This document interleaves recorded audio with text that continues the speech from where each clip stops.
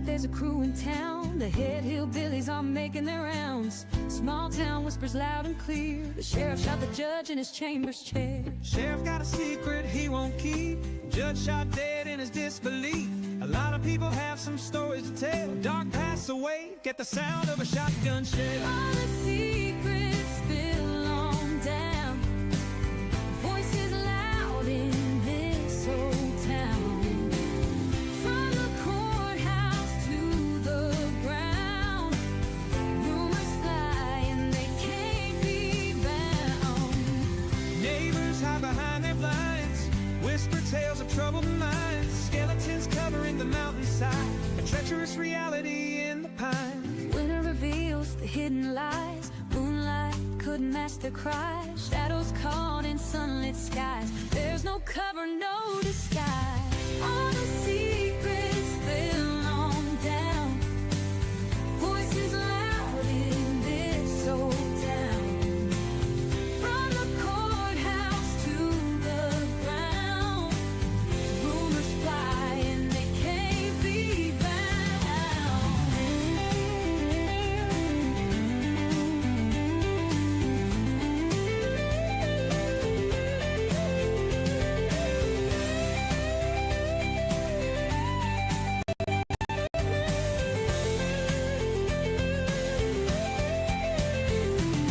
Winter reveals the hidden lie. Moonlight could mask their cries. Shadows caught in sunlit skies. There's no cover, no disguise. All the secrets spill on down. Voices loud in this old town. From the courthouse to the ground. Rumors fly and they can't be bound.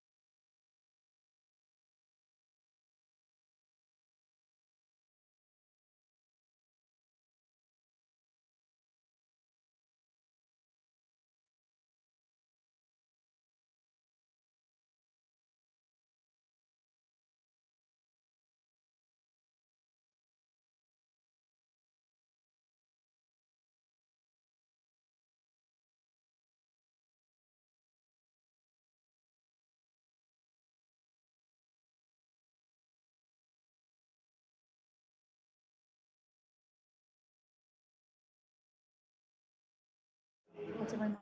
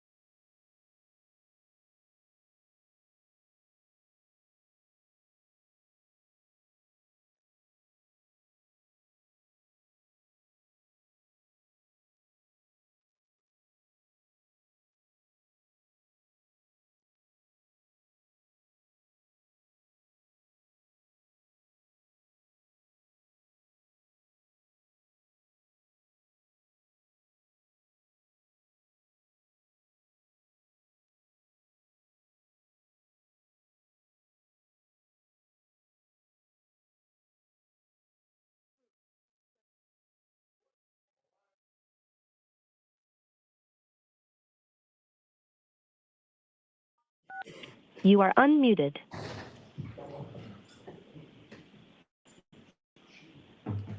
Okay.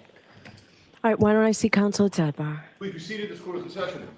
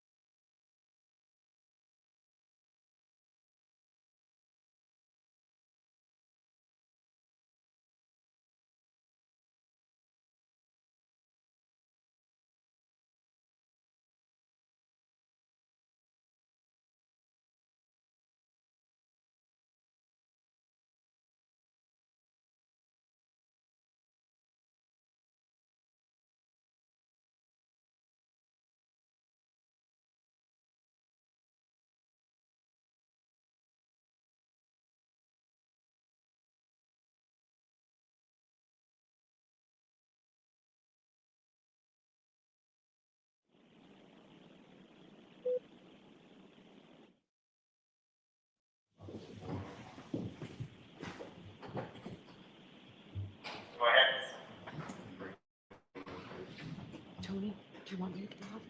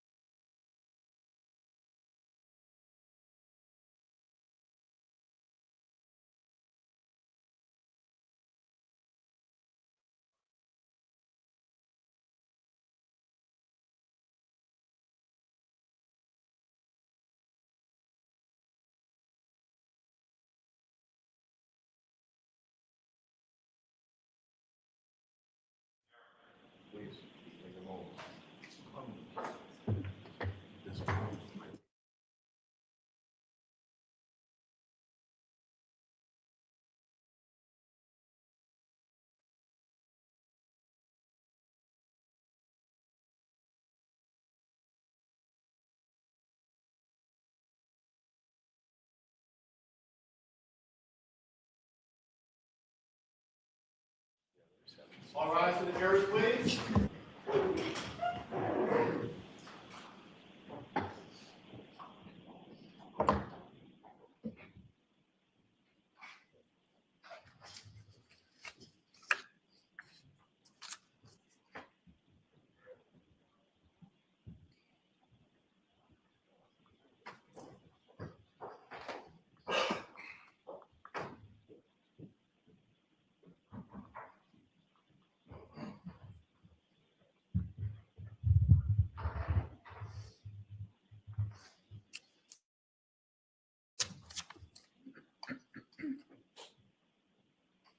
Hear ye, hear ye, hear ye. All persons having anything to do before the Honorable Beverly Cannoni, the Justice of the Superior Court, holding in Dedham, within and for the County of Norfolk. Draw near, give your attendance, and you shall be heard. God save the Commonwealth of Massachusetts. This court is in session. Please be seated. All right. Good morning again, council. Good morning, Ms. Reed. Good morning, juries. I have to ask you those same three questions. Were you all able to follow my instructions and refrain from discussing this case with anyone since we left here on Friday? Yes. Everyone said yes or nodded affirmatively. Were you also able to follow the instruction and refrain from doing any independent research or investigation into this case? Yes. Everyone said yes or nodded affirmatively.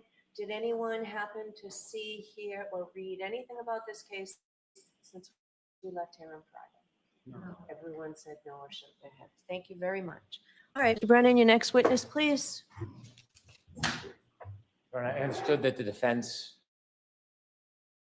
informed they were still on cross-examination. I'm sorry. I got nervous. Okay, I thought that we were with that witness. Okay, I didn't know that. I'm glad to bring into that. Yes.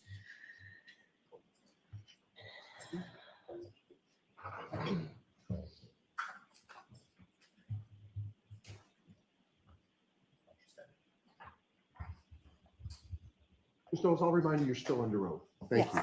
Thank you. All right, Ms. Giannetti.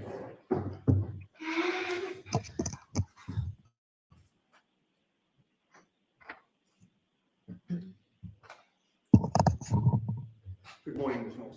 Good morning. Ma'am, on Friday, you testified to this jury about the fact that the Mass State Police Crime Lab is accredited as a forensic lab, correct? Yes, I did. And you discussed the fact that as a forensic chemist 4, you helped to ensure compliance with the lab's administrative policies, quality assurance, and control requirements, and making sure that your completion standards, correct? Yes, that's one of my job duties and responsibilities. You also acknowledge that in contrast to the accreditation standards of your forensic lab, the standards of a hospital lab may be different, correct? I have no direct knowledge of what the standards at a hospital are, and so I can't say whether they're the same or if they're different. I'm just unfamiliar with them. Okay. And you're unfamiliar with the standards at Good Samaritan Hospital, correct? Correct. I have no direct knowledge of their accreditation status or requirements or body. And you know that they were the ones to do the blood draw in this case, correct? That's consistent with the medical records I had available for review prior to preparing my report. And you cannot vouch for that ethanol testing, correct? Correct. I have no direct knowledge of the accuracy or reliability. My calculations are solely based on the results of the Good Samaritan lab. For instance, you don't know how the arm was prepared when the blood was drawn? Correct. I was not present and I have no knowledge of the policies and procedures of blood draw at Good Samaritan Hospital, or this case specifically. I'm sorry, I didn't mean to cut you off. Excuse me, you can't vouch for the tubes and vials that Good Samaritan uses? Correct, I cannot. Are you aware that there was a recall on certain tubes and vials because there was a contamination determined by the manufacturer? Sustained. You can't vouch for how Good Samaritan stores, preserves, and assures the integrity of its equipment, correct? Correct, I have no direct knowledge of those topics. Now, excuse me, at your lab, you do both a screening test and a confirmatory test, correct? Yes, that's accurate. The confirmatory test is a second and separate test. You rerun the same sample again, correct? Depending on the type of samples that are submitted and the facts of the case, we will either use the same sample that screened positive or that sample as well as another to run duplicate analysis and compare them. It depends on the materials available and the nature of the case. Understood. So you do that to ensure that there's no error in the testing, correct? It's part of many of the steps involved to ensure accuracy and reliability of the results that are reported. And you realize that when you're doing this testing, because you're a forensic lab, you may ultimately be testifying in court. You want to make sure you get it right, correct? Yes. And the confirmatory test acts as a fail-safe against false positives, for example. Correct. The screening and the confirmatory test are typically using different methodologies or different techniques to ensure that a false positive under one technique would not have similar issues with the confirmatory technique. Okay. In this case, your lab did not do any confirmatory testing, correct? My lab did not have samples submitted for this individual to perform testing on. You know of no confirmatory testing that was done by Good Samaritan, correct? I don't know what their policies and procedures are and if the results on the report were the results of confirmatory testing or otherwise. You just had to assume the accuracy of the testing that they did do, correct? I used the results that were reported on the medical records provided to perform calculations. And you cannot testify that the testing done at Good Samaritan meets your accreditation standards, correct? Correct. Now, your lab does whole blood testing, does it not? If whole blood is submitted for a case, then we will test whole blood. If serum or plasma is the only available sample appropriate for testing, then we will proceed with testing on serum or plasma. Whole blood testing leads to more accurate readings of the percentage of alcohol in somebody's blood, correct? Correct. If you would like to know the percentage of alcohol in someone's blood, the best sample to test would be their blood. And you've learned through your training and experience that many hospitals, including Good Samaritan, use a different method of testing than whole blood testing, correct? Yes. Good Samaritan uses serum or plasma testing as opposed to whole blood testing. I'm not familiar with their specific technique or methodology. I haven't undergone training for their methods, but it is my understanding that this type of sample used for their method is serum or plasma. Now, whole blood includes plasma, but it also includes white blood cells, platelets, and red blood cells, correct? Correct. Typically, we describe serum or plasma as the liquid portion of blood, and the other cellular components that you described typically are removed or separated before testing. Plasma has a higher water content than red blood cells, white blood cells, or platelets, right? Yes, it is. Alcohol is highly soluble in water, is it not? Yes. So alcohol has a better affinity with water. Is that fair to say? Yes.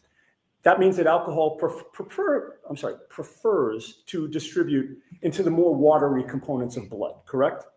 Yes, that's accurate. And that also means that alcohol is found in higher concentrations in serum and plasma testing than in whole blood testing, correct? That's correct. That difference in water content is the basis of the serum conversion that I described on Friday. Okay.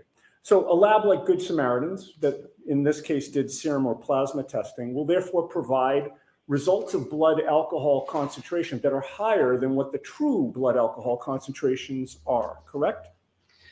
The serum alcohol or plasma alcohol concentrations that they report on their medical records would be higher than the corresponding blood alcohol concentration. That's correct. So to translate the Good Samaritan results into a more accurate reading of blood alcohol content, you need to convert the serum and plasma results to what those results would be in whole blood testing, correct? I'll allow it. Can you answer it as stated? Yes. The accuracy of the value isn't changed by the reading. It's a different value. It's a serum or plasma alcohol concentration versus an estimated blood alcohol concentration. So if it is helpful or relevant to know what the whole blood analysis would have been if the testing had been performed on whole blood, then that conversion, starting with the serum alcohol or plasma alcohol concentration, is helpful to do. But to calculate a precise conversion rate, you'd first need to know precisely the amount of water in somebody's blood, correct? The range of serum factors or serum conversion factors that are used in the preparation of my report and the calculations that I performed accounts for total body water variation from individual to individual. The reason I use between 13 and 19% and not just one single value is because I don't know the specific conversion factor that would be appropriate for an individual when I have medical records to review. I think that was a long way of saying yes to my question, right? My question was to calculate a precise conversion rate for somebody, you'd first need to precisely know the amount of water in that person's blood, correct? Sustained. Ask it differently, Ms. Giannetti.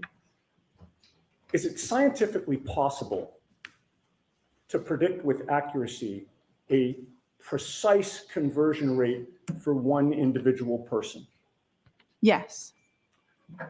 Everybody has a different amount of water in his or her blood, correct? There is a normal variation between individuals. I'm sorry, I'm going to do my best to ask yes or no questions, and then if there's an explanation, Mr. Lally can stand up afterward and have you explain, but So this will go more quickly. No comments. Just go ahead and ask a question. Sure. Everybody has a different amount of water in his or her blood, correct? Yes.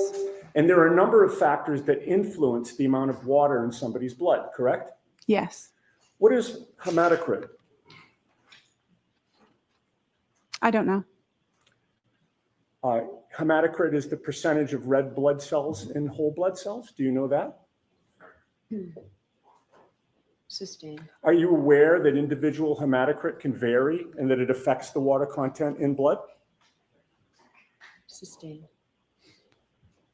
Would somebody's age be a factor in determining the amount of water in their blood?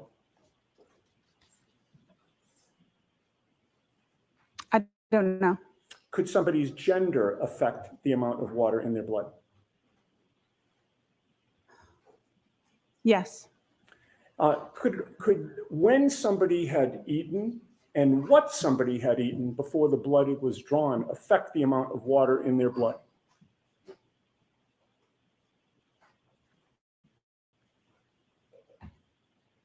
It's possible, but I'm not aware of those factors being considered when performing total body water calculations. Would how frequently a person uses the restroom affect the amount of water in their blood? As it would relate to their state of hydration, it's possible, but again, I'm not familiar with performing precise calculations on individuals. It's not a routine part of my job, and it's not in the scope of my expertise. Would medications, some medications, potentially affect the amount of water in somebody's blood? It's possible, yes. And conversion factors vary significantly between individuals, but they can also vary within the same individual over time, can they not? I believe so, yes. And all of the factors that we've discussed that you've adopted can impact the conversion factor that is used, correct? Yes. And there is no one universally agreed upon conversion factor, correct? Correct. There is a range that is agreed upon, but not a singular conversion factor. Right. And the range that you used was 1.13 to 1.19, correct? Yes. You recognize, however, that with all the factors affecting the amount of water in somebody's blood from person to person, and even within one person over time, some people can fall outside the range that you used, correct? Yes. And you recognize that some studies have shown a conversion rate from serum to whole blood can be higher than 1.19, correct? Yes. Are you aware of a study by Rainey, R-A-I-N-E-Y, reporting conversion rates as high as 1.59? Yes. And if the conversion rate is higher, that would mean that the actual blood alcohol concentration would be lower, correct? Yes. So if you're using a range of conversion factors that does not capture what the conversion factor should be for the individual that you're testing, you can't have confidence in the result, correct? Correct. The range that is utilized is looking at studies of large groups of people to try to capture as accurately as possible most individuals in the population, but it would not cover 100% of scenarios with all the factors that you've described. Okay, and you'd agree that your conversion of serum to whole blood here is imprecise, correct? The conversion was performed within the policies and procedures of the laboratory and the best practice recommendations for my field. But it is imprecise.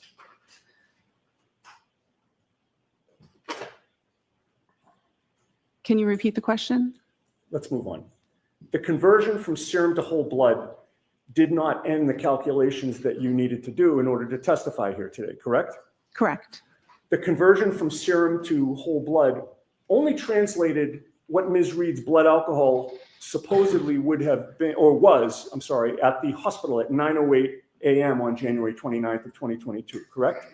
Yes. You were asked to try to find out what her blood alcohol level would have been 7 or 8 hours earlier, closer to midnight or sometime between midnight and 1 a.m., correct? The time utilized for my calculations was 12:45 a.m. So you started with the results that you obtained from your serum to whole blood conversion, right? Yes. Which was an imprecise calculation, Which was intending to cover the majority of population. but was it and imprecise? It followed the policies and procedures of my laboratory. What was the precise number then? Was there a precise number or was it imprecise? The range, I'm not talking about a range. I know that you'd like to say that. All Was right. there a precise number, ma'am? the results of my report was not a single number. It is a range of numbers. Let's move on, Mr. Yanez. Yes. Once you get that range, you have to do an extrapolation on top of that to figure out what the blood alcohol concentration would have been at 12:45, 7 or 8 hours earlier, correct? Yes. But in order, in order to do that extrapolation, you need to make assumptions about things that you do not know, correct? Yes. In terms of processing alcohol, there is an absorption phase, a plateau, and an elimination phase, correct? Yes, that's accurate and consistent with my understanding. And during the absorption phase, blood alcohol concentration can be rising, correct? Yes. And to determine whether somebody is in the absorption phase or the elimination phase, you need to know when their last drink was, correct?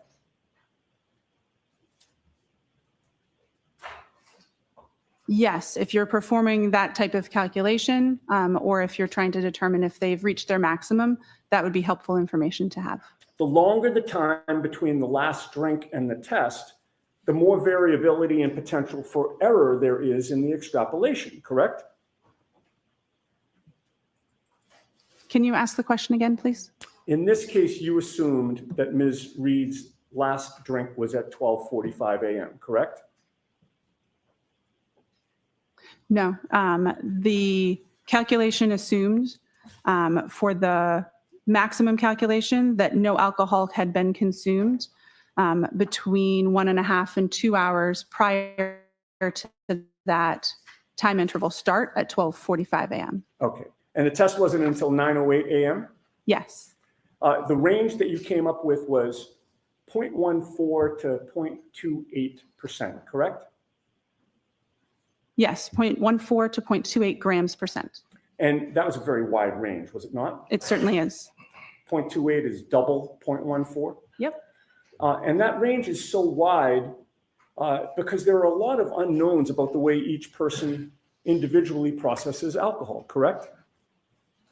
There's a lot of interpersonal differences. That's correct. There are a lot of different factors that would impact somebody's blood alcohol content, correct? Yes. What somebody had to eat can impact their blood alcohol concentration, correct? The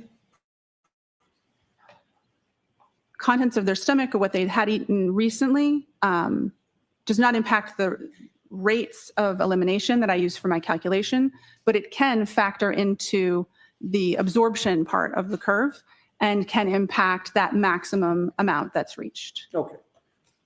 Their body weight can impact their blood alcohol concentration, correct? Correct. Again, it would not necessarily, or it could be included in the rate of elimination range that I use for my calculations. The person's body weight has more to do with, again, the absorption, the maximum concentration, the first parts of the curve, and not the elimination portion that we're discussing when we're doing retrograde extrapolation. And the first word of your answer was correct, right? Yes. A person's metabolic rate can impact their blood alcohol concentration because different people metabolize alcohol at different rates, correct? Yes. In addition, regarding the timing of the last drink, you were not with Ms. Reed on the late evening of January 28th or the early morning of January 29th of 2022, correct? Correct. I was not. You have no personal knowledge of when Ms. Reed had her last drink, correct? Correct. Were you informed that Ms. Reed was upset after 12:45 a.m. when you were doing these calculations? I don't believe so.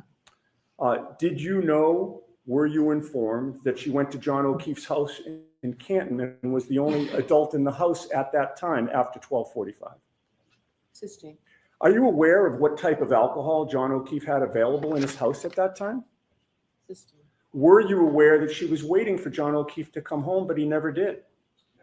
Sustained. Do you have any personal knowledge of whether Ms. Reed poured herself a drink during the hours of 12:45 a.m.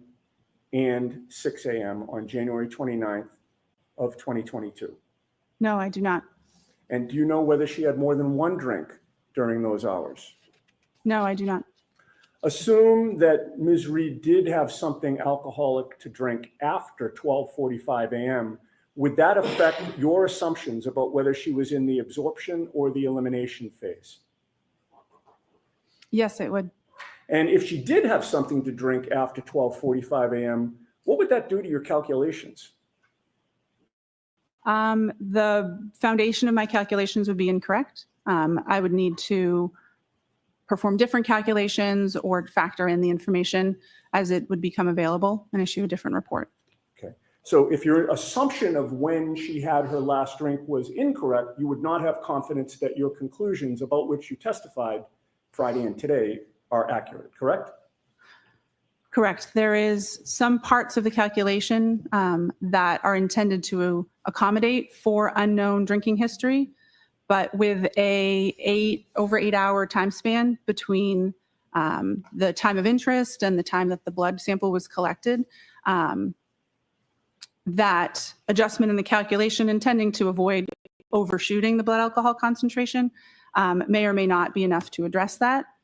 And if new, more accurate information was available, then I would need to incorporate that in the discussion and calculations. Right. So in answer to my question, if your assumption about when the last drink was consumed was incorrect, you would not have confidence that your conclusions are accurate today. Correct. I'll allow it.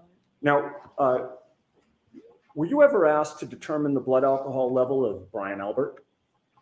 No. Were you ever asked to determine the blood alcohol level of Brian Higgins? Sustained. Were you asked to determine the blood alcohol level of anyone except for Karen Reed in this case? I'll allow that. To the best of my knowledge, my only involvement with this case in my unit was the request to perform these calculations on this individual. Thank you.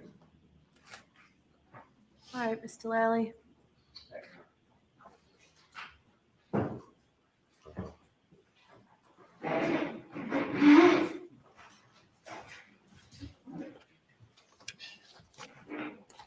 Morning, Ms. Knowles. Good morning. Now, again, how many serum conversions have you performed over your years at the lab? It's hard to know an exact number, but at least over 100. And the ethanol reading or the alcohol reading within Ms. Reed's medical records that you testified to previously last week, what was that reading again? 93 milligrams per deciliter. And that reading in milligrams per deciliter, is that typical for how you would see alcohol recorded in hospital records? Yes, it is. And specifically hospital records that you would then be asked to perform a serum conversion on? Yes. Now, with respect to your calculations in this case, did you perform these calculations consistent with how you have done in each and every prior instance within your work at the lab? Yes, the serum conversion factors have been adjusted since I first started doing these, but the same type of math was performed, and I'd used the approved conversion factors that are published in our protocols with each one that I did. Now, what is the difference between whole blood and serum? Whole blood is blood as we think of it, with both the liquid and the cellular components as it exists in our bodies. Serum is the liquid portion of blood after those cellular components have been removed. And how does the difference between them impact your testing or your calculations? Because of the different water content in whole blood versus serum, that means that if we would like to compare a serum alcohol concentration and a whole blood alcohol concentration, that we have to apply a conversion factor to be able to compare those two. The serum alcohol concentration is always higher than the whole blood alcohol concentration. And that difference, is that accounted for within the calculations or the conversion factors that you utilize? Yes. And how so? The conversion factors, by dividing by 1.13 and 1.19, can adjust for the difference between the water content and therefore the serum and whole blood ratio that's observed in studies. And that change in conversion factors, does that benefit the defendant in this case? Objection. I'll allow it, or ask it differently, Mr. Sure. Nagle. The change in conversion factors recently implemented in your lab and your protocols, who does that benefit?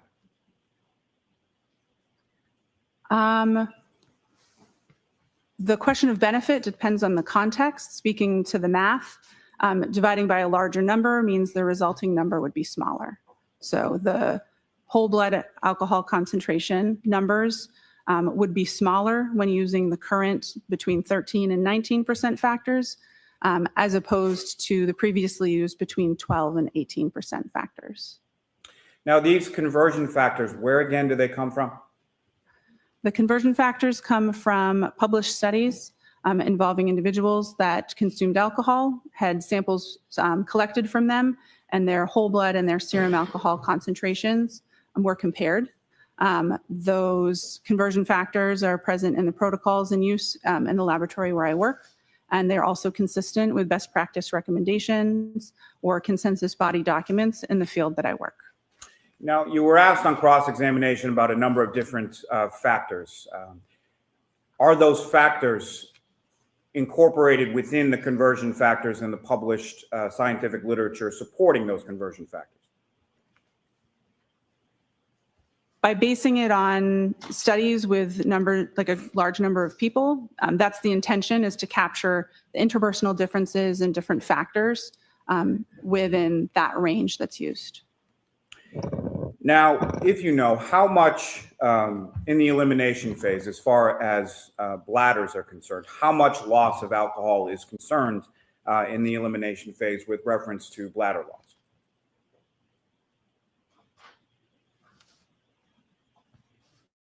I'm sorry, can you repeat the question? I don't think I understood the Poor question. Let me phrase. rephrase. So you were asked some questions on cross-examination about how frequently someone uses the restroom in the elimination phase, correct? I believe I was, yes. And do you have any idea from your training and experience as far as how much alcohol is typically lost by an individual during the elimination phase through the bladder? Do you know that? I do. Okay, you can answer it. Less than 5%. The vast majority of alcohol is eliminated from the body by an enzyme that breaks it down from alcohol into carbon dioxide and water. I can't remember exactly how much is generally eliminated, but I believe it's less than 5% of the total blood alcohol concentration. Now, you were asked about whether or not the defendant had a drink after 12:45 a.m. Do you have any evidence that the defendant didn't, in fact, have any alcohol to drink after 12:45 a.m.? Sustain. If there was a drink at approximately 1 a.m., what kind of impact would that have on your calculations? It would depend on how much had been consumed. If any alcohol had been consumed, then it would adjust the calculations depending on that information. And what I'm asking, Ms. Knowles, is if there is a slight differential in the time of incident or last drink, how much impact would that have on the range that you're able to calculate?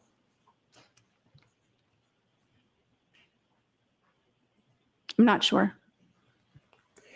Now, you testified as far as the range being on the retrograde analysis being between a 0.14 and a 0.28, correct? Yes, I did. Are you aware of what the legal limit is in Massachusetts?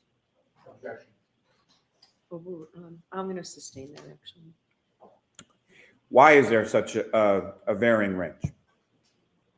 Because there's such variation between individuals with their rates of elimination, the calculation used both a sort of extreme low and extreme high rate of elimination. Because we don't know the individual's rate of elimination, that range is intentionally wide to ensure that the actual blood alcohol concentration lies somewhere between it. It's intending to account for a lot of the factors that we've been discussing. It's intentionally a wide range because there are so many unknown factors, and it was so much time that had elapsed between the time of interest and the time of collection.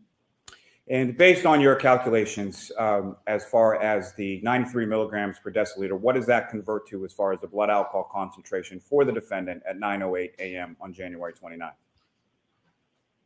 93 milligrams per deciliter in serum alcohol concentration would convert to between 0.078 and 0.082 grams percent. And from your calculations in your retrograde analysis, what was the range that you were able to calculate for the defendant's blood alcohol concentration at 12:45 a.m. on January 29th? Between 0.14 and 0.28 grams percent.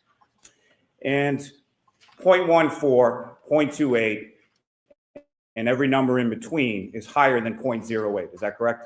Yes, it is. Nothing further. No further questions. All right, Ms. Knowles, you're all set. Thank you very much. All right, Comos, next witness, please, or Commonwealth calls Ryan Nagle.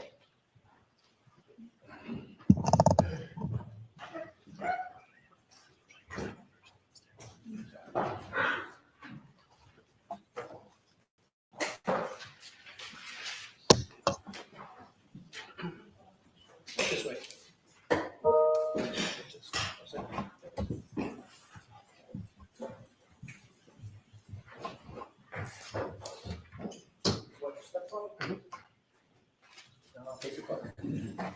You raise your right hand. Do you solemnly swear the evidence you give the court and jury in the case now hearing to the truth, the whole truth, and nothing but the truth, so help you God? Thank you for this thing. good morning.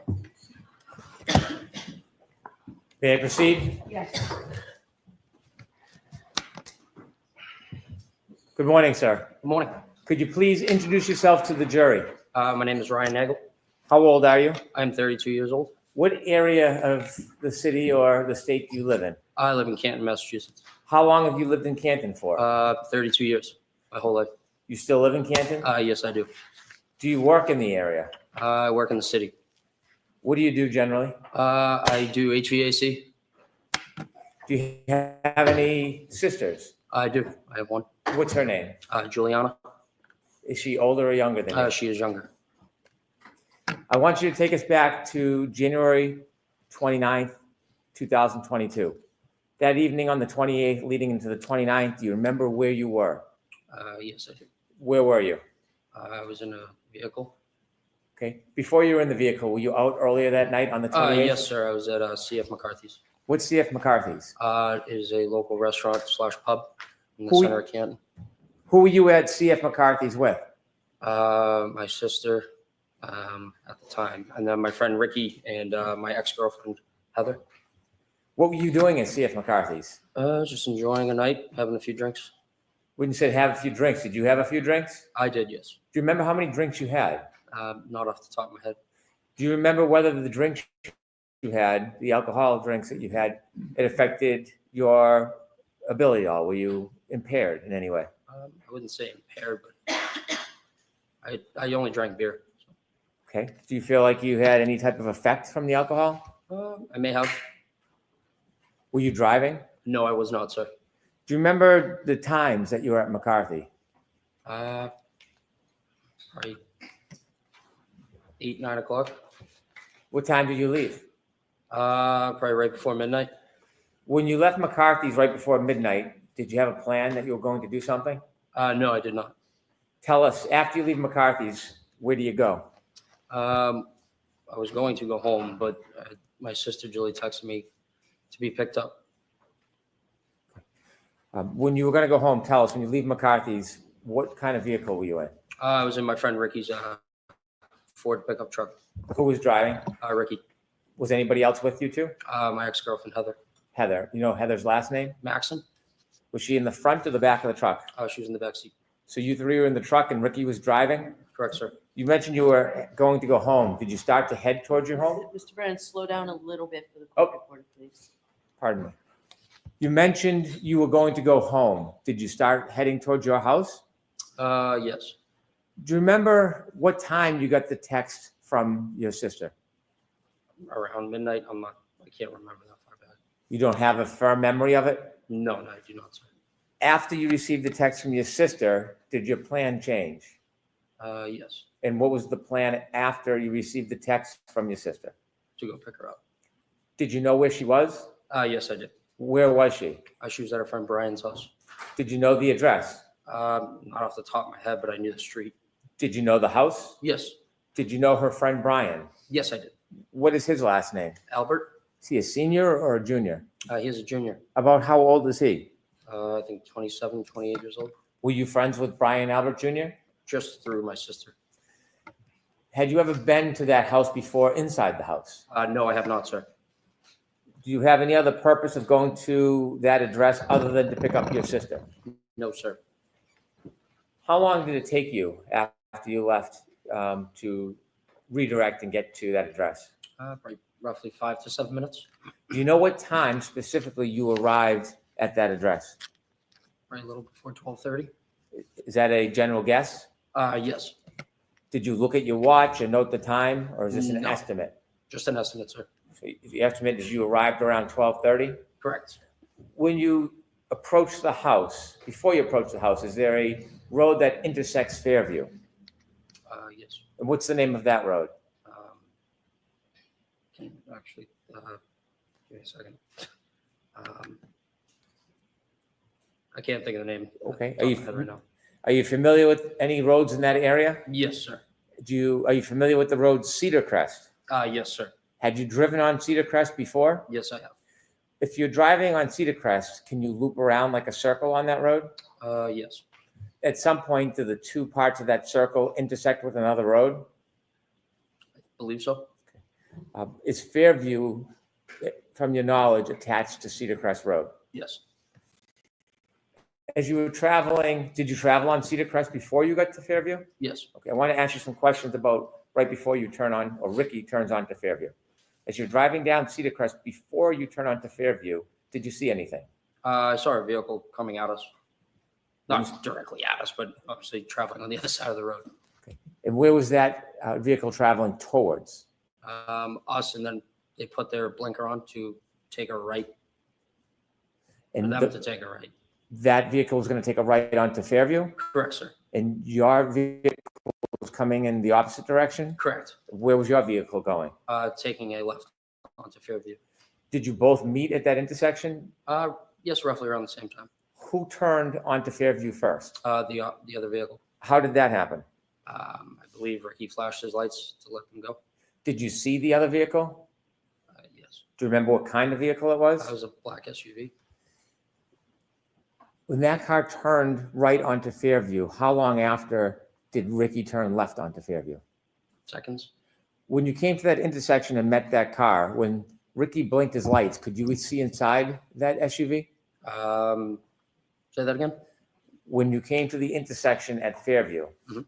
and you said that the driver of your truck, Ricky, blinked his lights, could you see anything inside the SUV? I wasn't really looking. After that SUV turned right onto Fairview and Ricky turned left onto Fairview, who was in front of who? The other vehicle was in front of us. Was the other vehicle in front of you the entire time you saw it? Yes, sir. Did Ricky ever drive and park in front of that vehicle? No, we were behind them. Always behind it? Always. When Ricky pulled up to Fairview, where did he stop? Right in front of the driveway of the Albert's house. You were in the front passenger side of the truck? Correct, sir. If you looked directly outside that window, what would you have seen? The driveway and the house. The other vehicle, did it stop at the driveway? No, it was probably like a car length in front of us. So it was in front of you. Correct, sir. Did you ever see that car stop at the driveway? At the driveway, I don't recall. Did you wait before you got to Fairview, or did Ricky drive directly to Fairview after he took the left? Well, he turned the left onto Fairview. Okay. Did he wait, or did he drive directly to Fairview? He drove directly there. The car in front of you, did you ever see it move behind you in front of the driveway? It was in front of me the whole time. And so I'll ask the question again. Did you ever see that SUV stop at the foot of the driveway? No, but I did see the brake lights. It looked like it moved, but it wasn't. So the brake lights are on. They released them and then stopped again. So probably moved another car length up. How many times did you see the brake lights on? Just once, sir. After you stopped at the foot of the driveway, did you keep your attention on that SUV?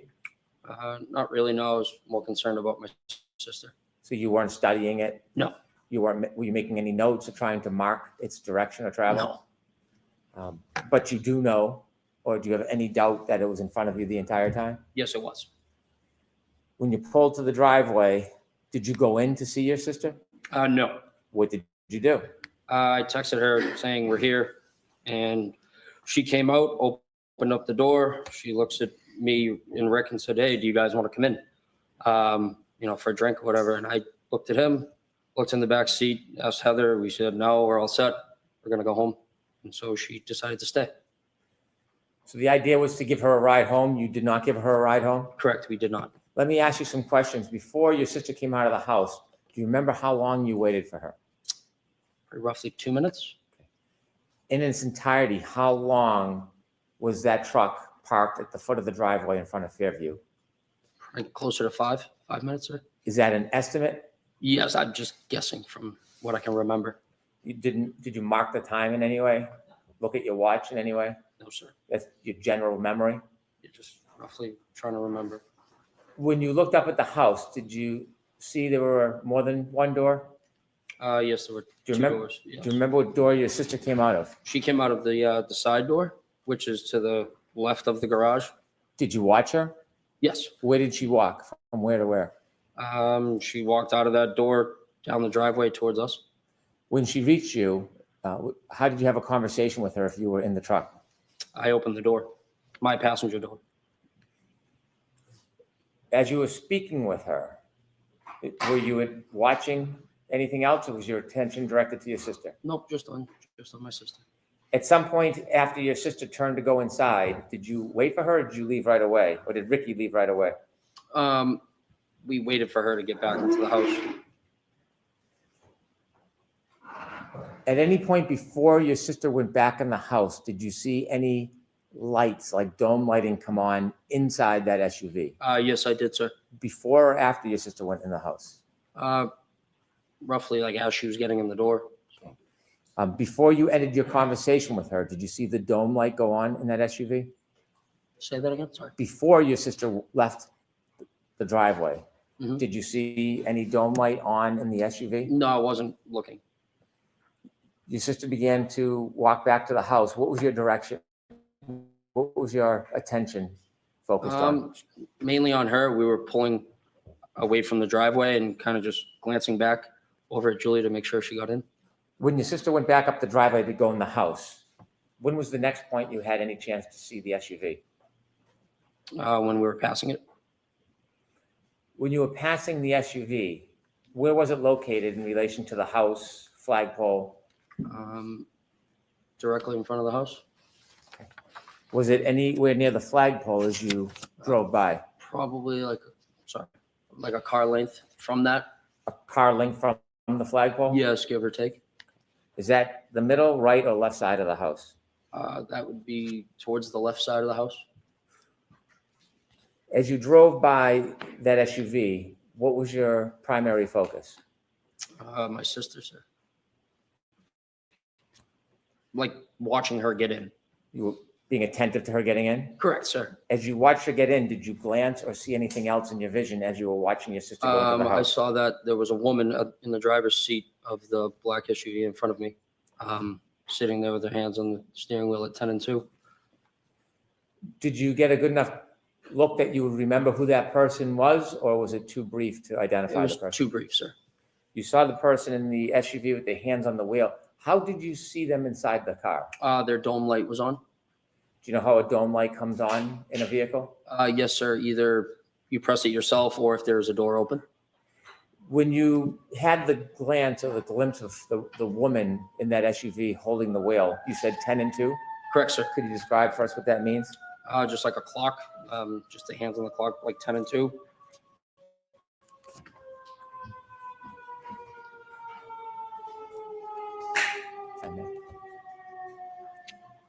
I was just waiting for the siren, Your Honor. If I could show Exhibit 3 to Okay. Mr. Nagle.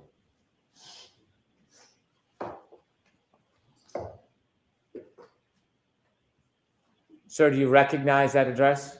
Yes, sir. And what is that address? That is 34 Fairview Road. Do you recognize the flagpole? Yes, I do, sir. Thank you. When you drove by and you said you saw a woman sitting in the front and the dome light was on, did you see anybody else in the car? No, sir. Were you looking for anybody? No, sir. Could there have been somebody else in the vehicle at that time? It could have been, yes. Could there have been someone standing outside the door? Yes, it could have been. When you saw the person, were you studying the person? No. How long of a time did you have to take a glimpse of that person? 5-10 seconds, maybe. Now, I want to ask you some questions about the entire time you were parked at the foot of the driveway until the point that you left Fairview. From when you first stopped at the driveway at Fairview until the point that you left and were no longer in front of that property, did you ever see any person get out of that SUV that was in front of you? No, I did not, sir. Did you ever see anybody, any man, ever cross the front yard towards that home? No, I did not, sir. Did you ever see any man ever enter or stand in that front door? No, I did not, sir. Did you ever see anybody walk across the front yard to the side door? I'll allow it. No, I did not, sir. Did you ever see anybody enter that side door other than your sister? No, I did not, sir. As you were parked at the driveway the entire time, that generally 5-minute time, Did you ever see anybody get out of the SUV and walk down the street towards the driveway? I'll allow it. No, I did not, sir. Did you ever see anybody walk past your truck and up the driveway?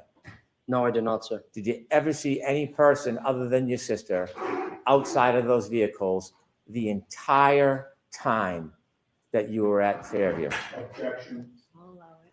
No, I did not, sir. I have no further questions. Thank you. Ms. Giannetti? Thank you.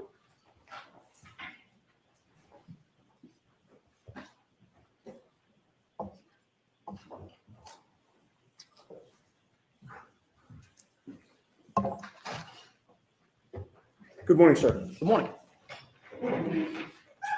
You testified about having seen a black SUV before the vehicle that you were in entered Fairview Road at around midnight on January 29th of 2022, correct? Correct, sir. Objection. That's not facts and evidence. That's okay. The witness's answer is what matters. Is that right? Yes. You first saw that black SUV when it was coming toward your vehicle when you were on Cedar Crest, correct? I'm sorry. Let me repeat that because of the siren. You first saw that black SUV when it was coming toward the vehicle that you were in on Cedar Crest, correct? Correct, sir. Your friend Ricky D'Antano was driving at that time? D'Antano, sorry. D'Antano? Yes. He was driving at the Okay. time? Correct, sir. Ms. Giannetti, thank you. Yes.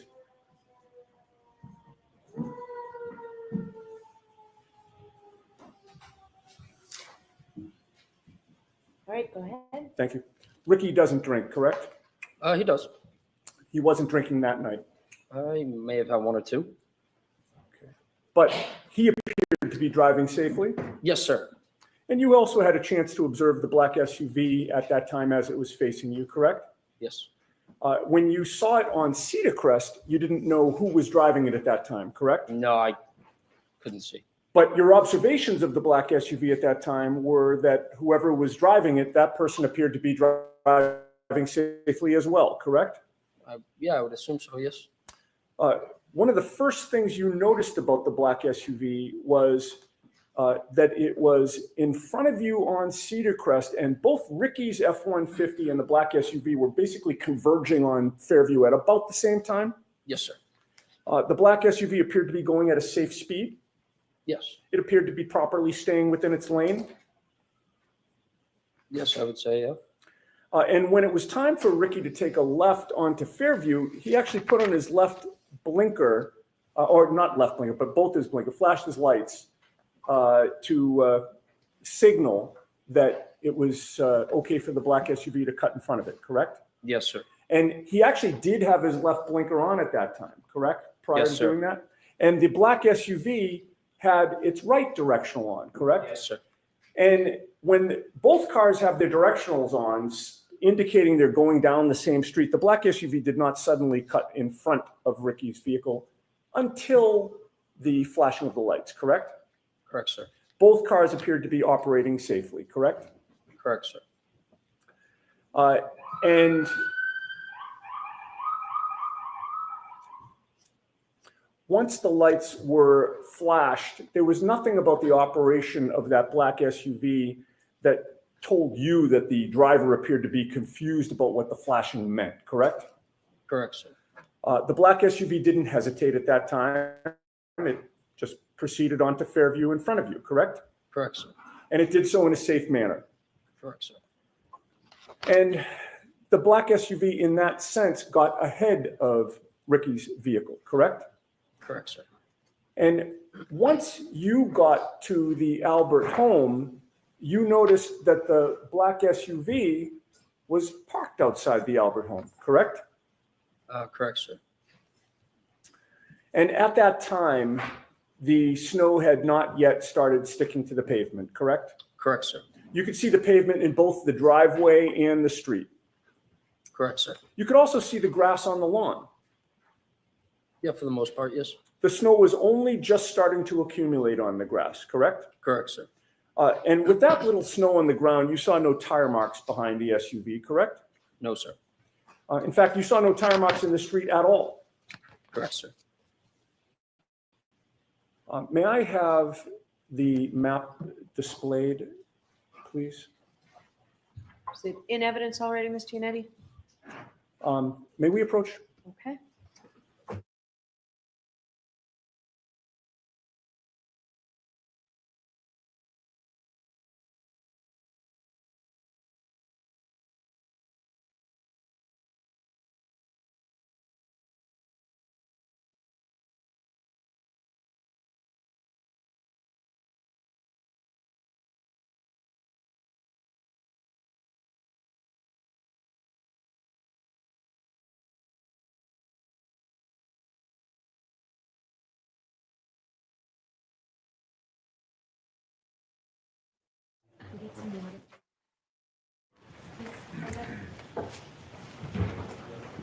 Is that okay? Thank you. Appreciate it.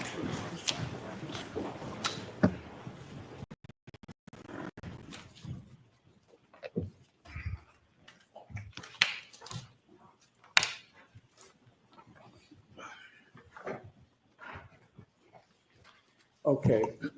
Can you Mr. enlarge that, please?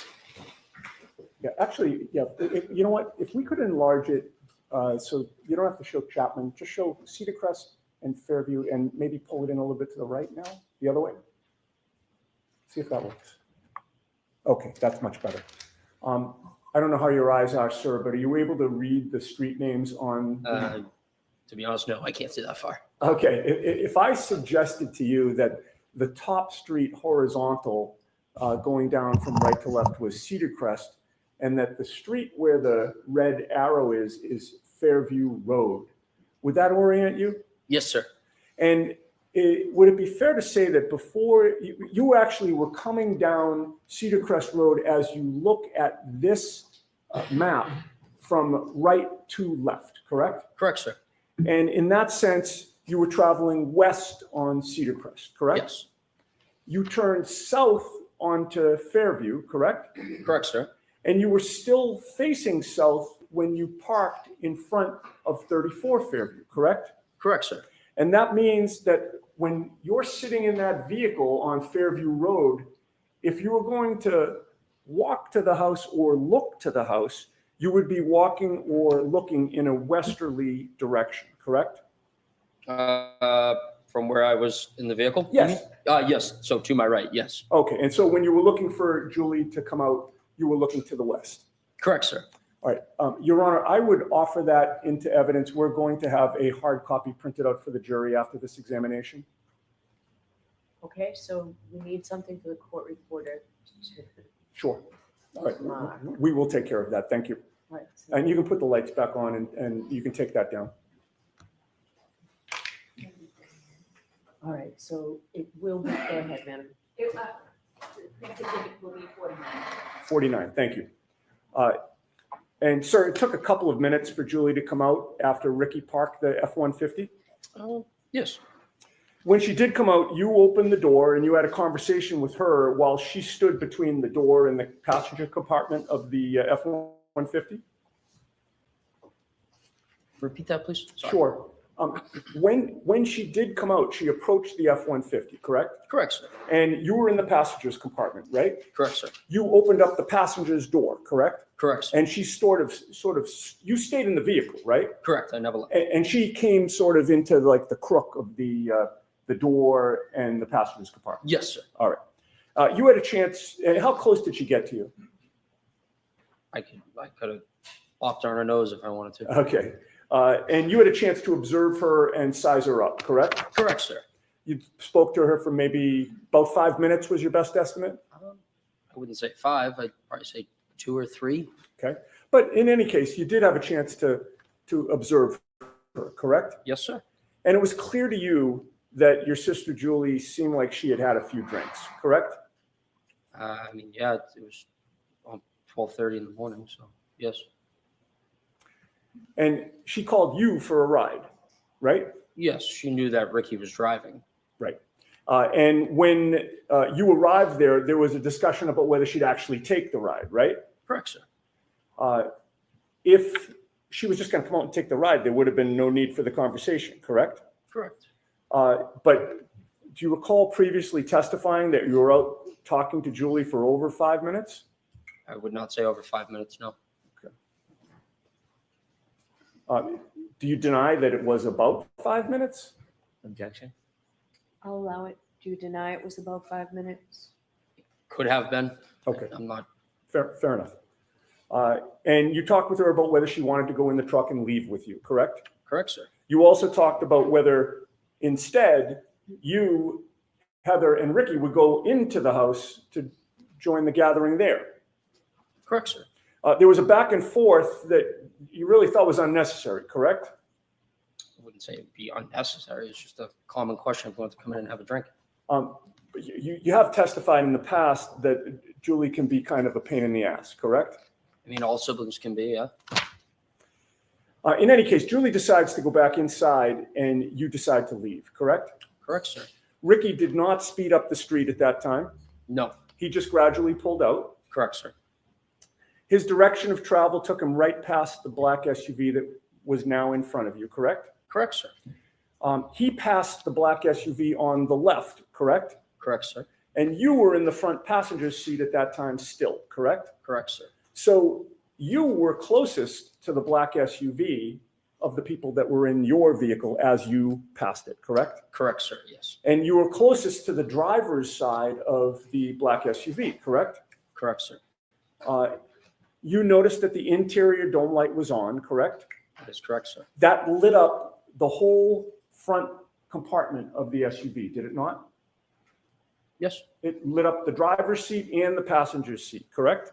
All I could see was the driver at the time. Sir. Understood. But the light wasn't just shining just on the driver. It wasn't pointed at the driver. I would say they were both lights that go down at both seats, correct? They were on. Yes. Okay. Yes. So you could see both seats in the front driver's I compartment. couldn't correct? see past the woman. Well, you only saw one I only person. saw a woman. Sorry to interrupt you. Yes. No problem. It allowed you to see into that front compartment. Yes. All right. And you saw one person inside the car at that time. Correct, sir. It was a woman with long hair in the driver's seat, correct? Correct, sir. And she looked like she was alone. Yes. You didn't see anybody else in the SUV. No, I did not, sir. You certainly didn't see a 6'1" man in the SUV in the passenger seat, correct? Correct, sir. In fact, you saw that the passenger seat was empty. Correct.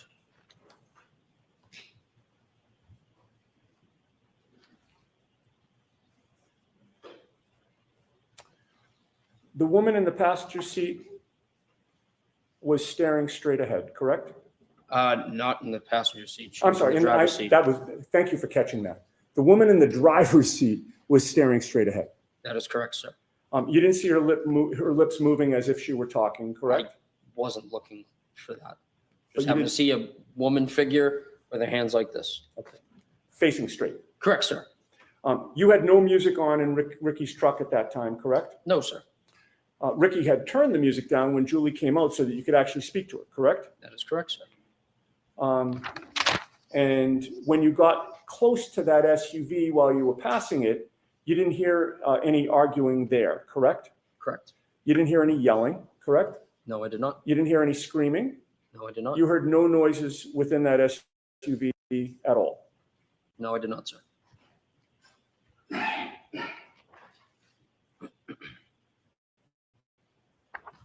I have no further questions. Thank you. All right, Mr. Brennan.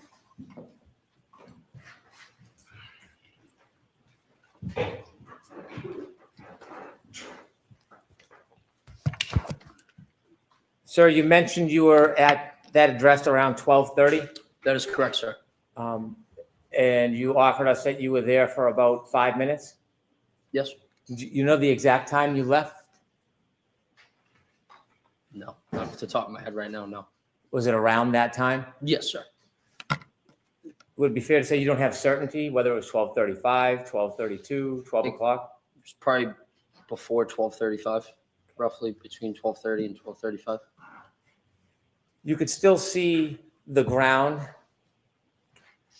given Yes, the sir. weather. Yes, sir. Was there snow starting to fall? Just starting. Had you been outside earlier that night? Yes, sir. In the ground that you could see, do you know how hard it was? Say that again? The Sorry. ground. Ground, Do yes. you know if it was soft or hard? Like the road?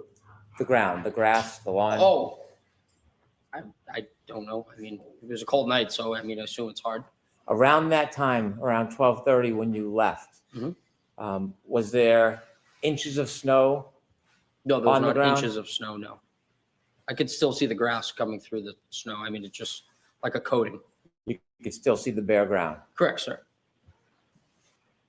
When you saw that SUV in front of you for the time that you were there, that 5 minutes, did you ever, and you said that you saw brake lights at times, Mhm. did you ever see at that point missing parts of its taillights? No, sir, I wasn't observing the vehicle like that. When the taillights were on, when the brakes were on, what color was the glow? Red, sir. Did you ever see a missing piece where it was white instead of red? Any human being, any person lying on the ground near the flagpole? No, sir. When you drove by the SUV, you said you couldn't see past the woman. Could you see inside the SUV when you drove past? Repeat yourself. When you drove past the SUV, you saw a woman in the driver's seat. Yes, that is correct. You didn't see anybody else. No. Do you know if anybody else was in that SUV? Could have been. I'll allow it. It could have been. From when you were driving by the SUV and you could see inside the driver's seat and saw the woman, could you see on the other side of the SUV if there was anybody standing on the other side of the SUV? No, sir. Was there anything obstructing your view as you drove by and saw the woman to prevent you from seeing on the other side of the SUV? The woman and the vehicle itself. You mentioned that there was a dome light on in the SUV. Yes, sir. Was the driver's side door open No, when you sir. drove by? No, sir, it was closed. Could I have Exhibit 16, please?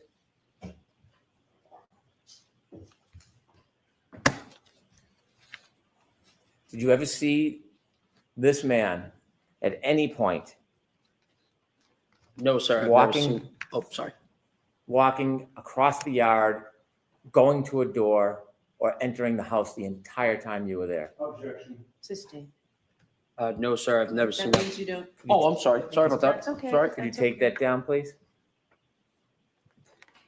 And after you left, you never went back that night, did you? No, sir. Thank you. Just briefly, on those issues, sir, you just testified on cross-examination before Mr. Brennan stood up again that you saw that the passenger's seat was empty. Do you remember that?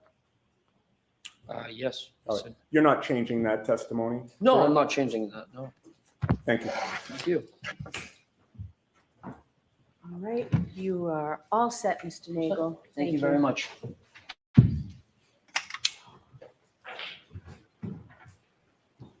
Your next witness, Mr. Brennan. Thank you, Your Honor. Commonwealth calls Heather Maxon.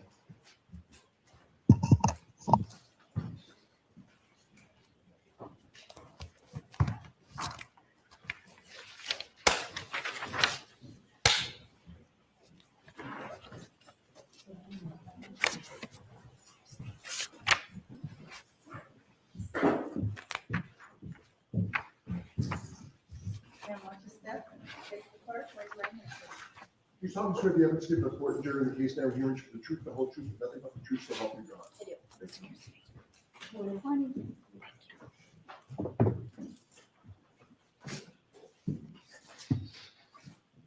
Whenever you're ready. Mr. Brennan.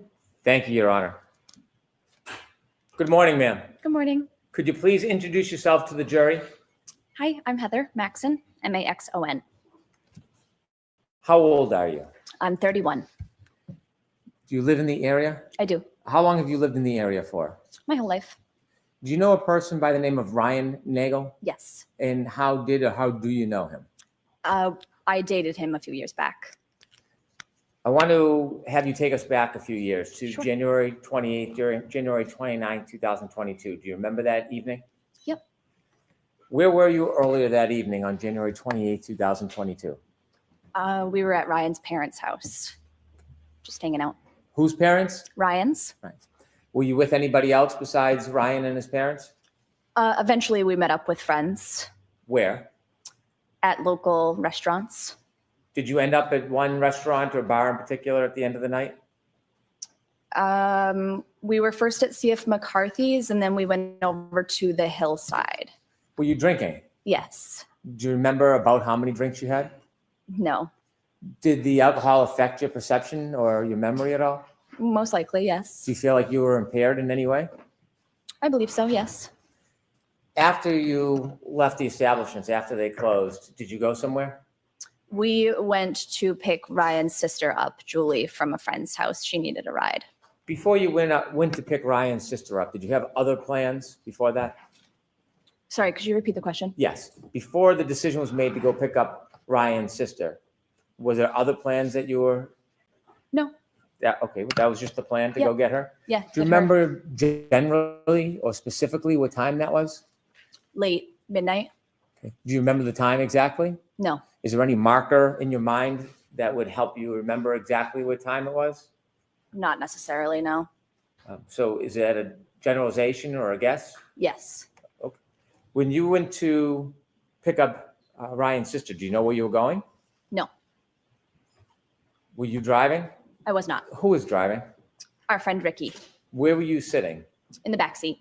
And what kind of vehicle was it? It was a truck. Are you familiar with the area? Not necessarily, no. Do you remember at some point taking a turn onto the road Yes. that had the house where you were going to arrive? Yes. How do you remember that? Just a visual bystander, and I'm aware of my surroundings, I'd say. Did anything happen that made you remember the turn before you got onto that road?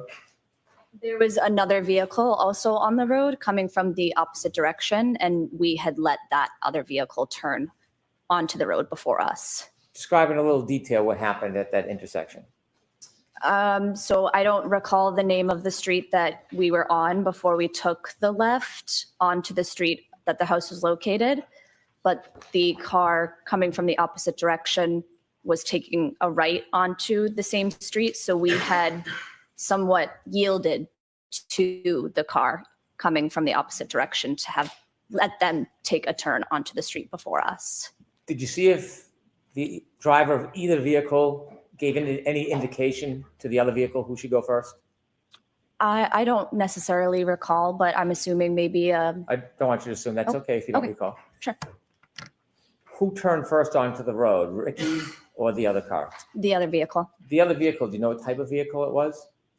It was a big, like a SUV, a bigger car. The SUV turned before you? Yes. Before or when the SUV turned, did you get to see inside the vehicle? I did see inside the vehicle, Could yes. you describe for the jury what you remember seeing? I saw a male and a female inside the car. Where was the female? Female was driving and the male was in the passenger seat. Was the male in the front passenger seat? Yes. Were you able to recognize either the female driving or the male in the front passenger seat?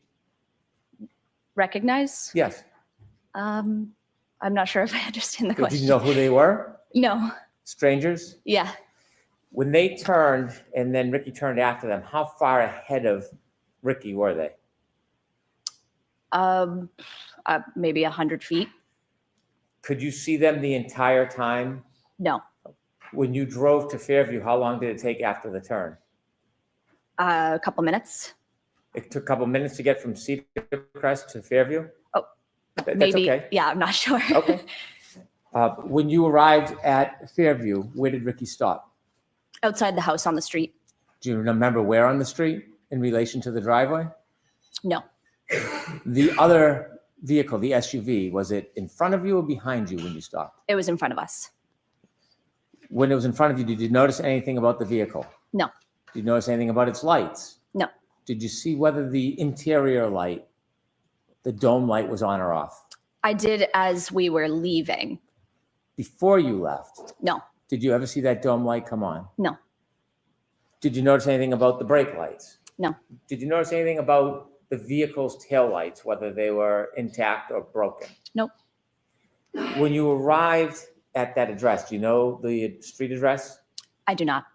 When you arrived at that address, what happened next? I believe Ryan had reached out to Julie saying, we're here, time to go. And so she had come outside and we had a short conversation and she decided that she was actually going to stay at the house. She had invited us in, but I had said that I didn't want to go inside. I just wanted to go back to the house. From the time you first arrived at that address and until the time you left, did you ever see anybody get out of the SUV that was in front of the truck? I did not. Did you ever see anybody travel across the front yard to the doorway from that SUV? Nope. Did anybody ever walk by on the street, walk by the truck in front of you, behind your truck, and walk on the driveway? No. Well, besides Julie, sorry. So Julie is the only person that you saw in the driveway that night? Yes. And then you left? Yes, When you left, did you drive by the SUV? we did. When you drove by, what were you looking at? My surroundings. Okay. What did you see? I saw the female that I saw beforehand, also still in the car, Where did you see her? in the driver's side. Was there, at that point, any lights on inside the car? There was, yes. Which The light? dome lights, Was the driver's side door open? not to my knowledge. Did you see anybody else inside the SUV? I did not. Was there anybody else inside the SUV? You didn't see anybody inside the car? Besides the driver, no. Okay, next question. Do you know whether there was anybody else inside the SUV at that time other than the driver? No. Did you look in and study the interior of the SUV? No. How long did you look inside the SUV for when you passed? It was just passing, so I don't know, a couple seconds. Did you see if there was anybody or a man standing outside the door of the SUV? I did not. I'll allow it. Outside the door? No, Did you see anybody lying on the front lawn? no. Thank you. I have no further questions.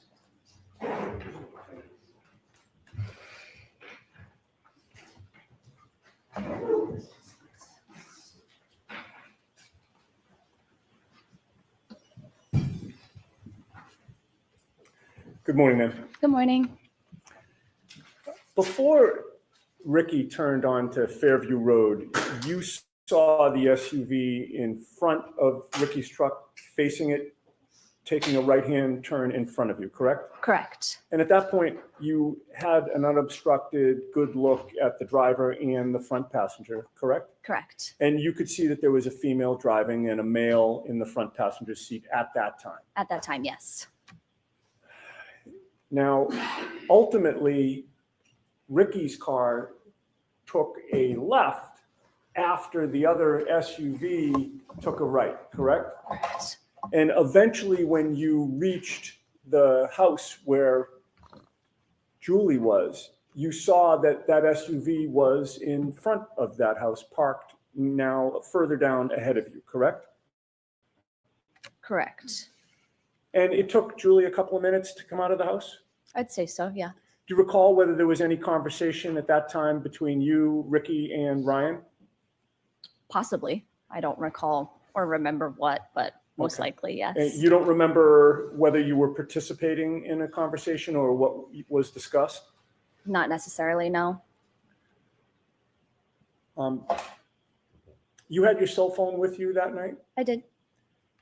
Like many of us, is your cell phone something that you tend to check when you're bored or there's a break in a conversation or you're not actively engaged in a discussion? For sure. And while you were waiting for Julie to come out of the house, do you recall whether you were checking out any web page or Instagram or text message or app on your cell phone? I don't recall. Can you testify with certainty that you were not checking your cell phone during that period of time? Not with certainty, no. And so you can't say for sure how long, if you did check your cell phone, you would have been looking at it while waiting for Julie, correct? Correct. And no one's asked you for your phone so that they can analyze what you were doing during that period of time outside 34 Fairview, correct? Correct. All right, well, you testified that you didn't see anybody get out of the SUV or approach the house, correct? Correct.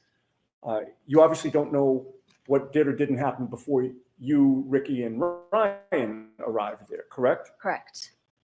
While you were parked near the driveway, you weren't thinking that you had to watch the SUV every second in case you were later asked to describe what was going on with that vehicle, correct? Correct.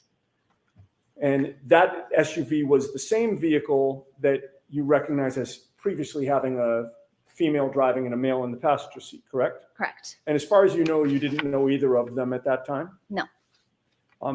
Fair to say that what they were doing was their business and you weren't particularly interested in what they were doing, correct? Correct. You were there to pick up your boyfriend's sister, correct? Yes. It was late and you were tired. Very much so. Yes. You'd had a good amount to drink. Mm-hmm. You did not want to continue to drink and socialize, correct? Correct. Fair to say you were looking forward to ending the night at that point? Yes. And so you were more focused on hopefully getting Julie in the car so you could leave than anything that was going on in the SUV, right? Yeah, exactly.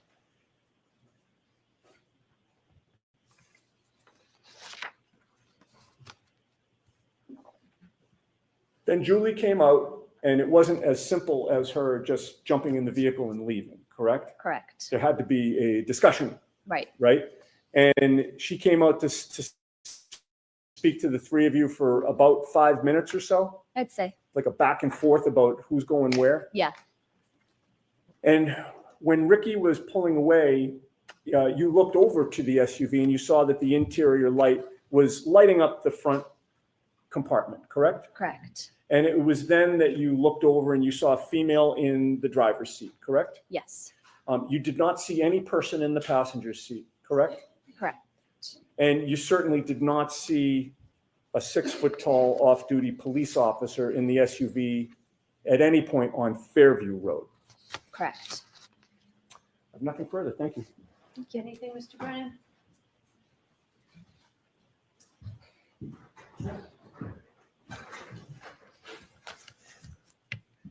When Ricky was speaking to Julie and you were in the back cabin of the truck, what direction were you facing?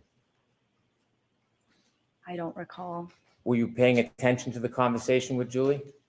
I was probably in and out of the conversation. Yes. Were you facing the direction of the house in the SUV or were you facing the opposite direction? I don't think I was facing the opposite. When you were in the cabin of the car and Ricky was having the conversation with Julie, did you ever see anybody other than Julie come in or out of the house? No. I'll allow it. No further questions. Thank you.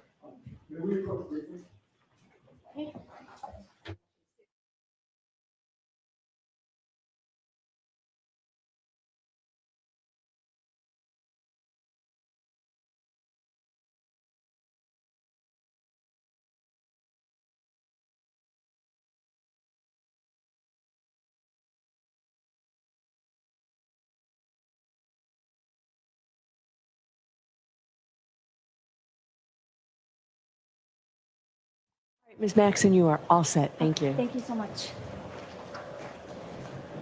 Mr. Brennan, your next witness. The Commonwealth calls Katie McLofflin. Okay. Sorry, Chris.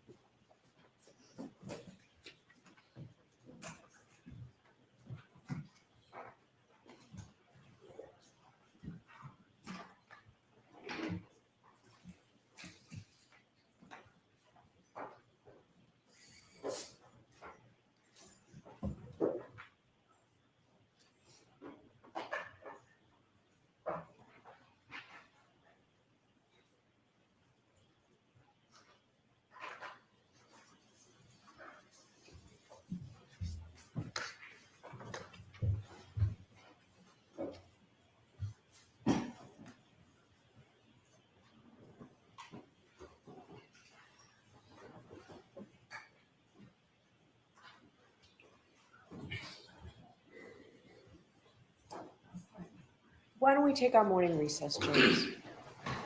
Take 20 minutes. All rise, please. Jurors, close your notebooks and follow me.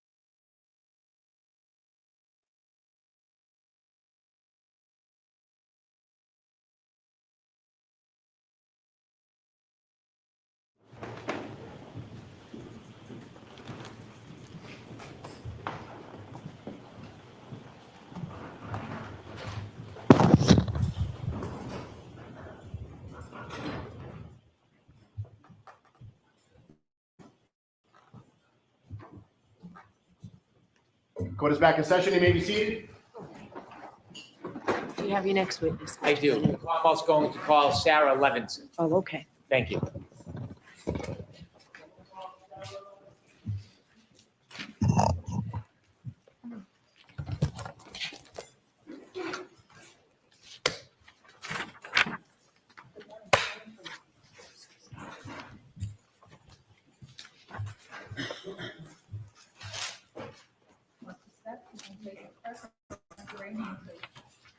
Do solemnly swear the evidence you give to the court and jury in the case now and hearing to be the truth, the whole truth, and nothing but the truth, so help you God. I'm sorry.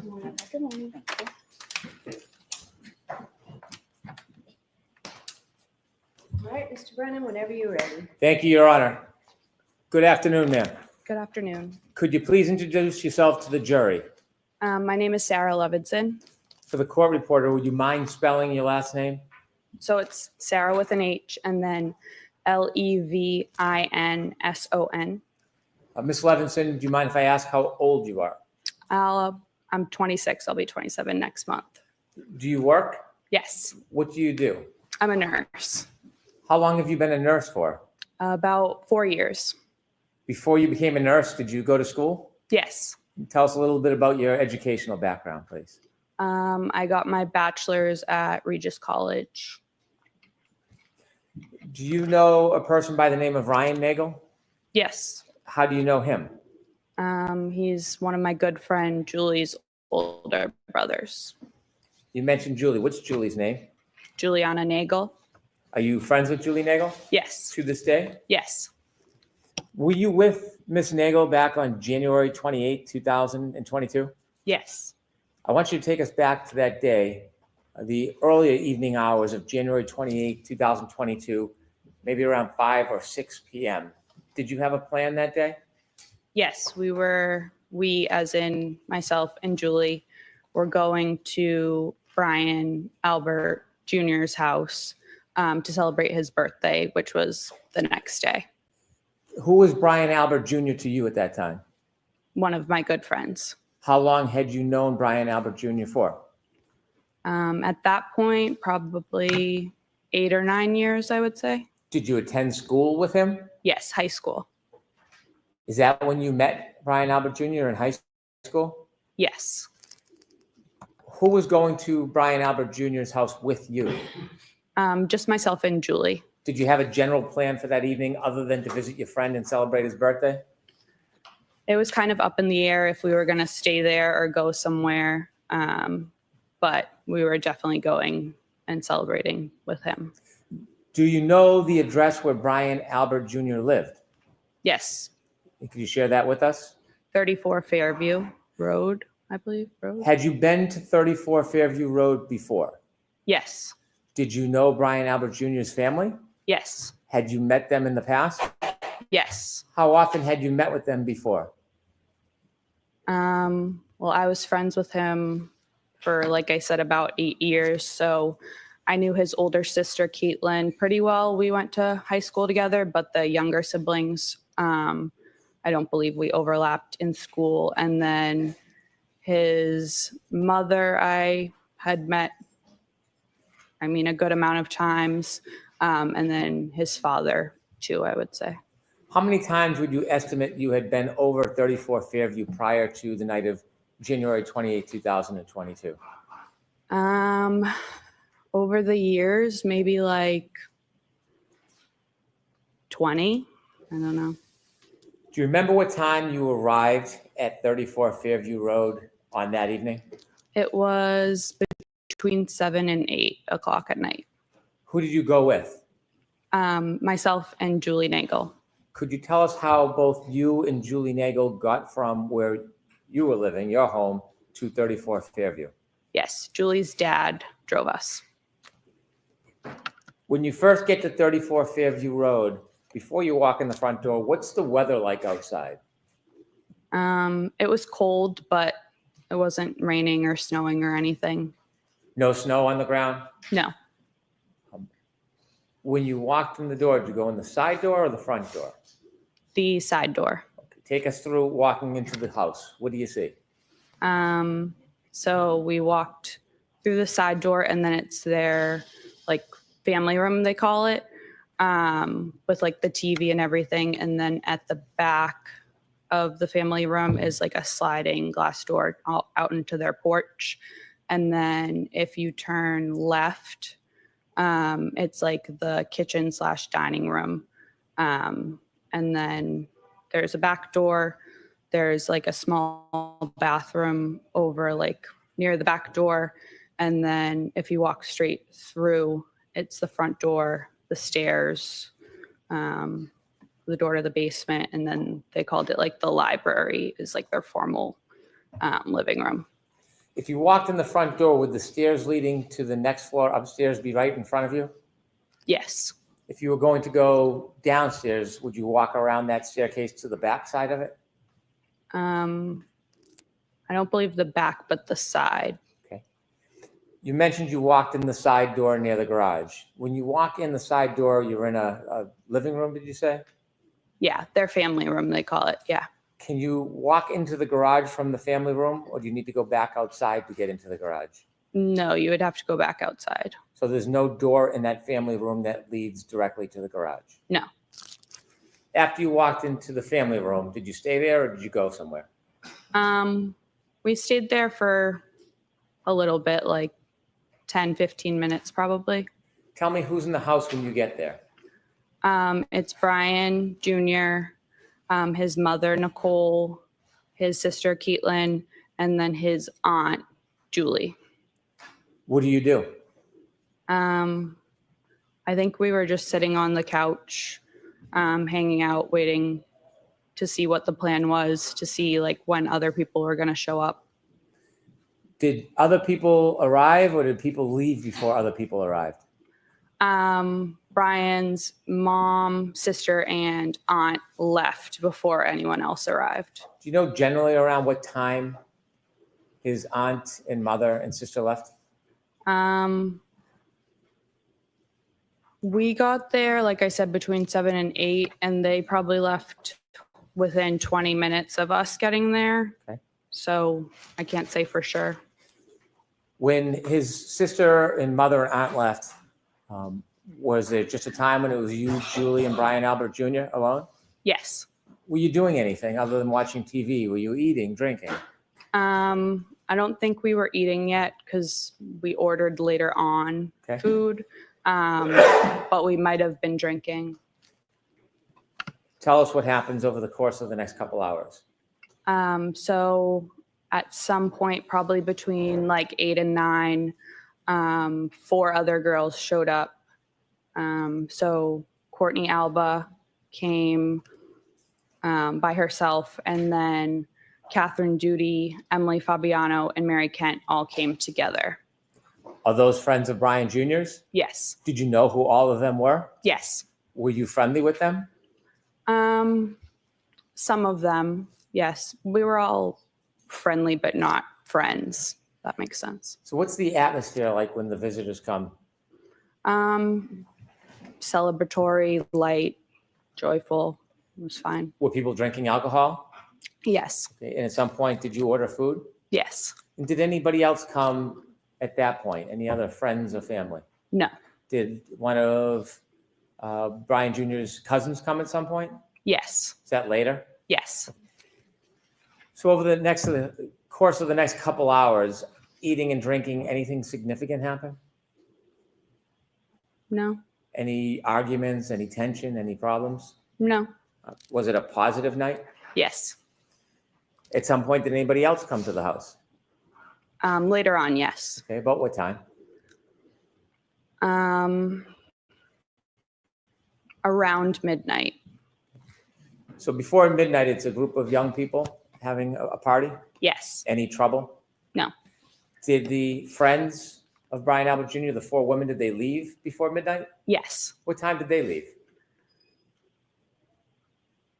Between, I would say, 11 and 11:30. Did they arrive and leave as a group, or did they arrive and leave separately? The 3 girls that I mentioned that came together, Catherine, Emily, and Mary, all left together. And then Courtney left, I believe, before them separately. I want you to tell us generally where were you spending most of your time that night, the eating and the drinking and the party? In the kitchen/dining room area. Is there a table in the kitchen? Yes. Were you sitting at a seat at that table? At that point, we were more around the island, but later on, yes, I had a seat at the kitchen table. If you're in the kitchen seated at the table, can you see outside? Not really. If I looked through the windows above the sink of the kitchen, I guess I could if it was light out. And then the windows to the front of the house had a little half curtain, I don't know what it's called, thing on it. So I could see above that, but not. If you were to walk to the windows in the living room area, what area was it, did you say, the half window? The dining room. If you were to walk to those windows, could you see outside? Yes. Would you be able to see the driveway? Yes. Flagpole? Yes. Street? Yes. The door, do you remember the front door, if it was solid or glass? They have a storm door that's glass and then a solid regular door. If you opened up the solid door and looked, could you see through the glass door to the front yard? Yes. At any point, did you have a chance to look outside that night? No. If you're in the living room, the kitchen, can you see where the basement access is? Yes. Can you see the backyard door? Yes. You mentioned that the visitors, the young woman that came to see Brian Jr. left. After they left, did somebody else come to or arrive at Fairview? After they left, yes. And who was that? It was Brian's father. His name is also Brian. Mr. Higgins. Brian's mother came back, his sister Caitlin, and then his aunt Jennifer and his uncle Matt. If I can just step back just a little time before the adult group showed up. Yes. Did any other of Brian Jr.'s cousins come to Fairview? Yes. And who was that? Colin, but he showed up before the girls left. He showed up before the group of young women left. Yes. How long did you see him stay for? Probably half an hour, 45 minutes. Did you get a chance to speak to him? Yes. Did the mood change at all in the house? No. When the adults came to the house, do you know about what time that was? Around midnight. You mentioned that you saw Brian Albert. Is that Brian Albert Jr.'s father? Correct. And his mother's name? Nicole. You also mentioned a person by the name of Brian Higgins. Did you know him from before that night? No. Did you meet him that night? Yes. Are you now familiar with who he is and what he looks like from that night? Yes. There was somebody else you said, Brian Jr.'s aunt and uncle? Yes, and then his sister. His aunt and uncle, what are their names? Jennifer and Matt McCabe. Did you know Mrs. McCabe from before that night? Somewhat. Had you ever socialized with her? I don't believe so. I knew who she was. I don't know if she knew my name, but I think she knew I was Brian's friend. Had you seen her before? Yes. Was that in relation to spending time with Brian Jr.? Yes, I believe so. Had you ever seen her or spent time with her outside of Brian Jr.'s presence? No. How about her husband, Matt McCabe? Did you know No. who he was? I knew who he was, but I don't believe I had ever met him in person before, no. Anybody else, any other adults come with that group? No. Do you remember who came into Fairview first as far as the adult group? Yes. Who? Mr. Albert, Brian's dad, and Mr. Higgins. And who came next? Next, I think they all kind of walked in together, Caitlin, Nicole, Jennifer, and Matt. Other than you, Julie, and Brian Albert Jr., had the young group left at that point? Yes. After that group arrived, what happens? Tell us what's happening inside the house. So it then was Brian Jr.'s actual birthday. So again, we were celebrating. Caitlin, his sister, was playing music on one of the speakers. And we were all pretty much sitting or standing around the kitchen table, talking, socializing. Do you remember what was being played for music? Like 70s, 80s type of music. I don't want to overstate It's okay. it, but Were you drinking? I don't believe I was anymore at that point. No. Did you feel impaired at all? No. As the night grew on, was there any problems in the house? No. Any argument? No. Any fighting? No. Anything exciting or controversy in any way? No. Did you have a plan that you were going to leave with Julie? Yes. What was the plan? She said that her oldest brother, Ryan, would pick us up and drive us home when he was done wherever he was. Did you see at any point before you ultimately left Fairview, did you see your sister leave the did you see Julie Nagle leave the house? Yes. Did you actually see her go and leave? Yes. About how long did she leave for? 5 minutes or less. Did you see her come back? Yes. After she went out of the house and came back in, did the plan change about a ride home with her brother? Yes. What was the new plan? So a little bit before she went out to talk to Ryan, we were talking, myself, her, and then Jen, we're talking about how we were leaving and Julie's older brother was going to come pick us up. And we were the only ones that weren't like related to the Alberts there. So like Brian's friends left. So Jen was like, oh, like, don't leave just yet, because like we were celebrating Brian's birthday. If you want, myself and Matt can drive you home a little bit later. So we agreed to that. And then Jen said, feel free to invite Ryan inside because he was already on his way. So Julie went out to tell Ryan, like, hey, we're not coming with you. But You weren't outside for the conversation, so you just heard the second hand from Julie. Yeah. So from what you saw, Julie went in and out Yes. for about 5 minutes? Yes. Why did you decide to stay? Did you want to stay? Yeah, I didn't mind. Did the night continue after Julie came back in and spoke to her brother? Yes. Was the mood any different than it had been the entire night? No. Anything extraordinary or remarkable happen inside that house? No. After Julie went out and spoke to her brother and came back in the house, did anybody else come inside the house other than everybody who was already there celebrating Brian Jr.'s birthday? No. Did you ever see another man or woman you didn't know come into that house? No. At some point, there was a decision that you would leave, I suppose? Yes. What time do you think you left generally? Between 1:30 and 2 in the morning. Do you have a specific time? Did you look at your watch? Did you know a certain time you left? No, I believe it was closer to 1:30 because I believe I was home by 2, but I can't say for sure. When you left, tell us what the weather was like when you went outside. Was it the same as when you came in? No, it was snowing. What was the conditions like? Had they changed? The wind or temperature? Yes. Yeah, it was colder. How much snow was on the ground at that point when you left? Like, I don't know, a dusting, or I could still see like some little pieces of grass like sticking out of it. But it was pretty much like the walkway and everything was white. Did you leave by the front door or the side door? The front. You remember that? Yes. Was there any type of hazard or difficulty with you walking?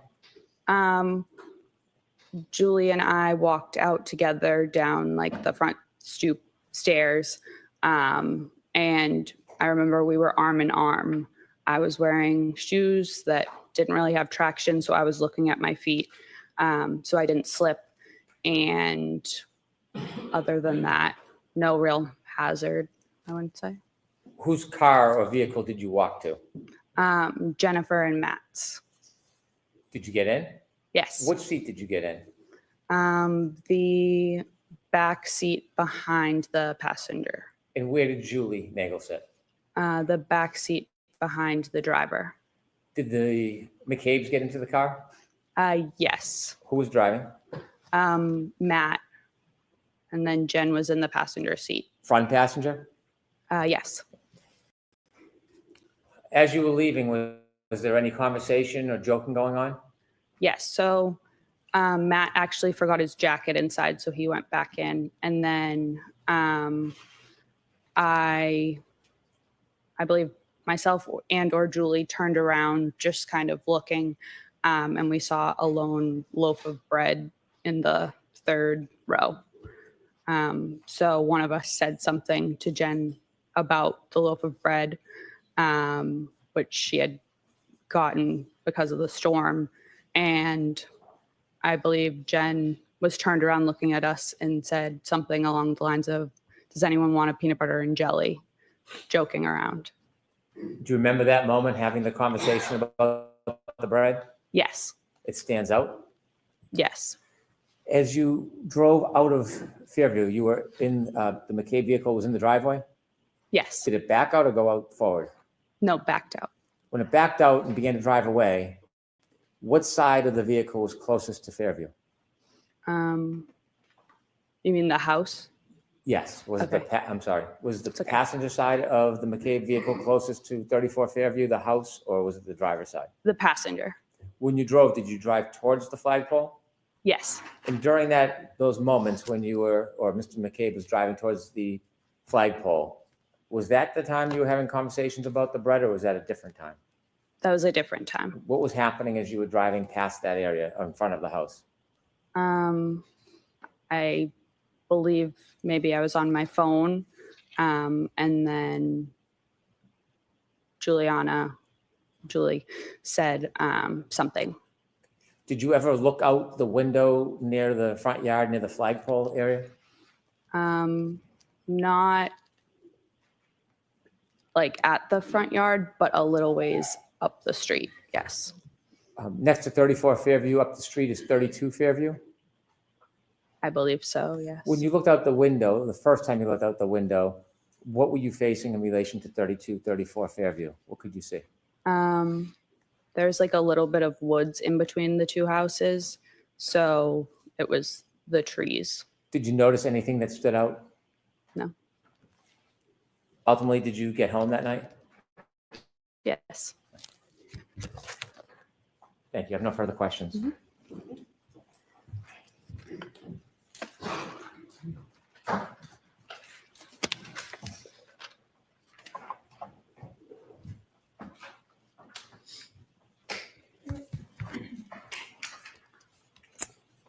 Good morning, Ms. Levenson. Good morning.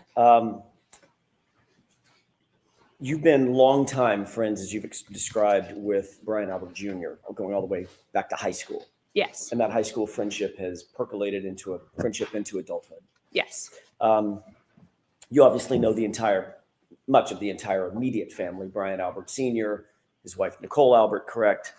Yes. You know his uncle, Chris Albert. Yes. You're familiar with his wife, Julie Albert. Yes. Obviously, Brian Albert and his cousins, by the way, which cousins are they? Last names? Do I know? Right.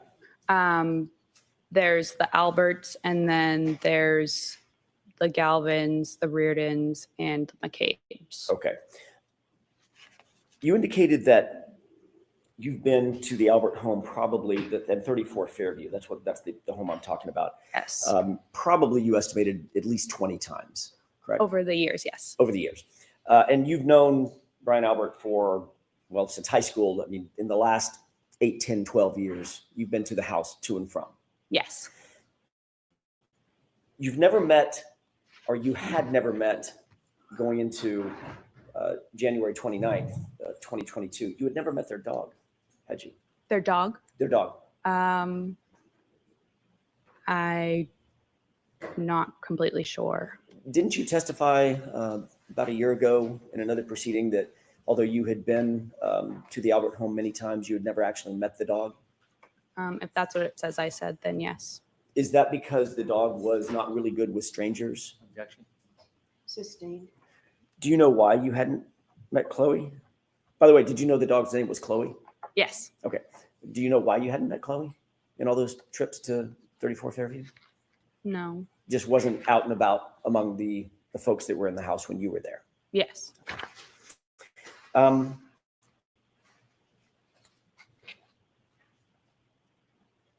When you left 34 Fairview, I want to follow up very briefly on a couple of things that you said just before Mr. Brennan sat down under questioning by him. When you left 34 Fairview to join Jen McCabe at her invitation to take you home, you left through the front door, correct? Yes. As opposed to the side door. It's a little confusing. The front door has the brick stoop and the stairs, correct? Yes. Okay. Is that the door that you normally would leave through, or did you normally leave through the side door, come and go through the side door? What was your more ready habit and practice? Probably the side door. Okay.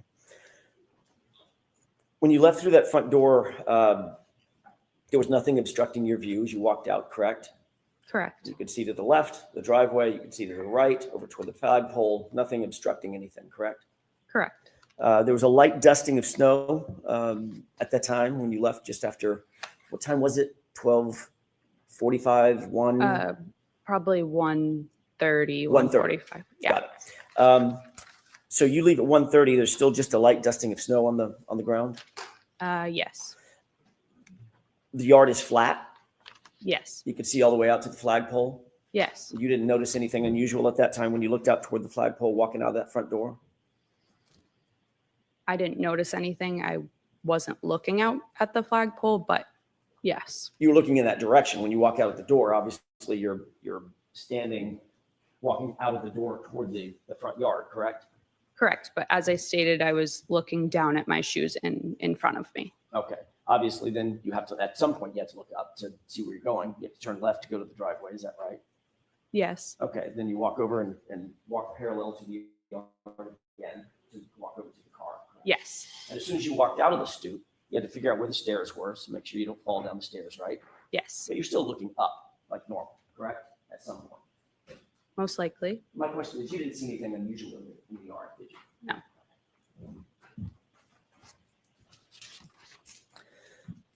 The front yard was at least relatively, I know it was dark out, Ms. Levenson, it was relatively lit by the interior windows as well as lights on the outside of the house. Yes. Okay.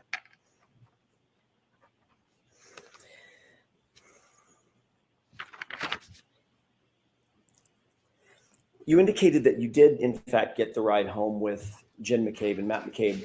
Who brought up giving you a ride home? Was it Jen? Yes. Okay. And she also mentioned it, did she mention it in your presence to Julie as well? About the ride home? About the ride home? Yes, in my presence. Okay. You said that Matt McCabe was driving, but before he got in the car, he realized he had forgotten his jacket and went back in, correct? Yes, I don't know if he had gotten in the car and then got out, or he just opened the door, but yes. He was at the car at least. Yes. So he had exited, by definition, he had to have exited, pardon me, the house through the front door as you did to go out to the car the first time? Yes. And then he got to the car, then realized he forgot his jacket, walked back toward the front door, went back in the main door? Correct, yes. And you saw that? Yes. Then once he retrieved or fetched his jacket, he then walked back out that same front door down the stoop, looking out over the lawn and then over to the car, correct? I didn't see him walk back out, but I mean, probably. I don't want to say yes for sure because I wasn't watching him at that point. Understood. No reason to believe that he would have used a different door. Correct, yeah. Okay.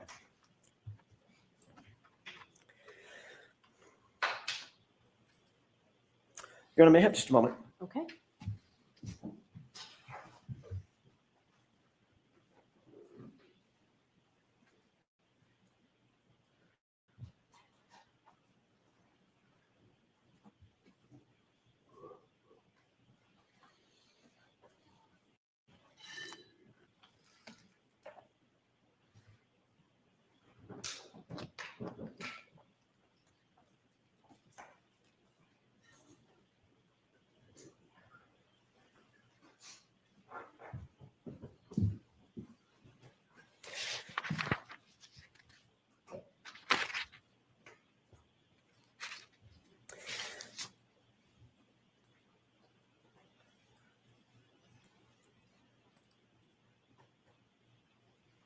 You were contacted ultimately by law enforcement to provide an interview, correct? Yes. That was not until October of 2022. Is that right? Yes. A couple of quick questions about that.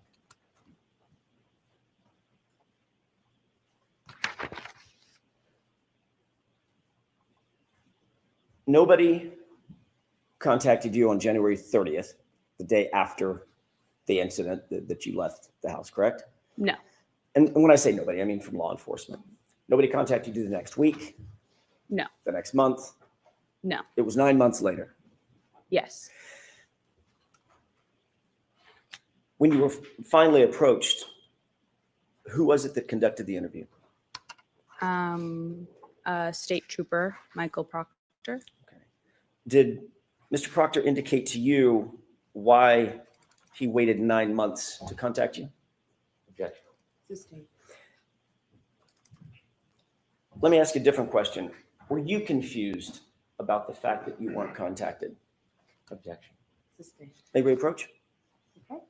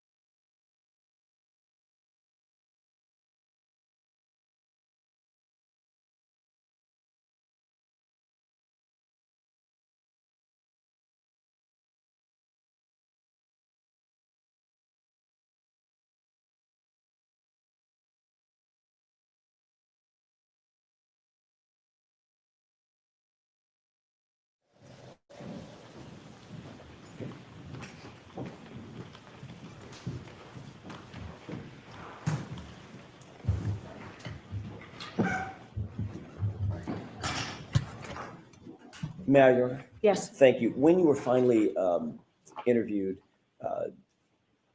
let me ask you a different question. When you were ultimately interviewed in October of 2022.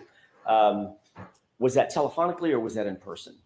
In person. Were you alone or was there anybody else with you? I was alone. You mean like besides the troopers? Besides the troopers? Yeah, I was alone. And had you prepared for that interview with any person or persons before that interview? No. Had you spoken to anybody, Julie or anybody else, about the potential for being interviewed? I believe Julie called me to tell me. If I may, don't tell me what was said. Okay. Did you speak with Julie before the interview? Yes or no? Yes. Okay. And one more question, without telling me any of the words that were used, was the subject matter the interview? In other words, I'm not asking if you talked to Julie about going and getting the dry cleaning picked up or something like that. Did you talk about the subject of the interview with Julie before you were interviewed? Somewhat. Okay, that's all I have. Thank you. Anything, Mr. Brennan? Briefly, Your Honor. Can I have Exhibit 3, please?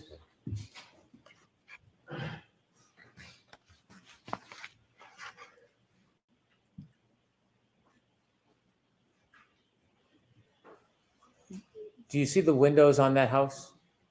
Yes. Do you recognize that house as 34 Fairview? Yes. You were asked whether there was light coming out of the house illuminating. Do you remember that? When I was asked that? Yes. Yes. Was the lights inside the house, from your memory, illuminating the ground near the flagpole and that fire hydrant? No. When you came out of the house and went to the car, were you looking at or studying the flagpole area or the bushes or the fire hydrant in that area? No. Do you have any reason to be looking over there and studying anything? No. Thank you. I have nothing further. All right, Ms. Levenson, you are all set. Thank you. And your next witness, please, Mr. Brennan. Thank you, Your Honor. The Commonwealth will call Katie McLofflin.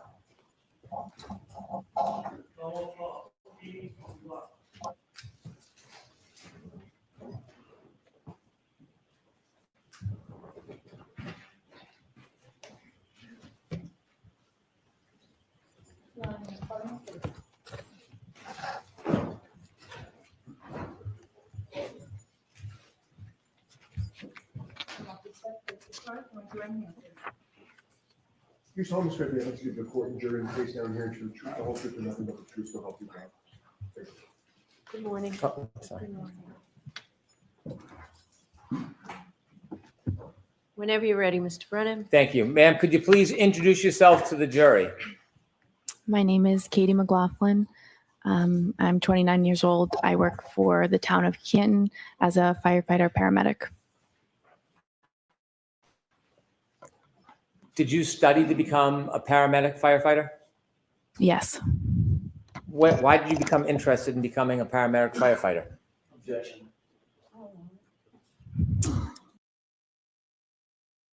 I enjoy helping people. I have some family members who work in the healthcare field, and I just always thought it was interesting, and I wanted to do something meaningful with my life. Did you have to have any special training or education to become a firefighter and paramedic? Yes, you do about 2 years of schooling. It's divided in between a didactic portion and then a clinical portion in the hospital and ambulance. So it takes about 2 years to finish. You completed that? Yes. Did you become a firefighter at the same time you became a paramedic, or were those separate educations? They're separate. I became a paramedic first before I became a firefighter. Did you work as a paramedic before you became a firefighter actively in the field? Yes, for a few years. Do you remember about when you first started working as a paramedic? 2016 or 17. And when did you first become a firefighter? 2017. Do you remember when you first began working for the Canton Fire Department? I believe it was May of 2017. Are you still employed by the Canton Fire Department? Yes. In your paramedic training, Did you learn how to provide care for people who are in need? Yes. Had you, before 2022, responded to different events or people's homes or public locations to help people? Yes. About how many calls? Could you estimate how many different calls you had been on as a paramedic or firefighter leading into the beginning of 2022? Probably hundreds. I want to ask you some background as a paramedic firefighter, your role as you see it. As a paramedic firefighter, are you part of law enforcement? No. Do you investigate crimes? No. Do you write police reports? No. When you're going to a scene and using your skills to help somebody, are you interested in whether or not somebody was involved or responsible for an event? No. What is your focus when you go to a scene to help somebody? What's your priority? To help the patient, to save someone's life. Do you have a chance, or do you try to assess the patient, speak to them if they can speak to you? If we can, yep. Is there times when the person can't speak? Yes. If a person can't speak to you, is there a role that you take to try to get information to help assist the person? Yes, you would go to a bystander and you try to gather as much information as you can to help the patient. More information for us helps the patient in their treatment, and it helps the hospital when we bring them there. Is that responsibility or role separate and apart from police work? Yes. As a paramedic firefighter, are you involved in police work at all? No. Sometimes when you go to a scene and you try to help somebody, you write a report. If you're in a particular role, you would write the report. So when you go and arrive at a scene, is it fair to say you don't always write a report? Correct. And the purpose of the report, is that to try to help law enforcement? No. What's the purpose of when someone would write a report as a firefighter paramedic? Depending on the call, there would be a report written by the officer on the call.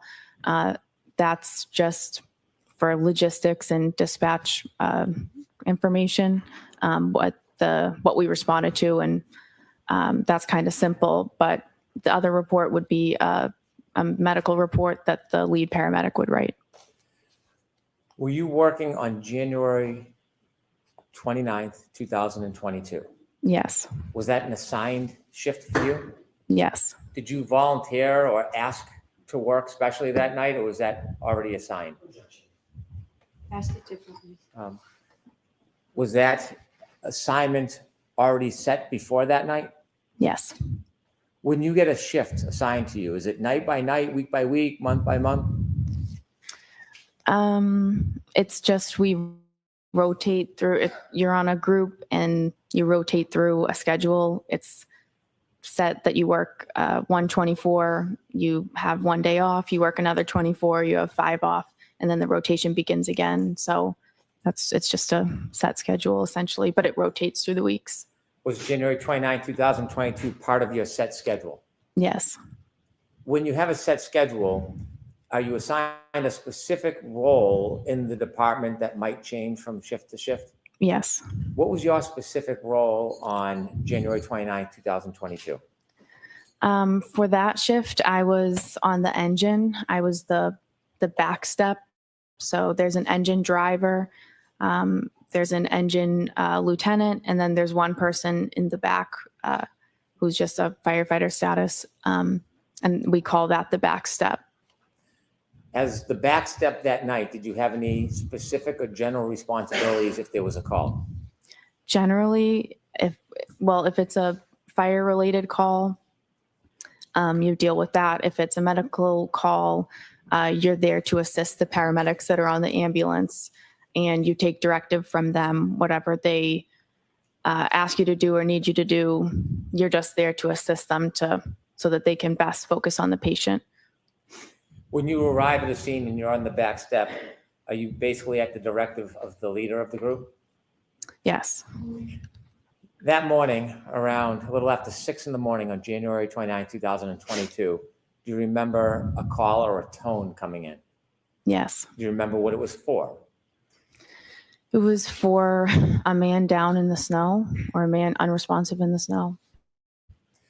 Do you remember leaving the fire department that night? I do. Tell us as you're leaving what's happening. So I'm in the engine, the command car with the captain who runs the shift, started to 34 Fairview Road first. The ambulance was in front of us, and then we were behind the ambulance. Did you know the address you were going to was 34 Fairview Road? Yes. And when you left the police station, or the fire station, when you got on the back of the truck, did you know at that time who lived at 34 Fairview Road? No. Tell us a little bit about the conditions outside as you rode to 34 Fairview Road. It was raining. I'm sorry, not raining. It was snowing pretty heavily. There was definitely snow on the ground at that point. It was windy. It was very cold. Was there a storm? Yes. How long do you think it took to get from the fire station to Fairview Road? Probably within 5 or 6 minutes. When you first started pulling up towards Fairview Road, did you see anything? Police cruisers and a civilian vehicle. And then we pulled up all kind of in front of that. How many police cruisers did you see as you pulled up to Fairview Road? I remember seeing one. There was an ambulance in front of you? Yes. Did the police cruiser have their lights on? Yes. Not just their headlights, did they have the lights that are often referred to as blue lights or overhead lights? Yes. Did you hear any sirens? No. How about the ambulance? Did the ambulance have emergency lights? Yes. Did you hear any sirens? No. The fire truck, does the fire truck have emergency lights? Yes. Do you remember if those were activated? Yep. Does the fire engine have a siren? Yes. Was the siren activated? No. Why not? We only use the sirens to kind of clear cars out of the road. So there's no need to use a siren when there's no cars on the road. So we're not just doing it in the middle of the morning to wake everybody up. It's just unnecessary. When you first arrived at Fairview Road and you saw the emergency vehicles, did you see any people? Yes. While you were still in the fire truck or after you got out of the fire truck? Probably after I got out. After you got out of the fire truck, where do you go? So I knew that they were working on a patient. So I knew they're going to need the stretcher. So myself and firefighter Walsh went right to the ambulance and retrieved the stretcher and brought it as close to the patient as we could. At some point, did you see the patient? Yes. Was it he or she? It was a man. Where was he when you first saw him? He was lying supine on the side of the road, off the curb, like into a lawn. How close to him were you when you first saw him? Well, I only made it to the curb where I brought the stretcher. He was maybe from here to that table, maybe. When you stood on the curb and you saw that man lying, was his feet closest to you, his head or his side? His head would be closer to me. Did you lift the man from the ground?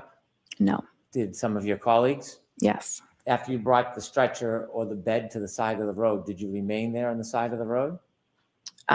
They lifted him on the backboard, they put him on the stretcher, and then they pretty much immediately started moving to bring him in the back of the ambulance. Around the area where you first saw this man lying supine on the ground, was there anything other than ground? Were there any objects in that I'm area? sorry? Was there any objects near him? I remember seeing a fire hydrant. And that's all I can really remember. When you mentioned that he was lying about as close to that table as you, would 8 to 10 feet be a fair estimate? I don't know that I could say. Okay. At some point, did you receive further directions from anybody on the team asking you to do something? Yes. Firefighter Flamati I was at the head of the stretcher with Firefighter Flamati, and he asked me to try to gather more information and kind of see what happened and what's going on. Did you have someone that you wanted to gather information from? Yes. There And- was a, sorry. There was a woman who seemed to be really concerned and involved with the patient's status. And so I just kind of assumed that this would be the person that I could try to get more information from. Did you take a guess? Yeah, The person that you try to get more information from, do you see that person in the courtroom today? I do. Could you point that person out and describe an article of Black clothing they suit. wear? Black suit. And do you see where that person's sitting in between? I do. Her attorneys. Did you approach that person? I did. Now, you mentioned you're not a police officer or a criminal investigator. What type of information are you hoping to get generally in these circumstances? Some basic demographic info. You can answer a lot of questions by just asking a few very simple ones. So obviously you're trying to get his name and his date of birth. And then you ask questions if the patient has a medical history, if the patient takes daily medications, if the patient has any allergies. And that's all things that can help to sort of maybe explain why this person is in the position that he's in. For example, if someone says, reported that he had a heart condition or a seizure disorder or he was a diabetic, that would help us sort of, that's relevant information for us for his treatment and to pass on to the hospital. Did you have a chance to speak with the person that you had pointed out? I did. When you spoke to that person, did you get a chance to ask any of those questions you would typically ask? I did. When you spoke to the person, what did they tell you? She gave me his name, his date of birth. She denied him having any medical history or daily medications or allergies. I was kind of moving around. She was moving around the scene. So I was kind of moving around, trying to gather the information with her. Did she say anything to you in addition to the typical background information that you would try to obtain from somebody? Yes. What did she say? Well, I asked another question. Once we had come to a stop, I asked if there had been any significant trauma that happened that preceded this. And she answered with a series of statements that she repeated. I hit him. I hit him. There was a woman next to us who told her to calm down, stop talking, calm down, you're hysterical. So she repeated, I hit him. And a police officer asked her, said, you what? And she repeated it again, I hit him. And the officer then signaled for his sergeant to come down to the scene or down to where he was. When she first told you that she had hit him, you said there was another woman next to her. Did you know who that woman was? Not at the time. Do you now know who that woman was? I do. And who was that? Miss Jen McCabe. Did you know Miss McCabe at that time? No. Do you know her personally now? No. Are you friendly or friends with her in any way? No. You mentioned that when the defendant said, I hit him,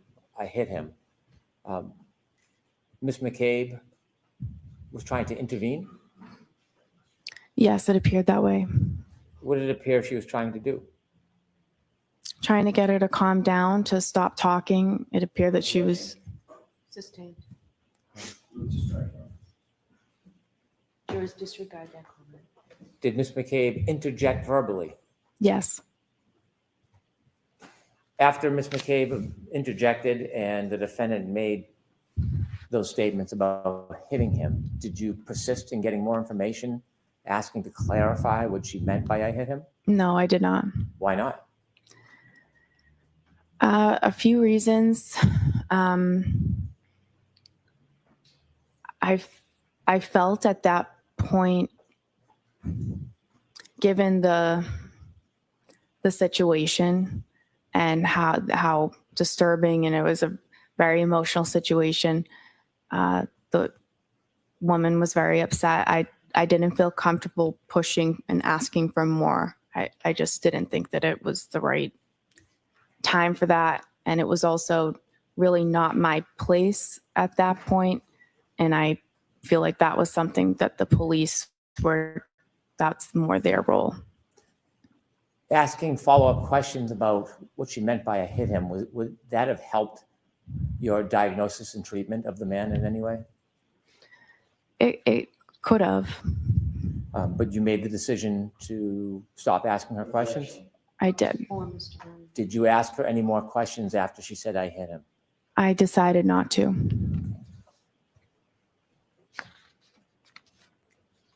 At some point after you spoke to the defendant, did you go back to the ambulance and tell anybody, any of your colleagues? I did. And why would you do that?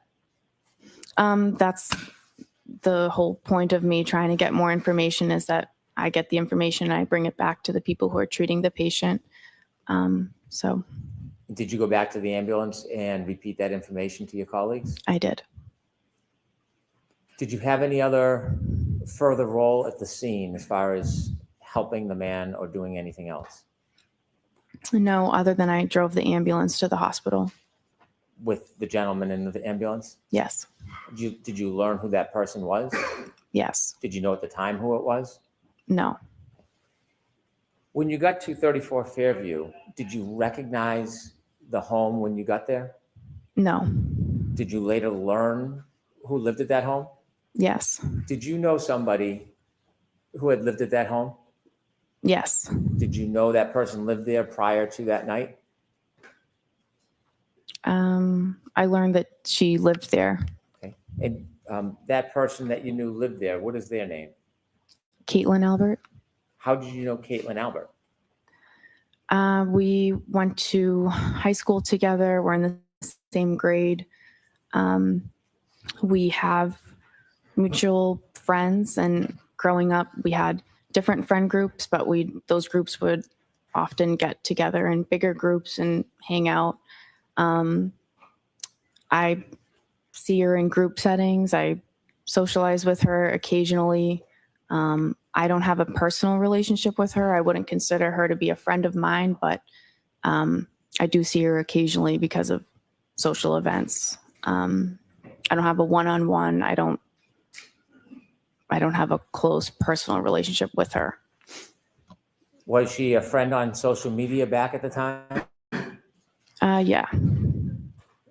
Since this event, have you been on any outings or trips with friends of hers, or in a group setting where she was present? I don't remember ever seeing her since then. Had you ever talked to her about your role that night? Never.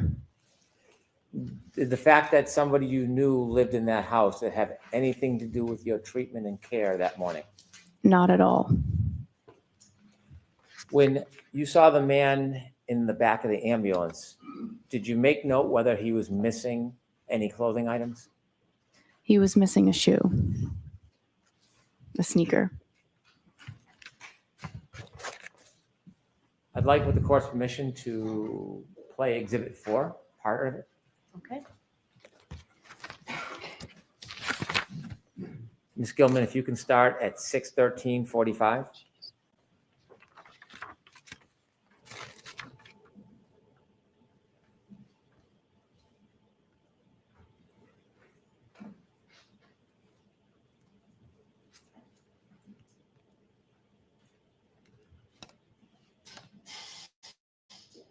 Stop, please. Do you recognize whether or not you're in that video, ma'am? Yes. What color jacket are you wearing? I'm in the red and yellow jacket. Okay, continue, please.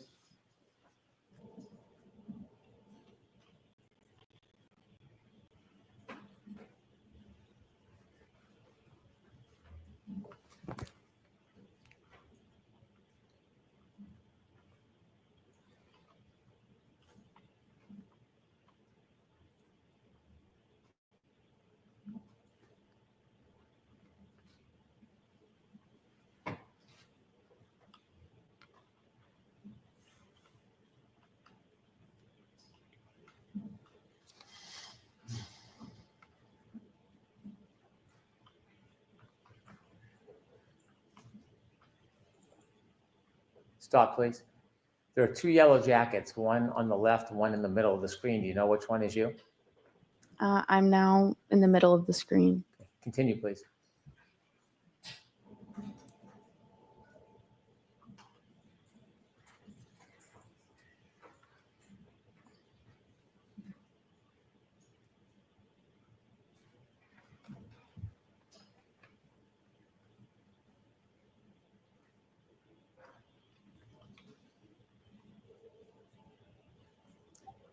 Stop, please. Do you know who that is on the left of the screen at the flagpole? Which one? At the To the left. If you could play a few more seconds, Ms. Gilman. It's two officers and a civilian woman. Okay. How about on the left? Do you know who that is? Oh, no. And that time is 6:15:12. If you could continue, please.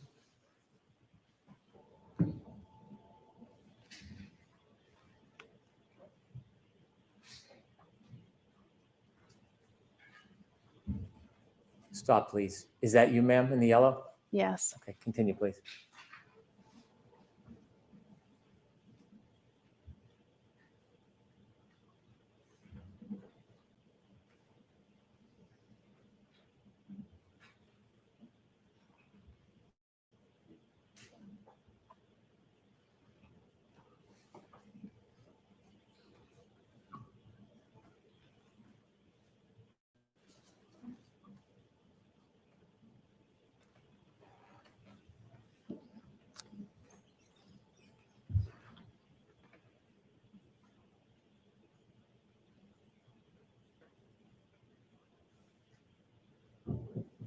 Stop, please. Do you see yourself on that screen? Yes. What color jacket? The red and yellow. And who's to your left?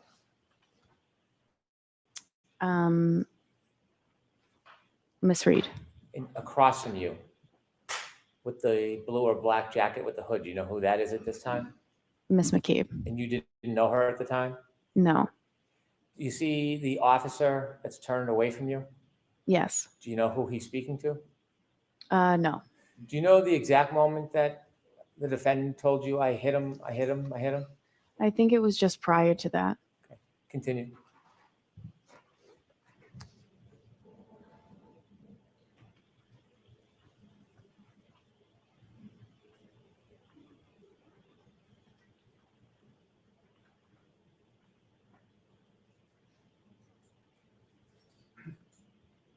Stop, please. Okay, thank you. I have no further questions. Okay, Mr. Jackson?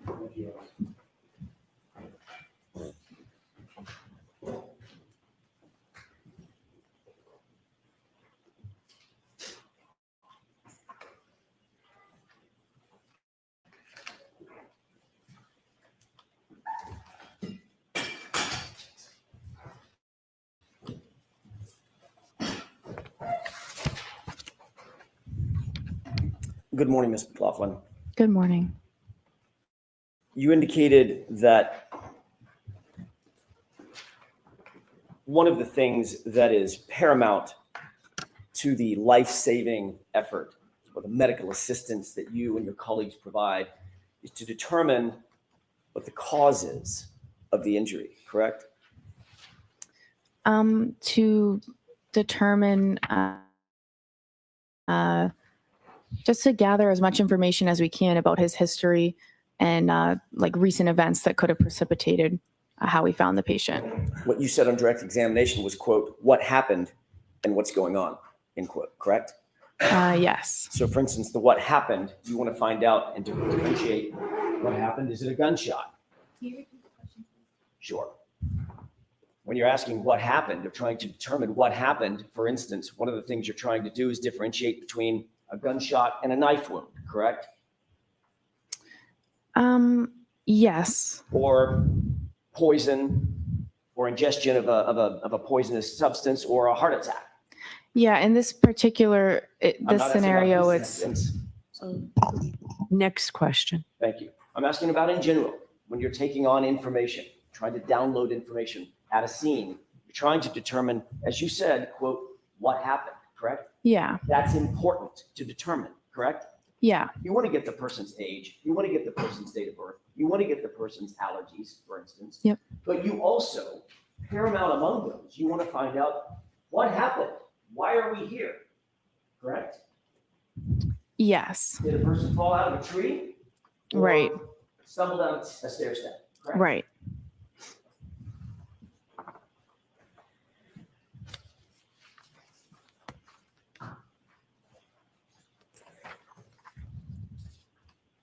In doing so, it's important to relay that information to others as well.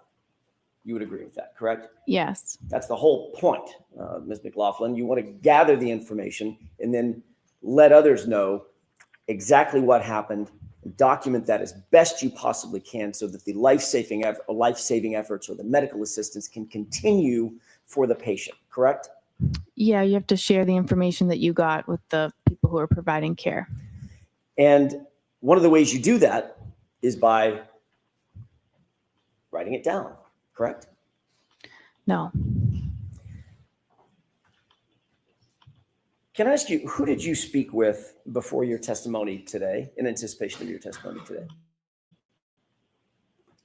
I met with the DA's office a few times.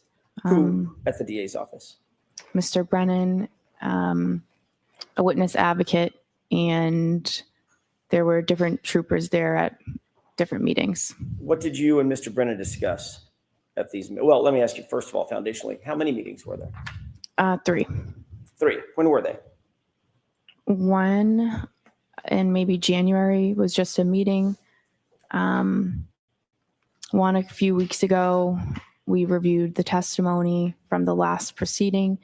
And then yesterday, briefly to say that I'm getting called and I'm going today, and if I had any questions. Let's talk about the one a couple of weeks ago. Where was that meeting held? At the DA's office. And you said you reviewed testimony with whom? I watched the testimony from the first trial. It was Mr. Brennan, myself, a witness advocate, and perhaps Trooper Tully And at you that and Mr. point. Brennan went over your testimony at the last proceeding, correct? We just watched it. Okay. Yeah. There obviously were questions about that testimony once you finished watching it, I'm guessing, correct? I guess so. Discussed certain aspects of the testimony, is that right? Yeah. Mr. Brennan told you that, for instance, he was going to bring out on direct examination, his examination, your relationship with Caitlin Albert, correct? He said, I will ask you about the relationship. And that was in anticipation of me asking about that relationship, correct? Sustained. Did Mr. Brennan tell you that he wanted to make sure that he brought out that information so that it wasn't brought out on cross-examination by me? Objection. Sustained. What did Mr. Brennan say about the reason he wanted to bring out the relationship with Caitlin Albert on the examination? There was no reason that he gave. But he did tell you that he wanted to make sure that y'all covered that on direct examination during his examination, correct? Objection. Sustained. Did he say something like that? No.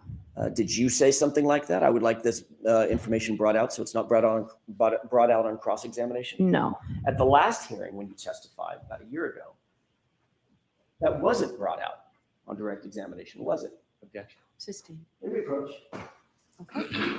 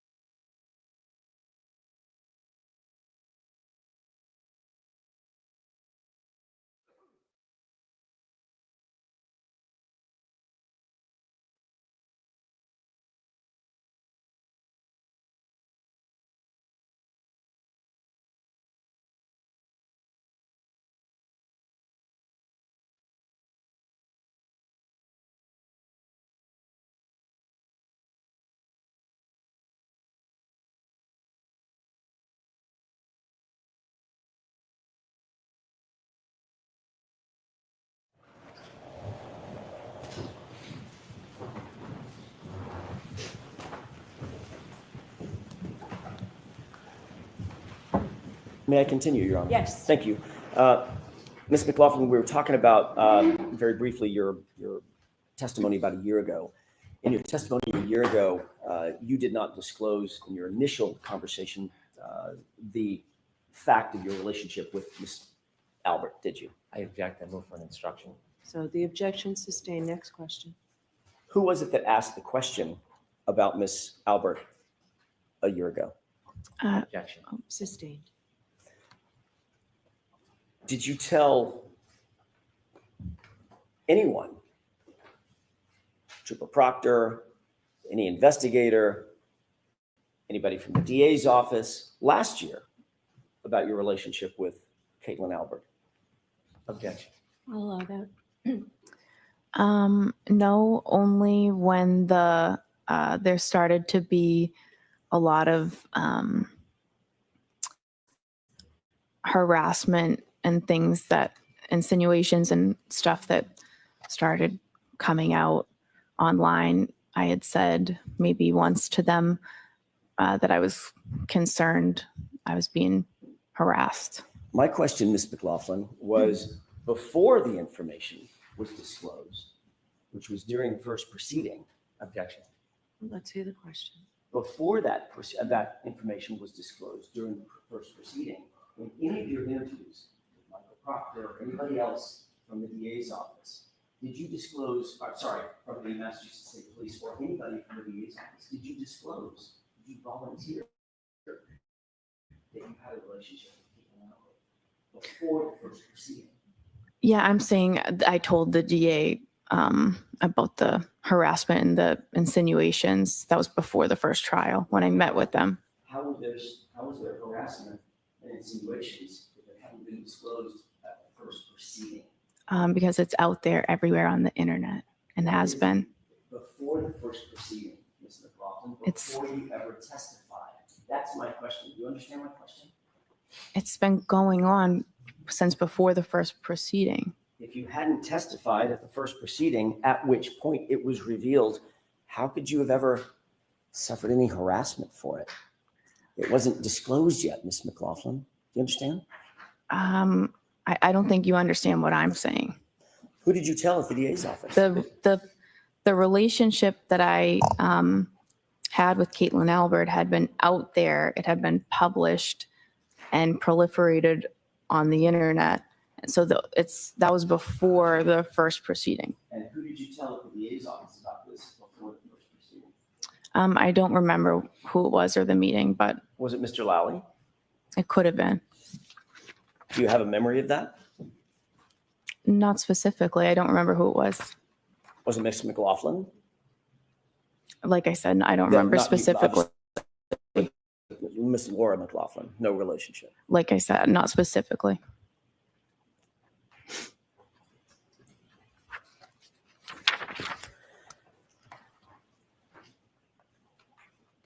Let's talk about that initial call to 34 Fairview. You responded to the call of an unresponsive male in the snow. That was early morning hours of January 29th, correct? Yes. Once you were there, Mr. O'Keefe had been placed on a gurney and moved to the ambulance. You were instructed to go get information about the victim. Yes.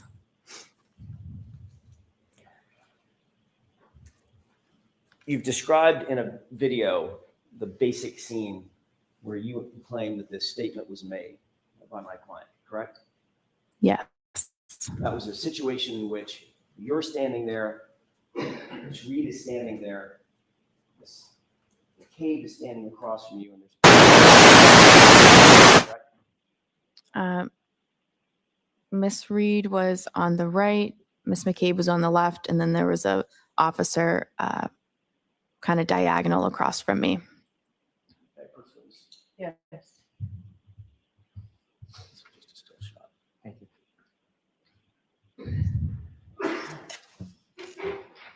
Ms. McLofflin, can you tell me if you recognize the still shot depicted in that photograph? I recognize me in it, yes. And when is that approximately, does that approximate what you're describing is that time in which you're standing there, I'm guessing in the yellow jacket, Ms. Reed's to your right, Ms. McCabe's to your left, and there's an officer standing directly across from you. Yes. Is this the time that you indicate that that statement was made? Around this time. Yeah, I'd like to have that marked as next in order, Your Honor. Court's permission. Any objection, Mr. Brennan? None, thank you. May I retrieve? 50?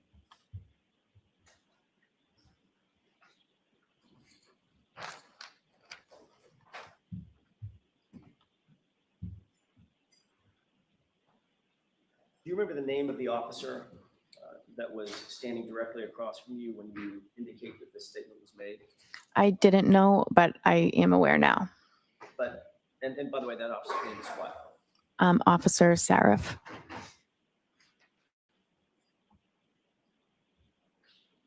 You're describing a situation in which you're standing there, Miss Reed is next to you, within earshot is a uniformed police officer, and she said, I hit him, correct? Correct. Then he said, what? Is that right? So it's, I hit him. Miss McCabe interjected, and then she said, I hit him. And then the officer said, you what? And then she said, I hit him. And he said, go get Goody down here. Okay, so is that 3 times or 4 times that you indicate she said I hit him? I believe 4 times.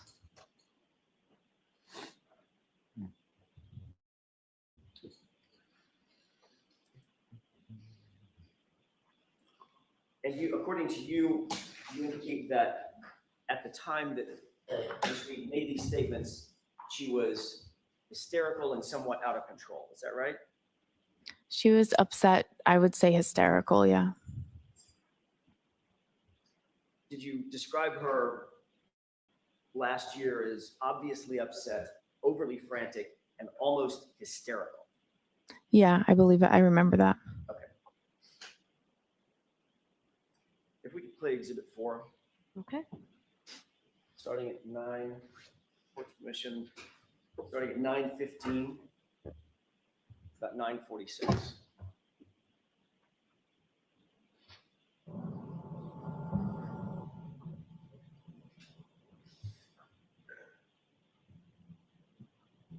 Can you stop it? Did you see the 2 people enter from screen right? Yes. Who is that?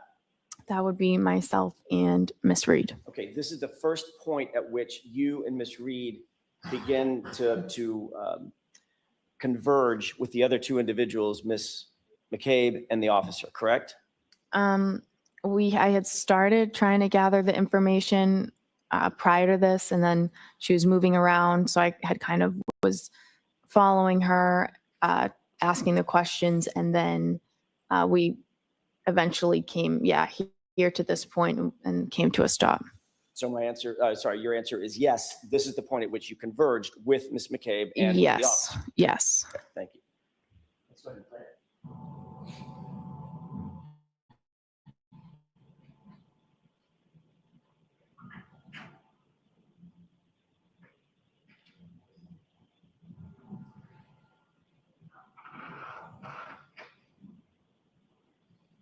Pause it.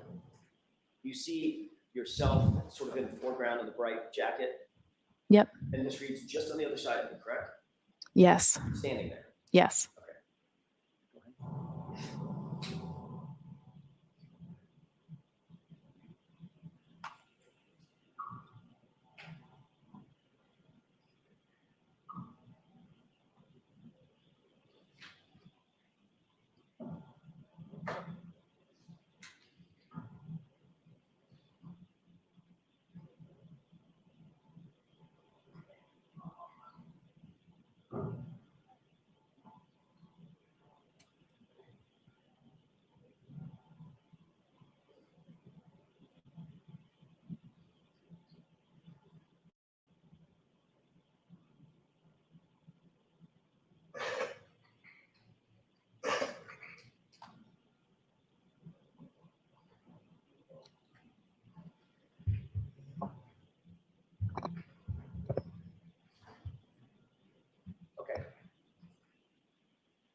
Okay, we can have the lights on. Ms. McLofflin, during that video, that's the time in which you say, or you claimed last year that Ms. Reed was, in your words, obviously upset, overly frantic, and almost hysterical, correct? Yes. Did she look almost hysterical in that video? She was, well, in that video, that could not explain what that scene was like. Did she look overly frantic in that video? She was frantic throughout the whole scene. I think that was me describing the entire scene. I see. Yeah. So she did not look overly frantic in that video. She was upset for sure. Was she overly frantic and almost hysterical in that video? Just now. I don't know that you could really see from that video. Did you see anything that appeared to be overly frantic and almost hysterical? Like I said, that video is not really you can't hear anything, so it's hard to. Was she running around? She had been. I didn't ask you if she had been. Yeah. There are a lot of things that happened. When she's standing there with you, was she running around? No, she had just stopped running around. Was she gesticulating?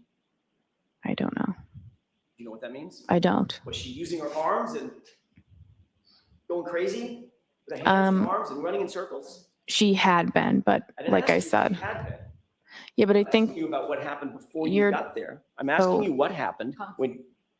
I'm sorry. Question and answer, please. Thank you. I'm not asking you what happened before we got to that video. All right? I'm asking you about the video in which you described her previously as being overly frantic and almost hysterical. Did she look like she was just gesticulating and moving her arms and spinning in circles? Not in that video. Okay, thank you.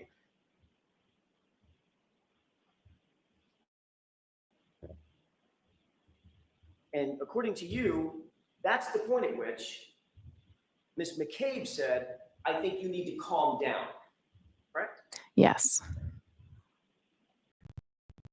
And according to you, that's the point at which Ms. McCabe said, you're hysterical, correct? Yes. Okay. Just so I'm clear,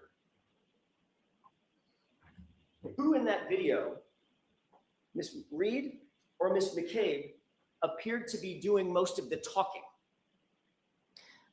You cannot see from that video. Who in that video I don't know. appeared to be gesticulating with her arms? My client or Ms. McCabe? I think Miss McCabe was doing that, saying you need to calm down. You're hysterical. Oh, the whole time she's gesticulating, she's saying, calm down, Karen, you're being hysterical. Calm down, you're hysterical. And just repeating that? She was trying to get her to stop and to calm down because of the statement she was making. I see. And she was trying to get her to stop, calm down. I see. Okay. So during that entire video, that was probably 40, 50 seconds or so, maybe it's a minute. That's when you're saying now, Ms. McCabe was gesticulating and saying, calm down, Karen. You need to stop making statements. Calm down. Right? That's what she was doing. Yes. Okay. Well, you'll agree that Ms. Reed was standing relatively quietly to your right, not saying much of anything. No, what she had just said, she had seemed upset when she said that. And what she said was obviously Miss McCabe was trying to convince her that that was not, you need to calm down. Stop saying that. Right in front of a police officer who never said he heard her say it. Objection. Correct? Sustained.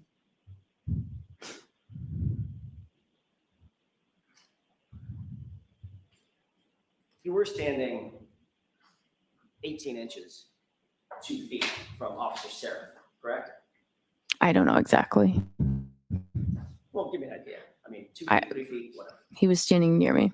And he was standing even closer to my client, wasn't he? Yes.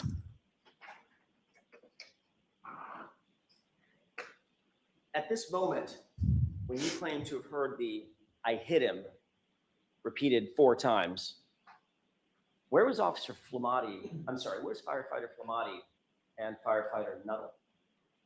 In the ambulance. With the doors closed. Yes. And the ambulance, this is my ignorance, I'm assuming the engine was running. Yep. I'm assuming that there's some sort of a heating system inside that ambulance to keep it nice and warm for patients? Yes. That was running as well? Mm-hmm. Yes? Yeah. So with that door closed, those doors closed, how many feet away, by the way, from where we're looking? How many feet away? How many yards away? I don't know. We were fairly close to the ambulance. Further than you and I are from each other right now, or closer? I think closer. Okay. How about now? I'm not sure. The ambulance was behind us. I'm not sure how close we were. Right. At least a few yards. Sure. Okay.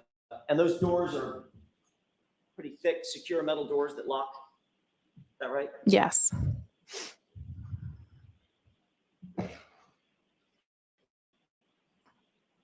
Obviously, when you saw them, I mean, I know you don't know what was happening inside the ambulance, but when you saw them, firefighter Nuttall and firefighter Flamati were engaged in life-saving measures with Mr. O'Keefe, one doing the bag, one doing chest compressions as they entered into the ambulance, which you did see, correct? Yes. When those doors closed, would you presume, from your experience, that those life-saving measures and their focus was on John O'Keefe, that continued?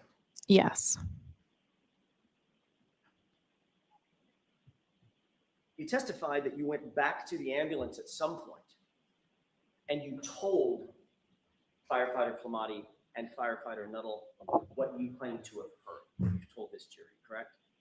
I went back to the ambulance after that and I told them what was said and gave them the demographic information that I got. Okay. So in other words, firefighter Flamati and firefighter Nuttall heard it from you. You didn't say it to somebody else and they reported it to those two. They heard it directly from you, correct?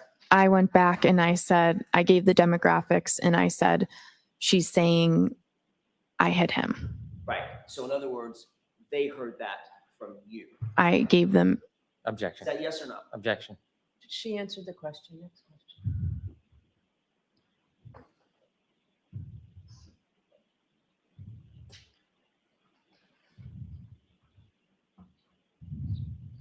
I want to ask you a couple of questions about your relationship with Caitlin Albert. You were asked at a hearing about a year ago, back in May last year, May 3rd, as a matter of fact, 2024, about that relationship. Do you remember what your answer was? No, not specifically. You remember saying, in response to the question, who's Caitlin Albert, asked by me? I don't remember specifically what I said. Did you say, I went to high school with someone named Caitlin Albert? Have the page number in line, please. May 3rd transcript, 10-24, lines 2 and 3.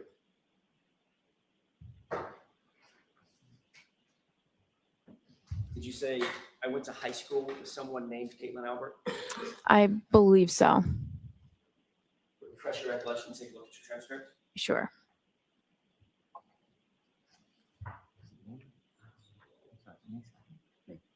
No, May 4th. May 2nd. Let me look. I have May 3. Okay, thank you. Brennan. Thank you. May I approach? Yes. Let me wait for you to No, get. no. Thank you.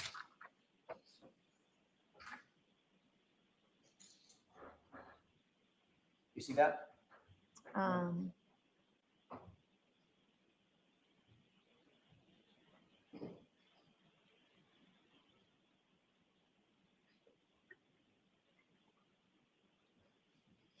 Yeah. May I? Yes.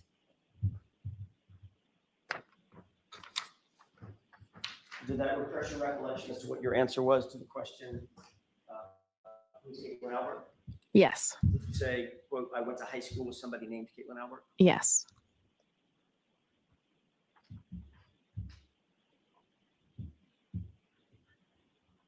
Ms. McLofflin, that was not a full and accurate statement of your relationship with Caitlin Albert, correct? I object.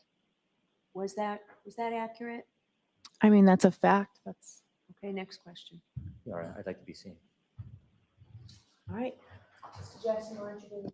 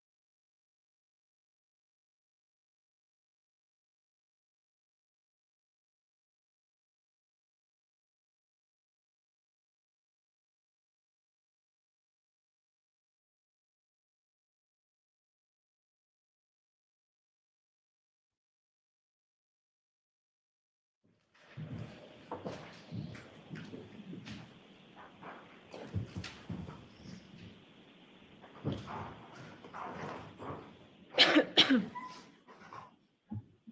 May I ahead. go?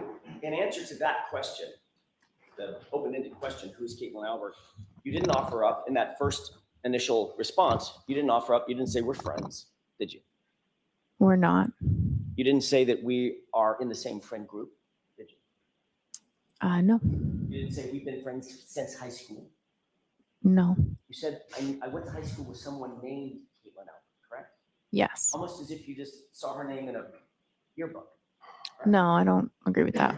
That's not true, is it? I mean, that wouldn't be true, correct? Because you did know Caitlin Albert. That is true. And you asked me if I knew her, and I said yes. And you asked me if I'm friends with her, and I said I wouldn't say friends. You wouldn't say friends. Right. Even as you sit here today, you would not say that you're friends with Caitlin Albert. No. You wouldn't say that you've been friends for years. We've known each other for years. That wasn't my question. We've known each other for years, but we are not close friends. We don't have a relationship, just her one-on-one. It's just group settings. You grew up in the same town together, correct? We did. Went to the same middle school together. Correct. Went to the same high school together. Yes. You socialized with her.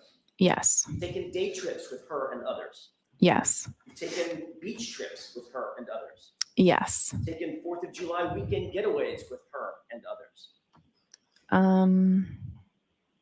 I don't remember that, but One of your best friends named Michaela actually lived with Caitlin Albert at college, didn't she? yes. And you visited your best friend at that residence where she lived with Caitlin Albert on more than one occasion, didn't you? Yeah, occasionally I would go to visit the friends that I had there. You would even spend the night in the apartment with them, correct?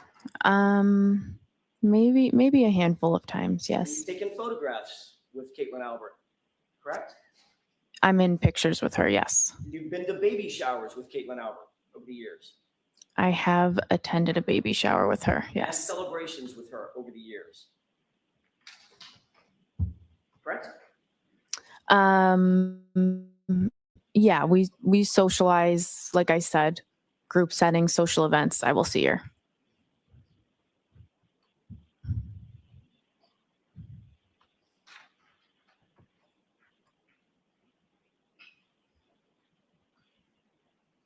Your Honor, may I approach?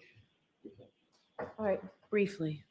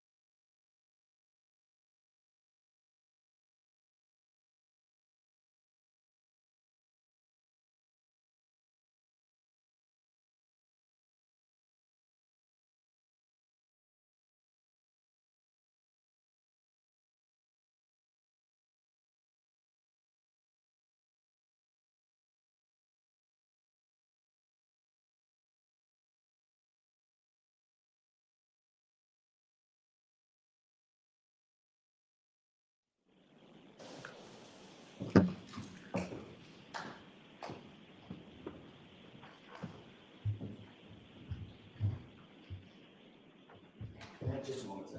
Yes.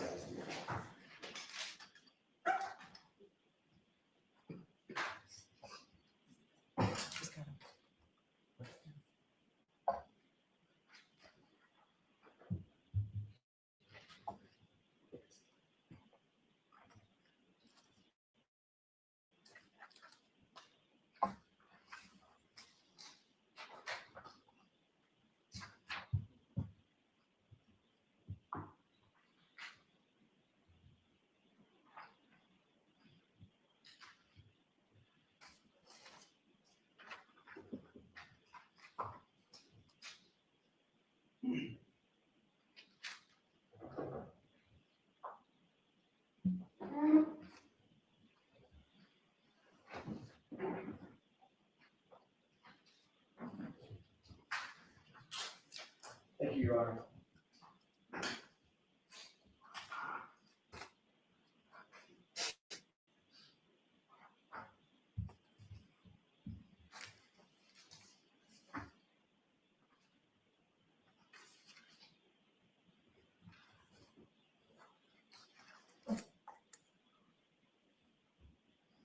May I approach briefly? Yes.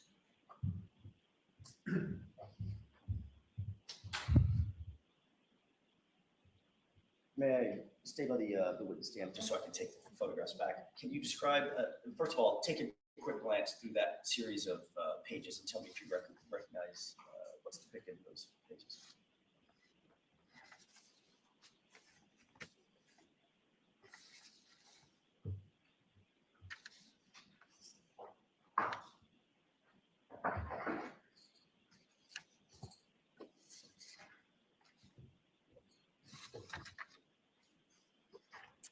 Yes.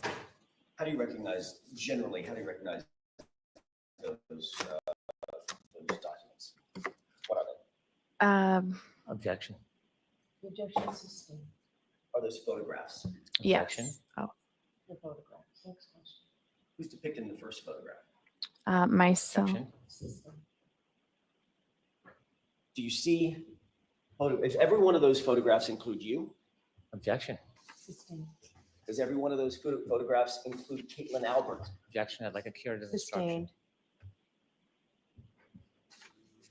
The reality is, Ms. McLofflin, your relationship with Caitlin Albert goes back not just weeks or months or years, it goes back a decade or more. Matter of fact, more than a decade. I grew up we live in the same town, so we went through all the same school systems and everything. May I approach? Yes. If I can have this, please. The reality is you did more with Caitlin Albert than simply go to the same school system. Is that right? Yes. One of these photographs has you on vacation with Objection. Caitlin Albert drinking, correct? Sustained. You've been photographed. You've been photographed with Miss Albert on many occasions at many celebrations with your girlfriends, correct? Like a sidebar, please. I'm going to allow that. Is that right? Been photographed on occasions. with them. On occasions, yes. That wasn't my question, Your Honor. Go ahead, ask My it. question was, you've been photographed on many occasions and many celebrations with Caitlin Albert and your girlfriends, that group of girls that we just looked at. Yeah.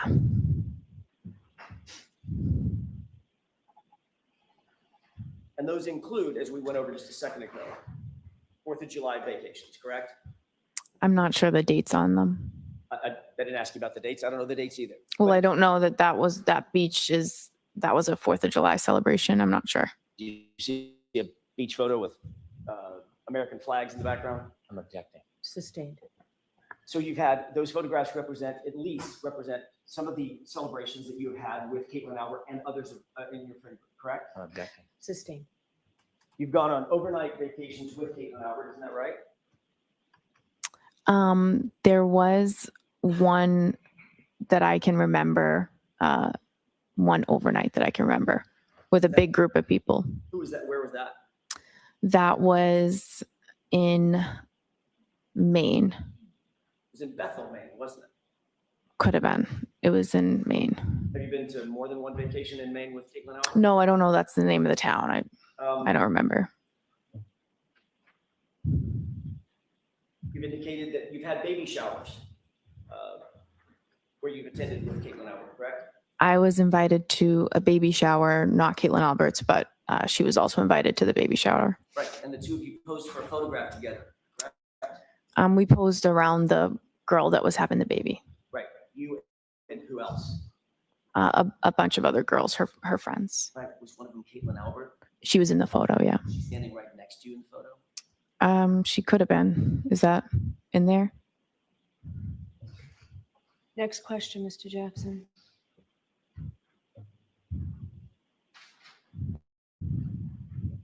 May I approach? No. Next question. You just looked at a photograph of you. I just glanced through them. Objecting to this Sorry. whole line.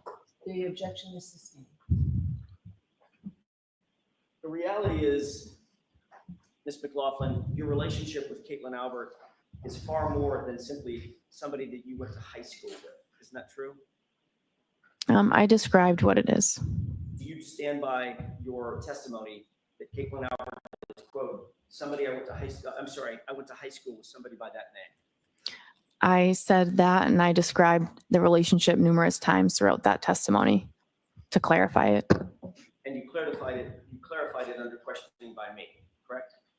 Yes. And Mr. Lally, he asked follow-ups. And in fact, you were shown some of these photographs last year too. Objection. Sustained. The reason you clarified it is because you were confronted with photos of yourself last year, correct? Can you repeat the question? Sure. The reason you clarified it, as you just testified, your relationship, is because you were confronted with photographs of you and Caitlin Albert last year, correct?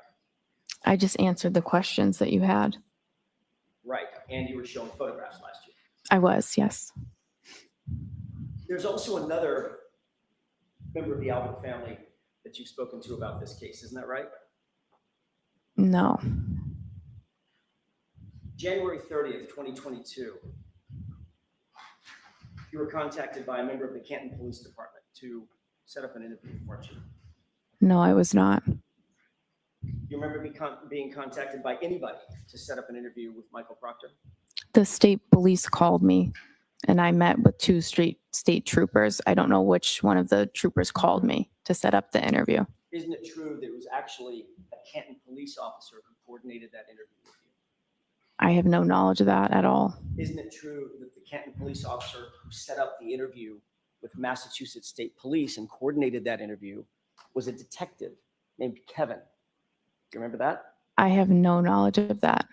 Isn't it true that Brian Albert has a brother named Kevin Albert on Canton Police Department? I know that now.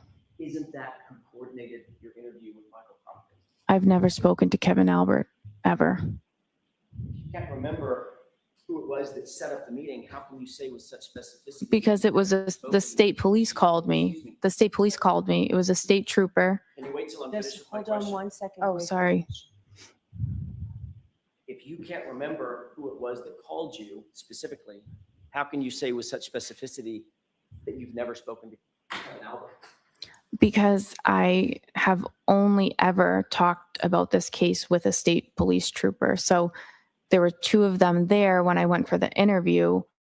I don't remember which one called me, but I've never been contacted by anyone in the Canton Police about an interview or about the case. So I know it's not. I just don't know which state trooper it was that called me. Did you talk to Mr. Brennan about this issue when y'all met?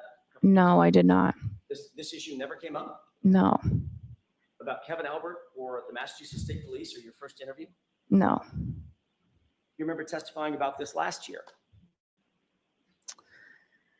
I remember you asking me about who coordinated the interview. And now as you sit here, you're saying it was absolutely 100% Massachusetts State Police that coordinated that interview. It was I only ever spoke to the state police about that interview. I wasn't contacted by anyone else to go in for that interview. Are you saying that you now have a specific memory of how that interview was set up and that it was Massachusetts State Police?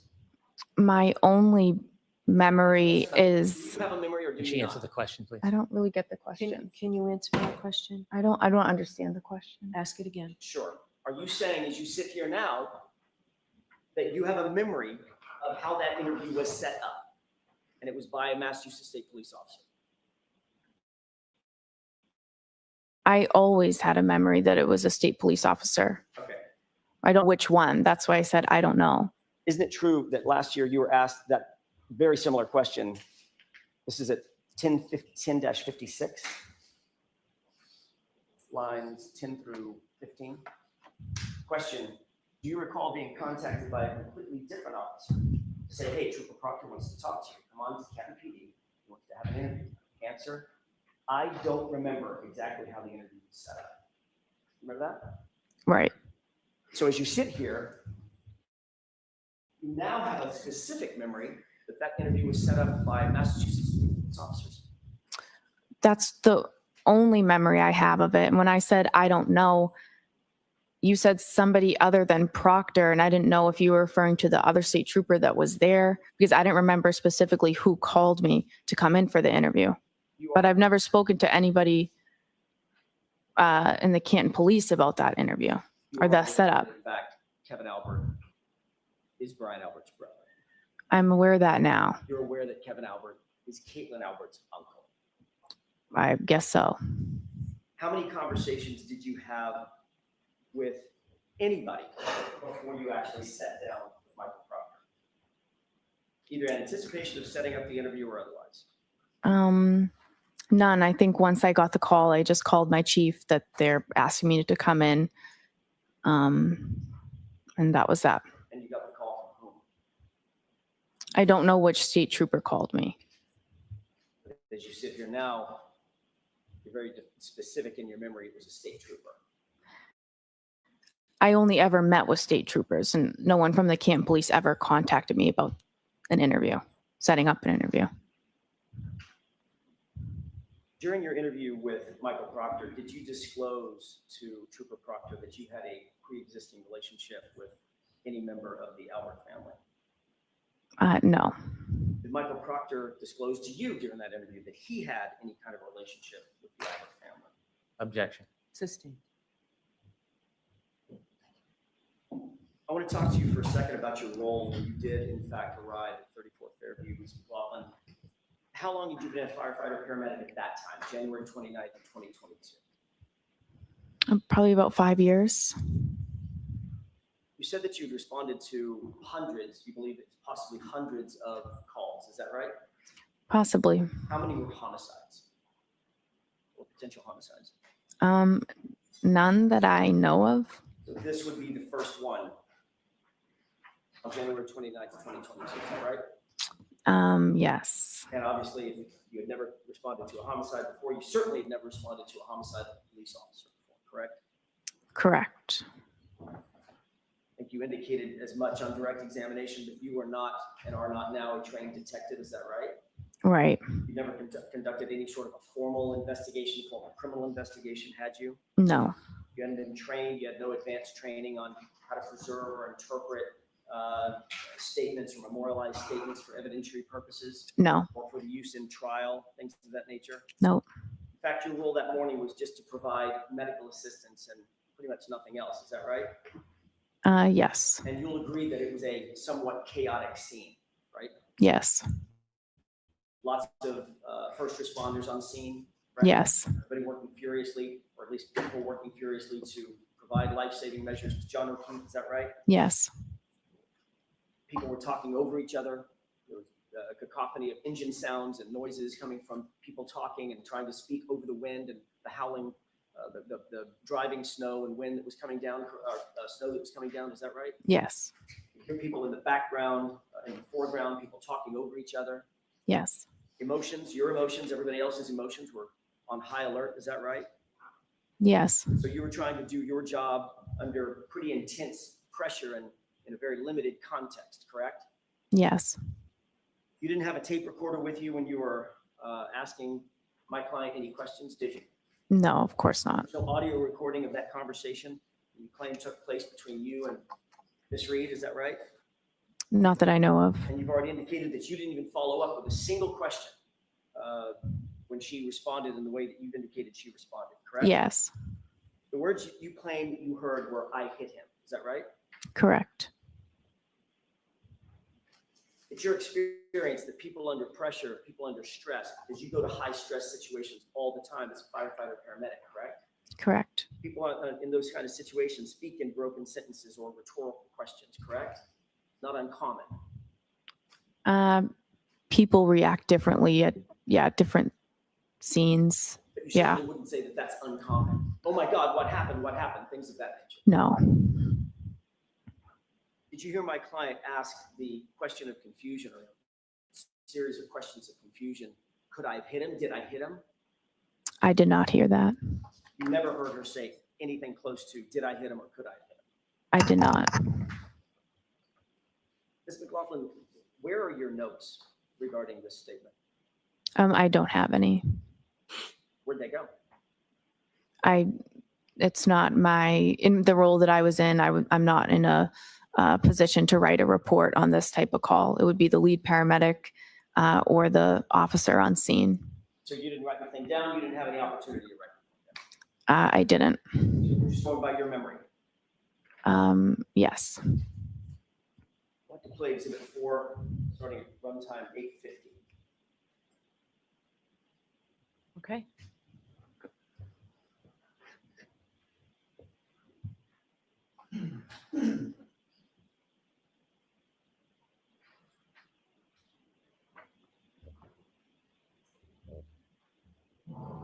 Pause it.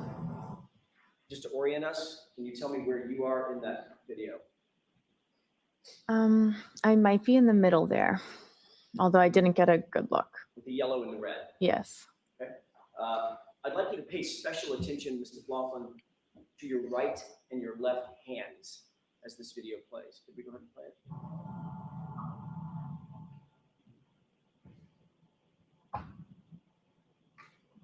Pause it. What are you looking down at? Oh, I see what you're saying. Yeah, I would write like stuff on my glove. That's something I'll do as I'm getting the information. Was that your question about notes? So you were taking notes.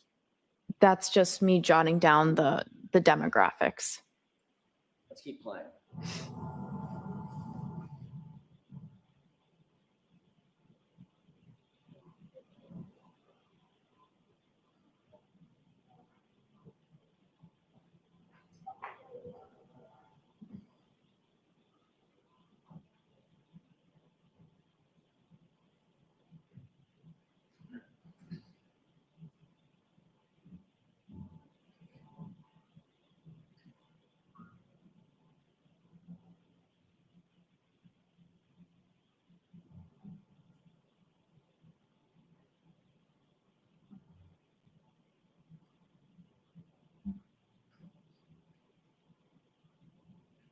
Pause it. Is this still the part of the interaction where my client is overly frantic and almost hysterical? That's the point where your client started to make the statements. Was she overly frantic and almost hysterical? She was distraught. Okay. Overly frantic and almost hysterical. We're using different words. I'm asking you about your words.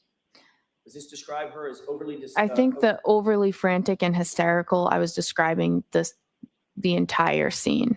So you'll agree that she doesn't look overly frantic or hysterical? Again, hard to say from a video, but.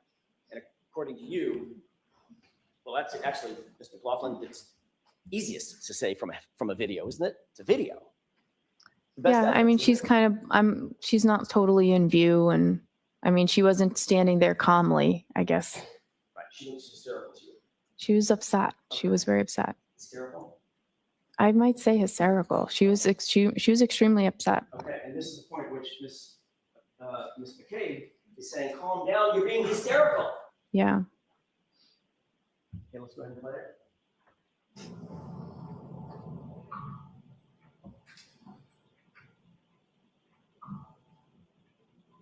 We'll pause it. So you indicated that this is the point at which, and we can leave the lights down for a second. I'm going to play it again. This is the point at which you said my client had just said, I hit him, basically confessing having hit John O'Keefe, correct? Those are the statements she'd made. And Officer Seraph is standing right there.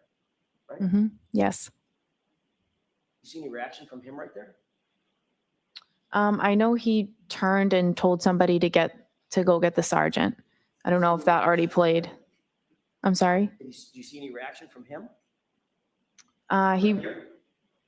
He responded, "You what?" And she repeated it again, and then he told someone to get the sergeant. I know that's what your statement is. I know that's your testimony. I'm asking about the video. Do you see him reacting right here? You'd have to play it again. I wasn't looking at that part. Do you see him handcuff my client? Oh, no. You see him call anybody over to handcuff my client? He turned to signal to get Goody down here is what. So they handcuffed her? No. Right. They didn't handcuff her? No. Even though she just confessed in front of a police officer, according to you. That's what she said. I hit him. It's my fault. I did it. That's a confession, correct? She said, "I hit him. I hit him. I hit him. I hit him." And Officer Seraph just stands there and my client walks away, correct? You'd have to talk to Officer Seraph about that. Oh, we have. You should. Mr. McLofflin. Okay, so let's move on. Mr. Jackson, I'm not rushing you, but how much longer do you think you'll be? Not long. Okay, so, I can wrap it in a couple of minutes. okay. Toward the end of this video. Are you playing it again or should we put the lights on? If we can play it again. Okay. Continue.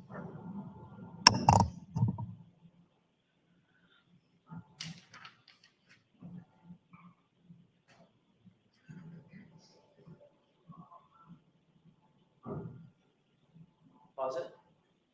You appear to be writing something down, I could be. and according to you, you're writing on your glove. Yes. Okay. What kind of glove? Just a regular latex glove that we use on the ambulance. You didn't have a notepad? I probably did. Sometimes it's easier to just write it down on your glove. Right. Did you write, I hit him on your No, I did not. So in play.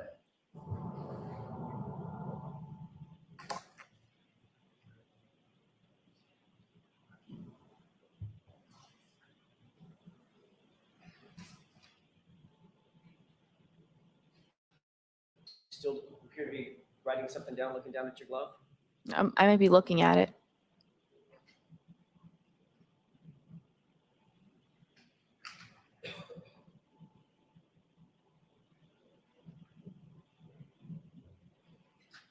Pause it. Is this also an example of my client being overly hysterical and frantic? Oh, I wasn't paying attention to her. You can have the lights up.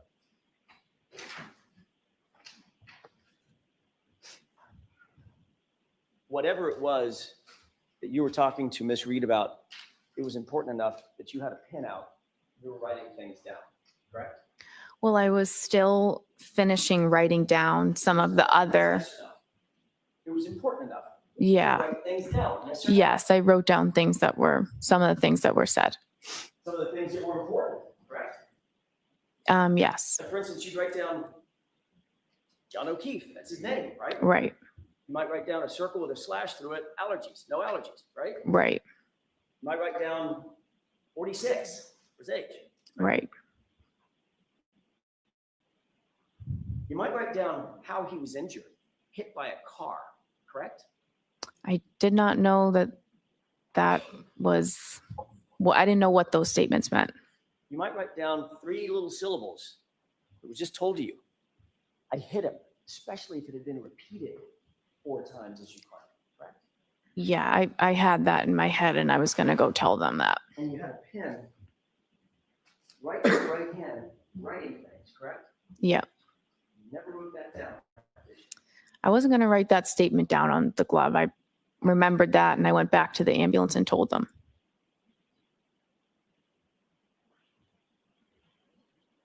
You did memorialize that statement on any note that we have, correct? No. You didn't memorialize that statement on any glove that you were wearing, correct? No. Whatever you wrote down on that glove, where is that now? Yeah, I don't have it, obviously. I don't know how obvious it is. What'd you do with it? You just scratch everything out and you throw out the glove. Just threw it away. Mhm. Is that right? Yes. Is that yes? Yes. So we don't know what was actually on or not on that glove, do we? I didn't write those words down on that glove. As we stand here, we don't know what was or wasn't on that glove. Name, date of birth, no meds, no history, no allergies. And then I wasn't writing that statement down on the glove. I went back to the ambulance and just reported it. And importantly, it was important enough, as you say, to go back and report the statement, but not important enough to write it down with that pen that's very conveniently in your right hand, correct? It's not about importance. I was relaying that information to the ambulance verbally. I didn't need to write it down. And you, in fact, didn't write it down, did you? No, I didn't make a report about it. And you're also aware that not a single police officer out at the scene wrote that down either. Objection. Sustained. That's all I have. So Brennan, can you do a redirect in 5 minutes? I can. Okay.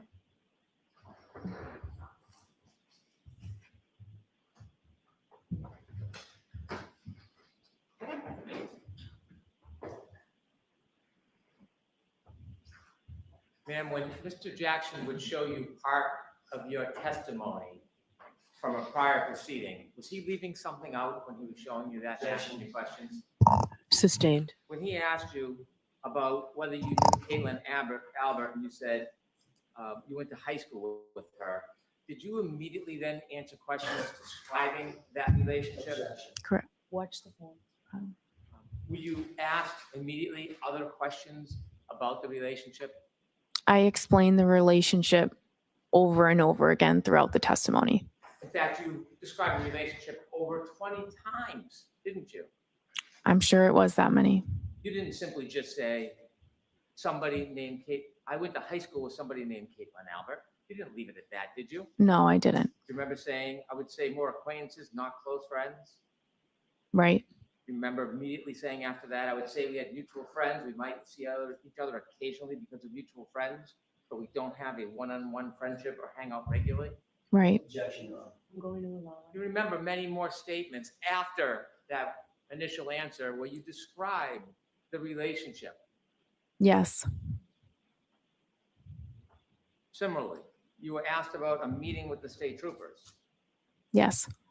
and the attorney asked you a question about your memory or suggesting that Mr. Albert set up the meeting.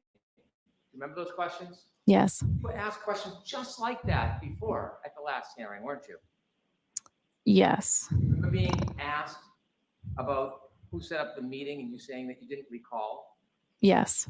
And then you remember being asked about whether a completely different officer set up the meeting and you said, I don't remember exactly how it was set up, Yes. followed by, so that was my next question. You may have told me this. Do you have any recollection who set that interview up and you said you didn't? Right. And you were specifically asked, does the name Kevin Albert sound familiar? Objection. Do you remember saying no? The objection sustained. Do you remember when you were asked at the last hearing, does the name Kevin Albert sound familiar? Do you remember what you told Attorney Jackson? I told him no. And then you were then asked, do you know Kevin Albert? Do you remember your response? I said no.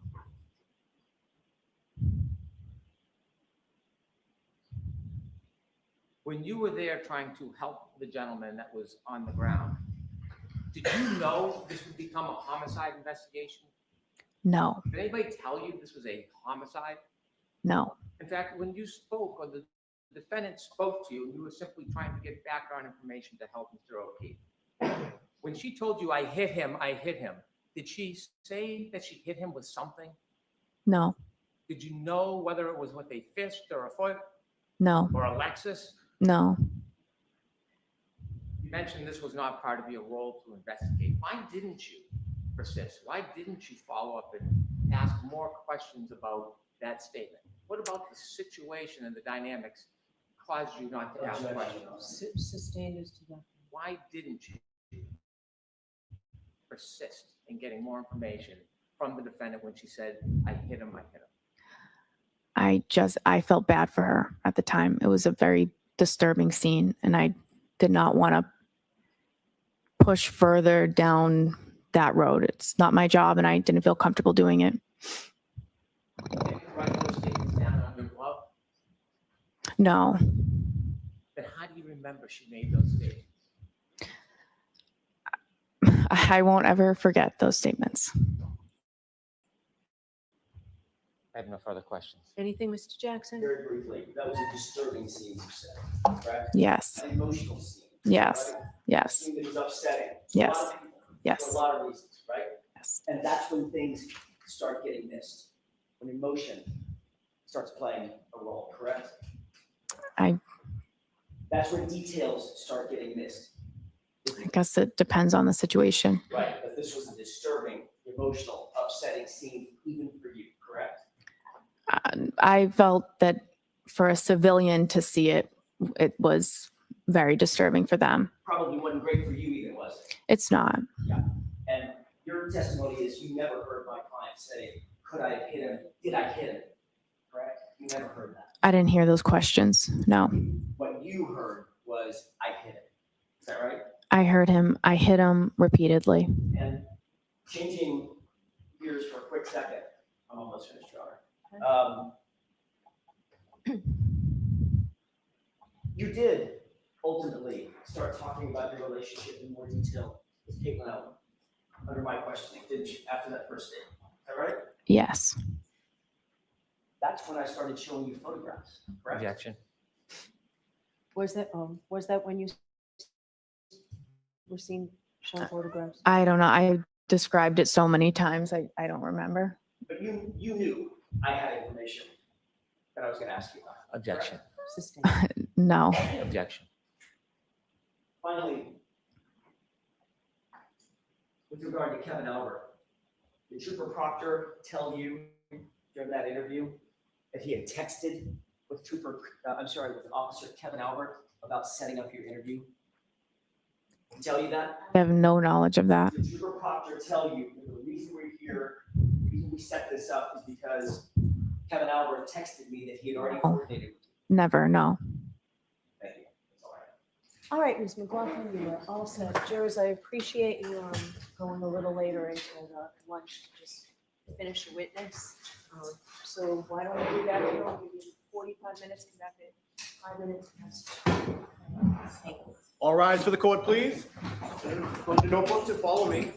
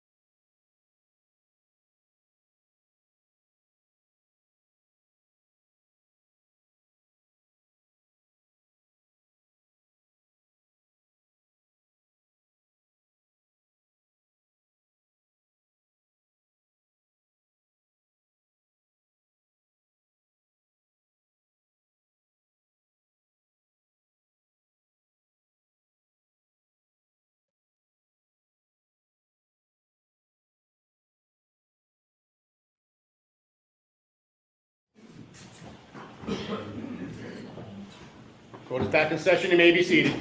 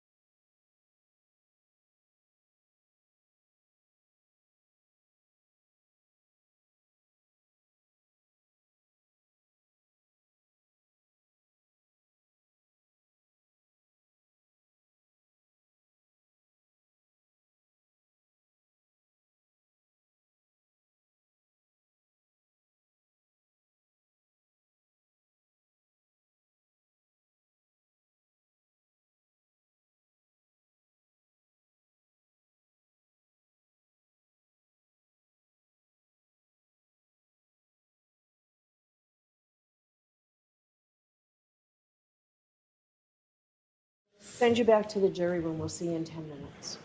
All rise, please. Jurors, close your notebooks. Follow me.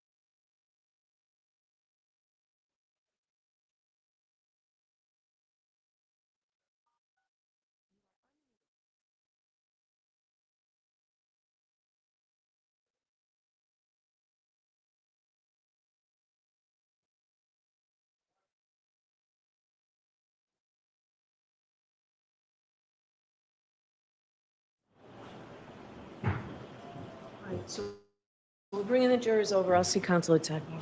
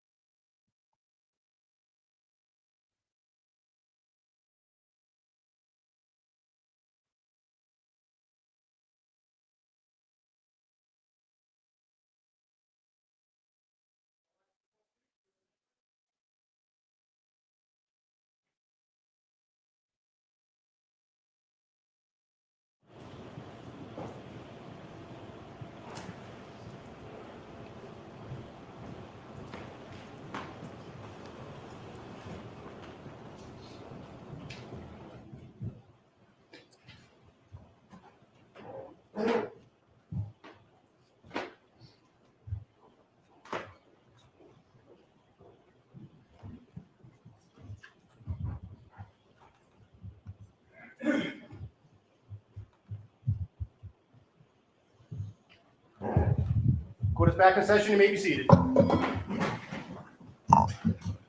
I apologize for that, folks. Nobody likes wasting your time. Thank you, Your Honor. Commonwealth calls Paul Gallagher.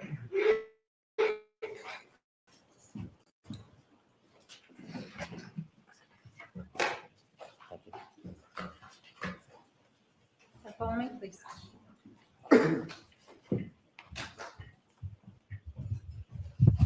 Face the card, raise your right hand, please. You solemnly swear the honesty of the court and during the case now hearing the truth, the whole truth, and nothing but the truth, so help you God. I do. Good afternoon. Your Honor.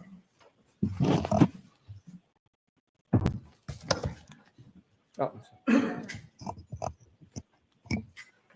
All right, Mr. Brennan, whenever you're ready. thank you. Sir, could you please introduce yourself to the jury? Yes, my name is Paul Gallagher, For the court reporter, would you mind spelling your last name? Gallagher. Mr. Gallagher, do you presently work? As a police officer, I'm retired. When did you retire? August 31st, 2024. When you retired, what department were you working for? Canton Police Department. How many years had you worked for the Canton Police Department upon your retirement? I was credited with 32 years, 8 months of service. Did you have a particular rank when you retired? Yes, I was a lieutenant. I want to go back to the beginning of your law enforcement career and share your background with the jury. When did you begin your career in law enforcement? I became a permanent intermittent police officer in Canton in 1992. What a permanent intermittent police officer is, it's basically a part-time police officer. You're required to attend a 16-week part-time academy. Your duties include regular patrol duties that a regular police officer would do, but you're only utilized during special events, short staffing, and you're allowed to work paid traffic details. Did that status change at some point? It did in 1994. 1994, were you a patrolman? Yes, and that required me to attend a full-time 18-week police academy. In addition to the police academy, did you continue your training over the years? Yes, I did. Can you share with the jury some of the training that you would attend over the years? Oh, sure. So I did constitutional law. I did interview and interrogation, terrorism, international terrorism, domestic violence, buccal swabbing, and DEA basic narcotics course. And last duties were I did background checks, so I attended background training, and I did internal affairs. Before I talk a little bit more about your experience over the years and your progress through the Canton Police Department, I'd like you to share with us generally and briefly the structure of the Canton Police Department. The Canton Police Department, how big is it? How many officers are typically employed by Canton at the same time?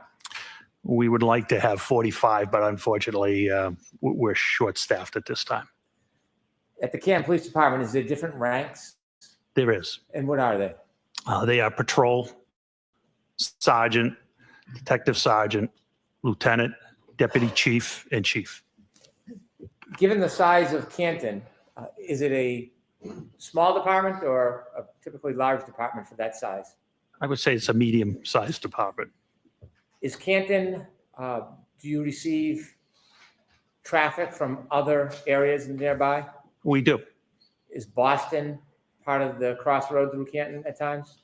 It is. Route 138 runs from Boston, and it goes all the way down to the South Shore through Brockton, Taunton, et cetera. Other cities or towns nearby that bring traffic through Canton as far as law enforcement is concerned? They do, and other states. 95 runs through Canton as well and brings up traffic from Rhode Island.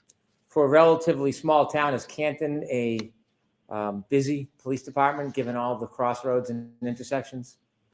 It can be very busy at times. You mentioned in Canton that there are different ranks. You started as a patrol officer. Yes. Did that change at some point? It did. When? July of 2001, I became a detective. Did you have any particular or special training to become a detective? I started attending how to dust for fingerprints. My focus was narcotics. I had several narcotics classes. Did you engage in those type of investigations on behalf of Canton? I did. Did you work with other agencies? I did in 2005. I started working with the Drug Enforcement Administration in 2006. I was assigned as a task force officer for the DEA, initially out of Worcester Tactical Diversion Squad, which their mission goal was to eradicate OxyContin and oxycodone distribution at that time. It was during our oxycodone phase. In 2008, I was moved to Boston Division, and there we focused on all narcotics, not just oxycodone, heroin, cocaine, et cetera. How many years did you spend as a detective before you received your next promotion? Approximately 15 years. What happened next in your career as far as progress? I took the sergeant's exam and I became a sergeant. In order to become a sergeant, do you have to pass an exam? An exam and an assessment, yes. Is that enough to become a sergeant, or is there another process you have to go through? That's where they rank you after the exam and the assessment. What year did you say you became a sergeant? I became a sergeant in 2017. Was that your first supervisory position? Not actually. I also worked as an officer in charge, which you're not technically a sergeant, but when there's no sergeant to fill the shift, they'll use experienced officers to work as a sergeant, and you receive sergeant's pay. How long did you work as a sergeant for at the Canton Police Department? I worked as a sergeant for 1 year till 2018, and I was promoted to detective sergeant. As a sergeant, did your duties change or expand from that of detective? I was still assigned to the Drug Enforcement Administration at that time. And you just shared a year later, you were promoted to lieutenant. Did you have to take and pass an exam for that? That was detective sergeant, and I did not have to pass a test for that. Did your duties and responsibilities expand when you became lieutenant? Yes, I was brought out of the DEA to work in Canton specifically. Were there other lieutenants on the Canton Police Department when you worked as a lieutenant? I became a lieutenant in 2021. At the time, there was 3 other lieutenants. Were there any other officers above lieutenant at that point? There was a deputy chief and a chief. In 2022, January, were you a lieutenant? I was. Your duties and responsibilities, do they include actually going to scenes, or was it purely supervisory? It was supervisory, but we were expected to respond to scenes. What do you mean by that? Our chief expected a supervisor on scene at all times, at all scenes. Even if there was a ranking supervisor like a sergeant, were you still as a lieutenant expected to go to scenes? Oh, yes. Did you do that often? Yes. I want you to take us to January 29th, 2022. Were you working the overnight shift from January 28, 2022 into January 29, 2022? I was the outgoing lieutenant. I did not work into the 29th. I was the last lieutenant to work on the 28th. In the early morning hours around 6 a.m., were you on shift or off shift? I was off shift. Were you planning on working that morning? I was planning on working later that day, yes. Do you remember what the weather was like that early morning? Yes, there was a nor'easter, which was snow, wind. Did anything interrupt your plan of working later that day? Yes. Tell us what happened. Shortly after 6 a.m., I received a call from Sergeant Sean Good of the Canton Police Department. After you received a call from Sergeant Sean Good, were you informed about a situation? I was. Were you told any basic details of where and what? Yes. Without sharing the actual conversation, where was this situation taking place? I misunderstood the situation. I thought it was on Meadows Ave in Canton. I later found out through dispatch that it was actually Fairview Road. When you heard that there was a situation in Canton, did you decide to change your plans about when you would come in? Yes, I responded. Why did you respond? That's the expectation our chief had for us. When you go into work, do you use a police cruiser or do you use your personal vehicle? On this particular day, I used a personal vehicle because of the weather. Was that different than typical? Yes. And why would you use a personal vehicle instead of a police cruiser? It was larger. It was 4-wheel drive. It was the only way I probably would have got there to the scene. After you received the call about a situation, tell us what you did. I loaded up the car with a tent, and I drove to the Canton Police Department, and I got some winter gear from the office, and I got on the radio and advised Sergeant Sean Good, who was at the scene on Fairview, that all officers were held to further notice. What does that mean?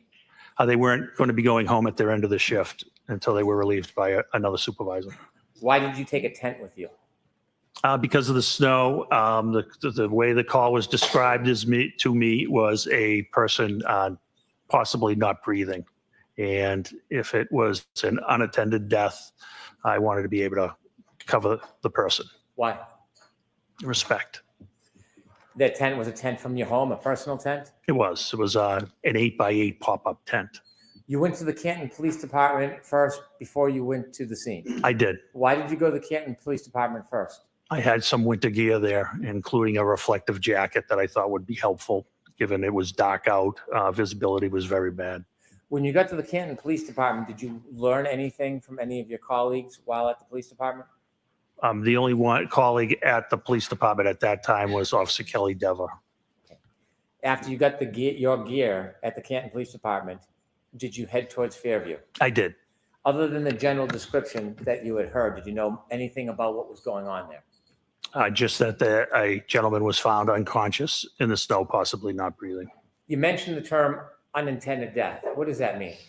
An unattended death is a death where someone dies alone, and you don't know the reason. It doesn't mean there's foul play. In fact, 99% of the time, it's natural causes. Is there a process for the Canton Police Department when they learn of any death, unintended or not? Is there a process you need to follow? Yes, there is. And what is that process? That's to call the Norfolk County DA's office, their CPAC unit, Crime Prevention and Control. They have jurisdictions over deaths and unattended deaths. You mentioned a CPAC unit. What type of officers or law enforcement is the CPAC unit? It's manned by the Massachusetts State Police. Are you required by statute to contact CPAC or the Massachusetts State Police, even if it's an unintended death? Yes. Did you follow that process? Sergeant Lank followed that process. Is that one of the officers who worked under you? Yes, that is correct. Did you know if Sergeant Lank was at the scene when you were leaving Canton, or did you learn at some point when you got there whether Sergeant Lank was at Fairview? When I got there, I saw the black Toyota Tundra, which is operated by our detectives there, and then I saw him. When Canton Police Department first contacted the Massachusetts State Police or the CPAC unit about the information, do you have an understanding whether or not the Massachusetts State Police were going to respond or not? They were not responding.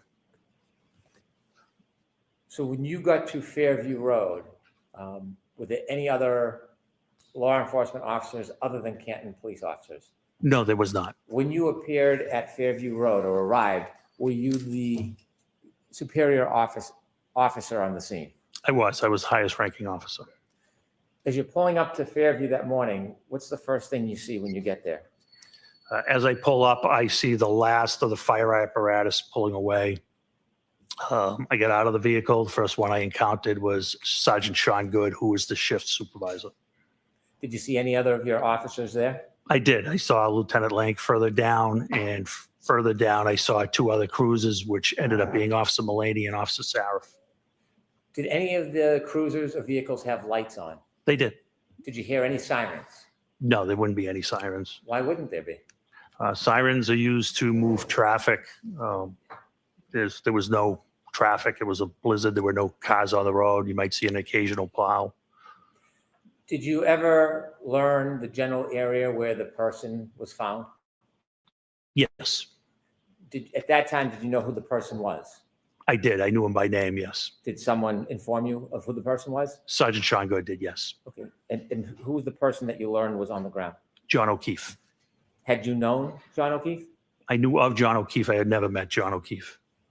When you first arrived at Fairview, was Mr. O'Keefe still on the ground? He was not. Was he at the scene? He was not.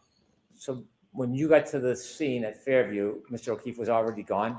Yes, he had been transported to the hospital.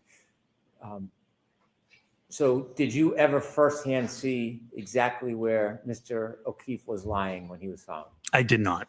Did anybody point out to you the general area? Yes. Did you have a chance at that point to, well, obviously you didn't have a chance to examine or look at Mr. O'Keefe. Mr. O'Keefe was found outside. Did you go look at the particular area? Yes. Can you describe the area that was shown to you where Mr. O'Keefe was found? Sure. It was on the left side of the property of 34 Fairview. You could see where first responders and witnesses and police officers had walked up to the area It was by a flagpole on the property line of number 32 Fairview. What was the lighting condition at that point in that area? It was dark. It was sun was coming up, but due to the weather and the cloud cover and the snow, its visibility still was not great. Were the law enforcement vehicles providing any light for the area? No.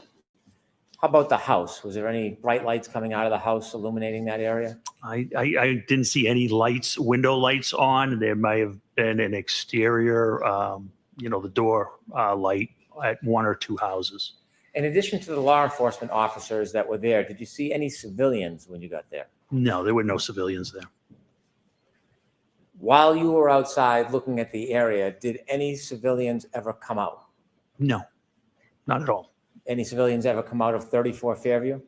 No, How about next door, 32 Fairview? Did you ever see any civilians come out of that address? nobody ever came out of the house. Across the street, is there homes across the street from 34 Fairview? There is. Did you see anybody come out of either one of those houses? Did not see anybody come out of those houses. When you were outside and you were shown the area where you were told Mr. O'Keefe was found, did you try to do anything regarding that area to identify the area itself? I'm sorry, can you ask that again? Yes. The area where you were told Mr. O'Keefe was found, did you try to do anything around that area to identify the area? Well, it was marked out with crime scene tape at that time. And what I saw was pink blood, and it was in a circular pattern. Was the crime scene tape holding up at all? No, it was not. It was blowing wildly in the wind. And at one point, it was actually blowing in. It was triangular, and it was actually blowing into the crime scene. Was the tape helping at all? No, it was not. Was there any use putting a tent up at that point? No, there wasn't, not due to the high winds. Did you learn whether any of the officers had, at any point before you got there, gone into Fairview Road? Yes. Who did you learn went into Fairview Road? Both Sergeant Good and Detective Sergeant Lake went into Fairview Road.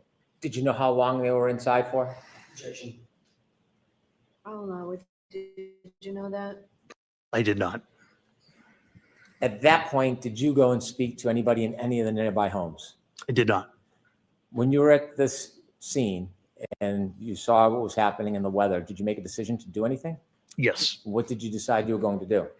Since the state police were not responding, I decided to process the area where Mr. O'Keefe was found and try to find out why he had the medical episode he was having. If you understood this to be a medical episode, and at that point you didn't have any information it was a crime scene, why were you taking the time and effort to process the scene under these conditions? Because that's what we do. Even the hospital, there could be a reason that there's obviously a reason he's there. I think we had a duty and obligation to check around where he was found and see if there was any explanation to what caused his medical condition. Did you focus on a particular area when you decided to look around? I did. What area were you going to look at? Where it was pointed out he was found and where the blood pattern was. Were you thinking about looking in any other areas around that? Not at that time. Why not? We didn't have any reason to. We only had the area where he was found. And at that point, did you have any idea what caused his injuries? We had none. At this point, when you were pointed or you're looking at the area where Mr. O'Keefe was found, was the area getting covered up at all? Yes, it was. With what? Snow. How quickly? Very quickly. I believe it was forecasted to come down to 1 to 2 inches an hour, if I recall. Did you have any idea how hard the ground was at that point? It was frozen. Did you have any idea? It was frozen. I'll allow it. How deep was the snow covering that frozen ground? Approximately 4 inches at that time. When you want to look around the area, did you consider using a rake or a shovel? I did. And did you? I did not. Why didn't you use a shovel at that point? I was afraid I would miss something or possibly break something. What could you break with a shovel? Anything, glass or anything of that nature. What was your decision about how you would search that area? What did you want to see? I wanted to see anything that was possible, whether it was any type of weapon or any type of medical bottle or any reason that he could have come to where he was. Did you think of a way that you could look below the top of the snow without unresting the scene? Yes, I did. And what did you conclude? Because of the blood, the pink spots I thought might be blood, I thought a leaf blower would be the best method because I have seen it used and to remove light layers of snow, and it can be controlled.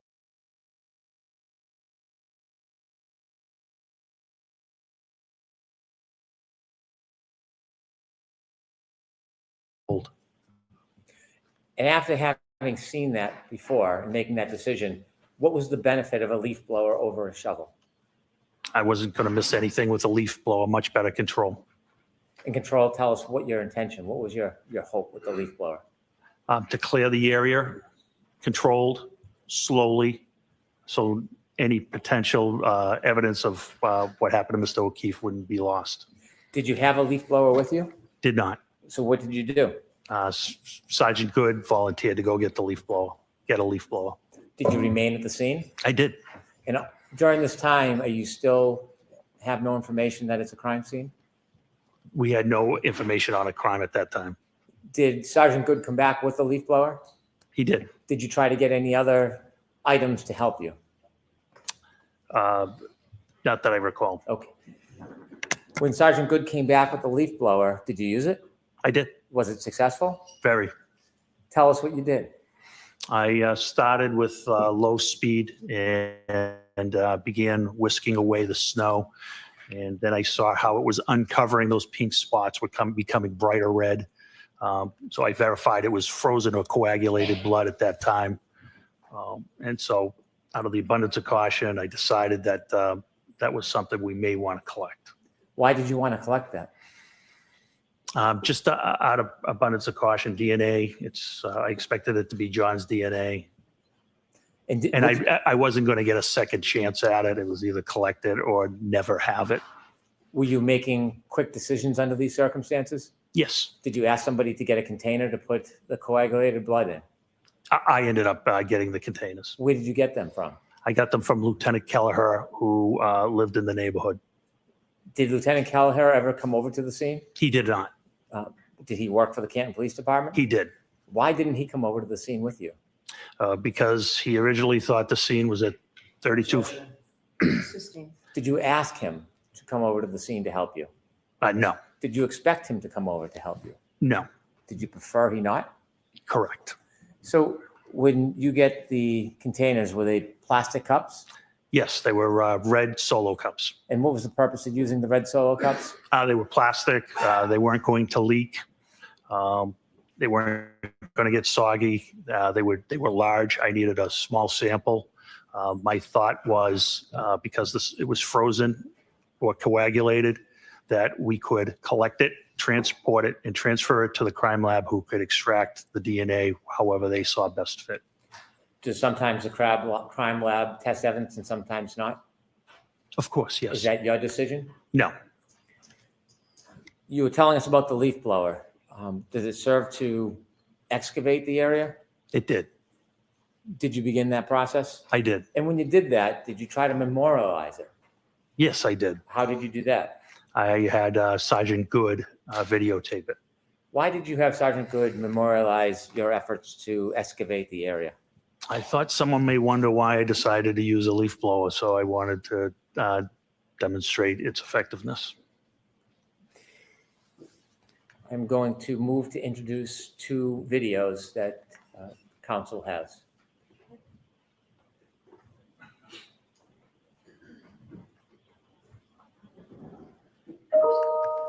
So there's no objection to these videos, right? No objection. Exhibit 51. Thank you.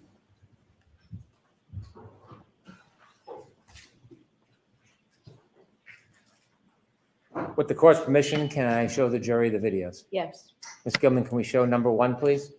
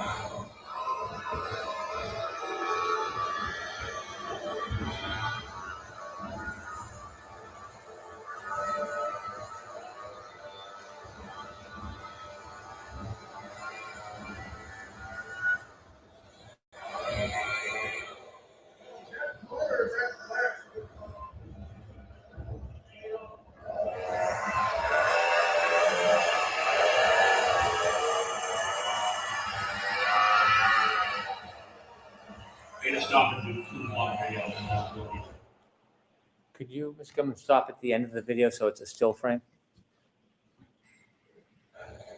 That's good right there. Sir, who's the person holding the leaf blower? That is me. Did the leaf blower work as you had hoped? It was great. You see other footprints around that area. Correct. Do you know how those footprints got there? Some of them were from first responders. Some of them were for witnesses. The ones up top by the flagpole were for when the officers put out the crime scene tape. Did officers try to wrap the crime scene tape around the flagpole? They did wrap it around the flagpole, yes. I see. And from that vantage point, could you see the side and front yard? Yes. Did the side yard have any footprints or evidence that anything was dragged through the side yard? No, not at all. How about the front yard? Did the front yard have any evidence that anybody had walked across it or dragged anything across it? It had one set of prints from Sergeant Lang. Other than Sergeant Lang's footprints across the front yard, was there any other impediment? No, not that I saw. I'm going to ask if we could see the second video, please, Ms. Gilman. Could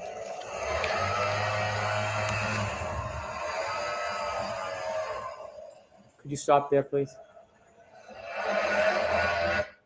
You see the end of the leaf blower? I do.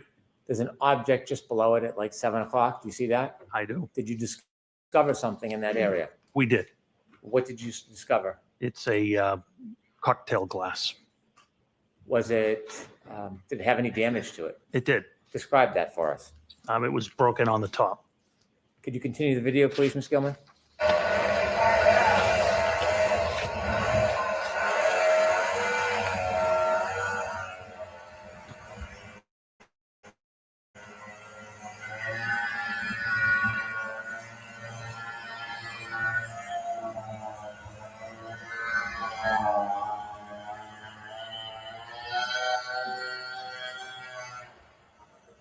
Stop, please.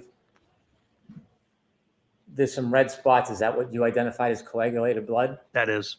Below some of those spots and to the left, there's an area that's not white. It's brownish. Do you know what that is? That's, I believe, just bare ground. If we could finish the video, please.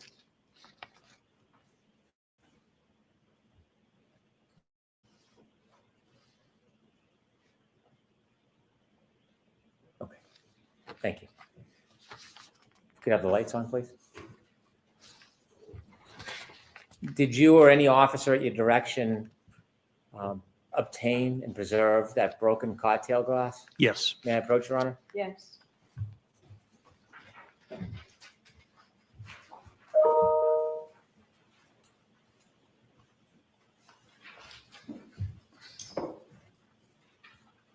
Sir, I'm showing you two photographs. The first photograph, do you recognize what's in that photograph? I do. What is it? It's a after we exposed the broken, I exposed the broken glass. Is the broken glass depicted in that photograph? It is. Is that similar or substantially the same way it appeared to you that morning? That's exactly how it appeared. Yes. Do you know if that photograph was taken as a still image of the video or not? I do not. Okay. Second photograph, can you take a look at that? That's a close up of the cocktail glass. Of the same photo?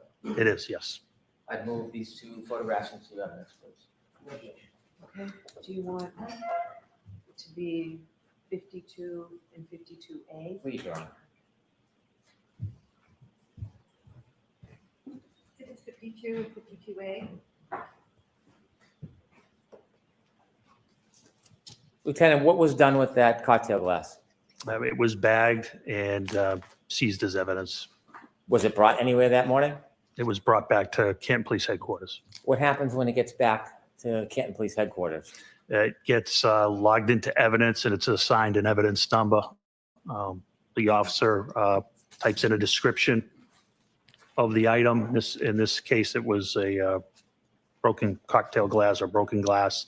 And once he hits the space bar, it automatically generates a property number for it.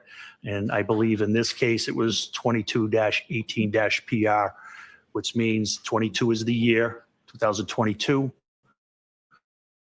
18 is how many pieces of evidence the department as a whole had collected that year so far. And PR, I believe, means property room. Why is it assigned a particular number? Everything is assigned a number by the computer. You said it's brought to the evidence room. Is that a separate or a special place? So we have two rooms. We have a temporary evidence room, and then there's a permanent evidence room. Only two people have access to the permanent evidence room. Is there a reason why access to the evidence room is limited? There is. Why? For security. Even in a police department, the evidence room is limited as far as people who have access? That is correct. In the evidence room, is there an officer assigned as an evidence officer? Not full-time. There is an assigned admin sergeant who is assigned as the evidence officer. Does anything happen specifically with the evidence? Is it packaged or stored in any particular way? The glass was put into a locker, I believe, and temporary evidence. And then it's the evidence sergeant's job to retrieve it. But in this case, we were going to transfer it to the state police. Was it transferred to the state police at some point? It was. Were you part of the transition of that item to the state police? I was. And when was it transitioned and to who? It was on February 1st, 2022, and it was to a criminalist from the Massachusetts State Crime Lab. Do you know who the criminalist was? I don't know the name, no. Did the criminalist come to your department or did you bring the item to them? They came to our department. In addition to the glass, there was plastic cups with coagulated blood? That's correct. What did you do with those cups? Those were placed in temporary evidence and placed in a refrigerated unit. To carry them from Fairview to the police department, did you hold the actual cups or did you put them in something? Nope, they were stacked in a bag. What type of bag? It was a craft paper bag. In this particular case, we utilized the Stop and Shop bag. Is that any different than a bag from the police department?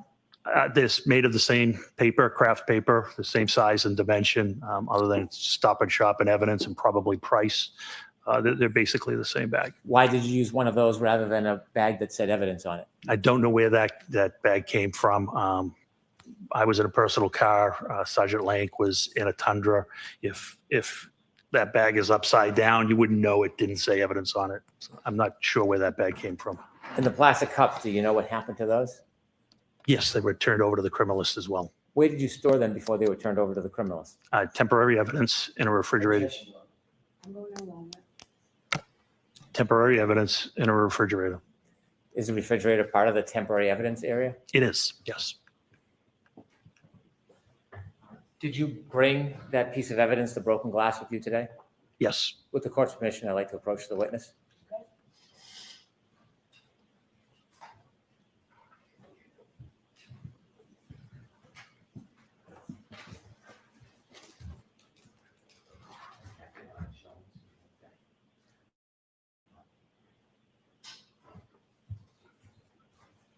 Handing you a box, gloves, and some scissors. Let me ask you about that box. It has red tape on it. Why? It's a secure and transfer of custody.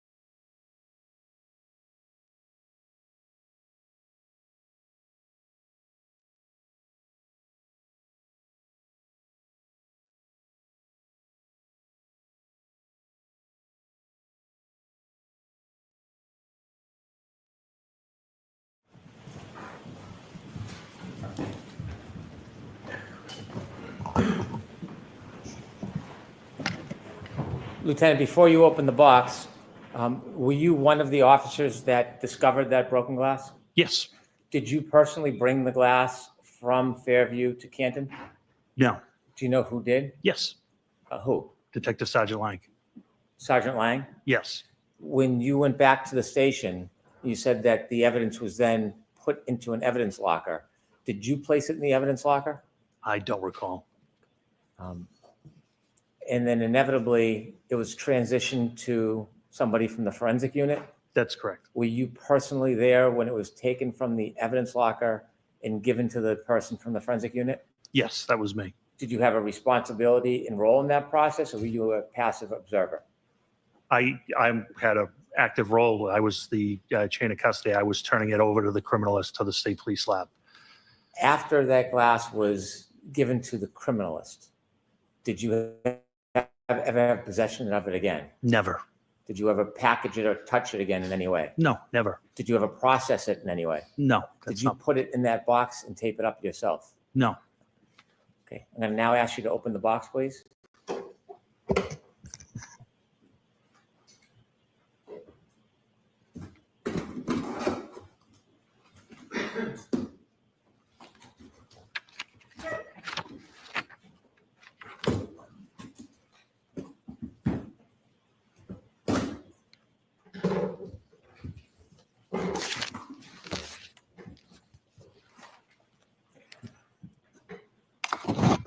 Is there an item in that bag? There is. Would you please open the bag and show us what's in that bag?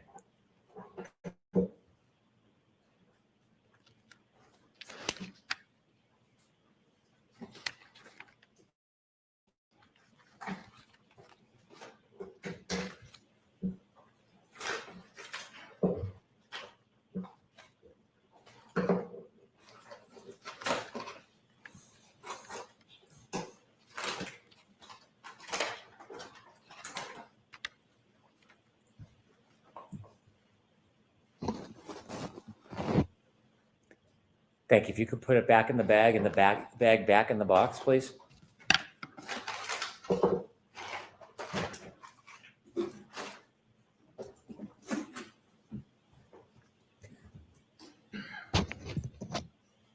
Lieutenant Gallagher, does that appear to be the same item that you found in the area where John O'Keefe was at Fairview that morning?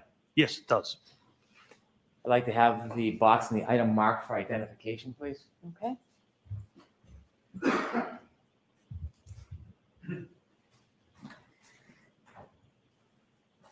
the queue for ID. Thank you.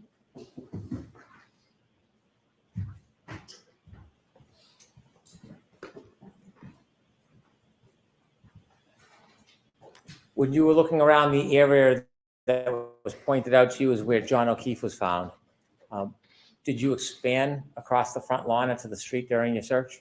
No, we didn't, with the exception of uncovering the 6-foot asphalt berm. Did you say 6 foot or is it? Excuse me, 6-inch. What's a berm? It's basically a curbing, but it's made of asphalt. It's curved. You probably have seen it. It's asphalt. It's curved. It separates the street from property line. Why did you clear that piece? Wanted to see, we were trying to find out why John was having a medical issue, and we didn't know if he could have tripped over a curbing or what turned out to be an asphalt berm and possibly hit his head. After you made efforts to look in that area, did you return to the Canton Police Department? I did. About what time? It was shortly after 8 a.m. After you returned to the Canton Police Department, did you receive any information or have a reason to return back to Fairview? Yes. About what time? A little after 9 o'clock. Why did you go back to Fairview after 9 o'clock? Sergeant Lank got a phone call that Jen McCabe had more information. And where did you understand Mrs. McCabe was? At 34 Fairview. Did you go back to 34 Fairview? I did. Did you go with anybody? I went with Sergeant Lank. Did you travel together or separate? Together. When you got back to 34 Fairview outside, what did you do? We parked in the driveway. We walked up, and next to the garage, there's a side door. I don't know if we rang the bell or not, but Brian Albert, the homeowner, answered the door. As you walked up to the door, did you have a chance to look around at the doors in the area in front of that side door? Yes. Did you see anything out of place? No. You've been a police officer at that point for a long time? Yes. Do you receive any training in observing areas or people? Always. What type of training? What are you told to look for when you're speaking to people? I've been BOSAR trained, which is behavioral observation, suspicious activity training. And you look for clues when you're speaking to people, whether they cross their legs, cross their arms, there's certain behavioral characteristics. At this point, did you have any understanding that this would later be a crime scene? I did, yes. What happened? Can How you- did you come to that conclusion? Oh, not at that time. Oh, not at that time? No, Okay. not at that time. When you went into the house, what part of the house did you go into? I went into the room. It's adjacent to the kitchen, and I stood there with Brian Albert. Can you describe what kind of room that would be? Yeah, it was just a typical family room type room. It was not large. It was between the garage and the kitchen. You met with Brian Albert? Brian Albert answered the door and let us into the house. Did you understand what his relationship was to that house? He was the homeowner. Did Sergeant Lank walk in with you? He did. Did he stay in that living area? No, he went to the kitchen area and sat down with Jen McCabe. Could you see the kitchen area from where you were? I could see a portion of the kitchen area. Did you see anybody else in the kitchen area with Mrs. McCabe and Sergeant Lank? There were people in the kitchen area. There was nobody with Sergeant Lank or Miss McCabe. Could you hear their conversation? No. Were you trying to listen? No. Were you speaking to Mr. Albert? I was. Did you take the time to make observations of him? Objection, Your Honor. I'll allow it. Did you take the time to make observations of him? Yes. Did you speak to him? Yes. Did he speak to you? Yes. Was there anything about his mannerisms or affect that caused you any concern? No, it was just a social conversation. There was nothing of concern at all. Was there anything about it that caused you to hone in or be concerned? No. I'll allow that. No. Did you get a chance to look around that living area at the Sure. items? I didn't look around, just with my eyes. Did you get to see that area? I did. Did you see anything broken or looked out of place? No, nothing. Anything that caused you any type of concern? Nothing. When you looked towards the kitchen, did you see anything that looked different or suspicious in any way? Nothing. Was the interaction, did it cause you any alarm or concerns? No.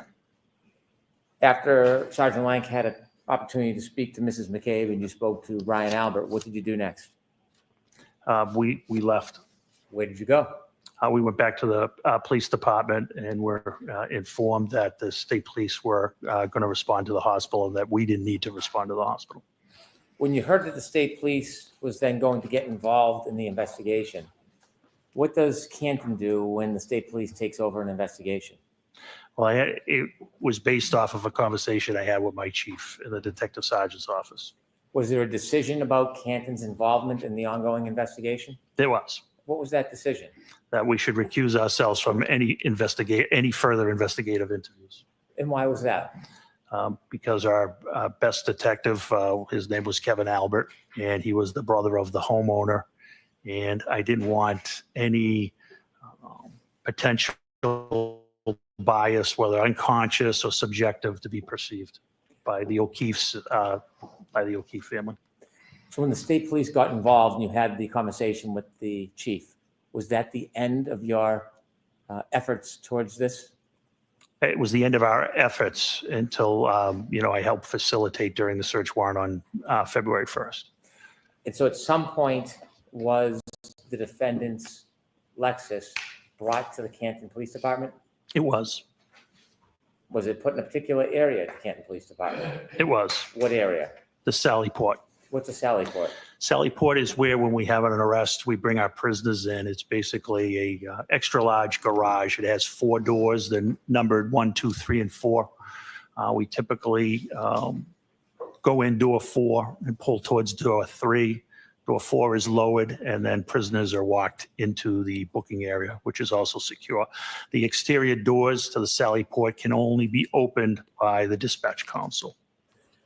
When crime scene services came to look at the car, was that the same day, the 29th, or later time? No, it was February 1st. Did the Lexus remain in the Sallyport area from the 29th until February 1st? Yes. When representatives from the crime lab from the Massachusetts State Police came on February 1st, who provided them access to the Lexus? I was one of the people there that was there. I don't know if I provided them direct access, but I certainly would have. And I assisted them if they needed things. That's when the chain of custody, the exchange of custody for the blood samples and the glass occurred as well. And during their processing of the Lexus, were you there for parts of it? I was in and out, yes, but I did not partake. Thank you very much.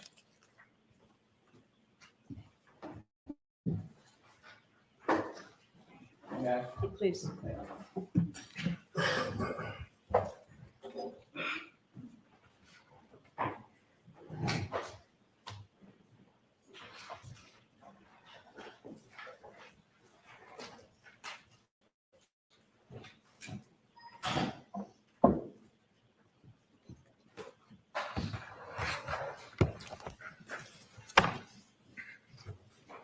Mr. Jackson, is this video up there yours or is it the Commonwealth? It's not mine. Or is it? All right.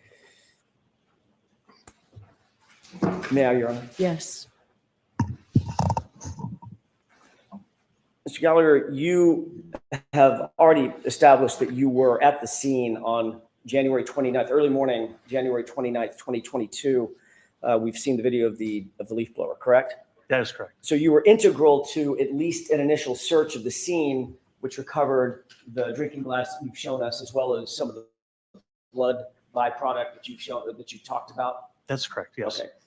You were the ranking person on the scene. You've already described that. Yes, that is correct. There were also several other officers from Canton PD who were there with you.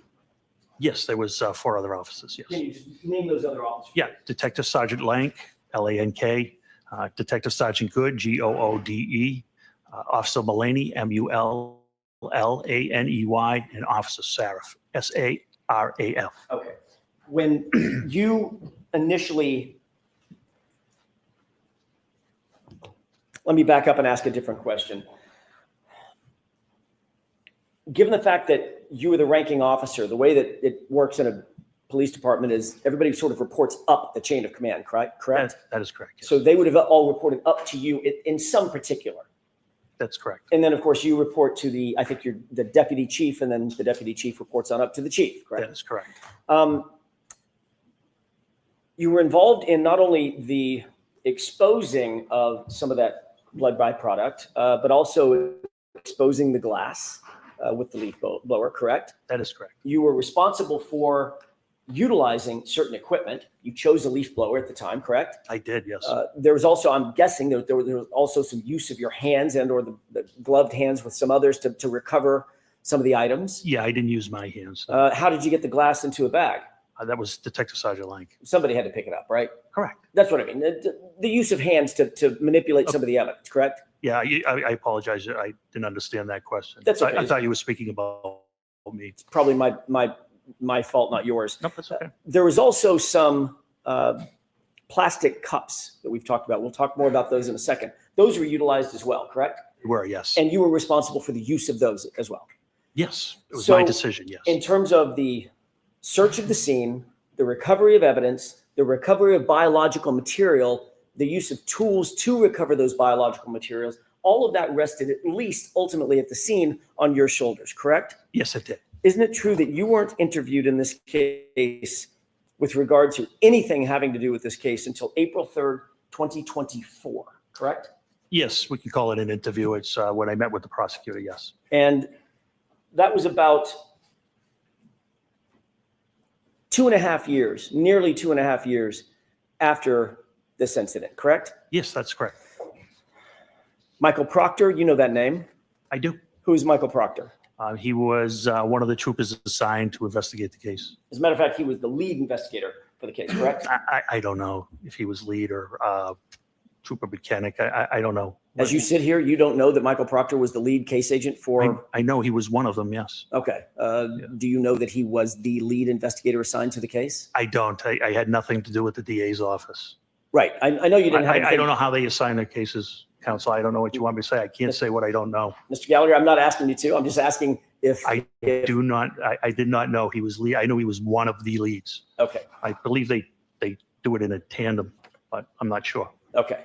He may have had a partner, correct? That is correct, yes. But it's not unusual to have a lead case agent, the person who's responsible for most of the search warrant writing and the memorialization of documentation of evidence collection and the movement of evidence and booking into evidence, things like that. That is correct, but I don't know anything about who wrote their affidavits or who logged their evidence in. I wouldn't know that.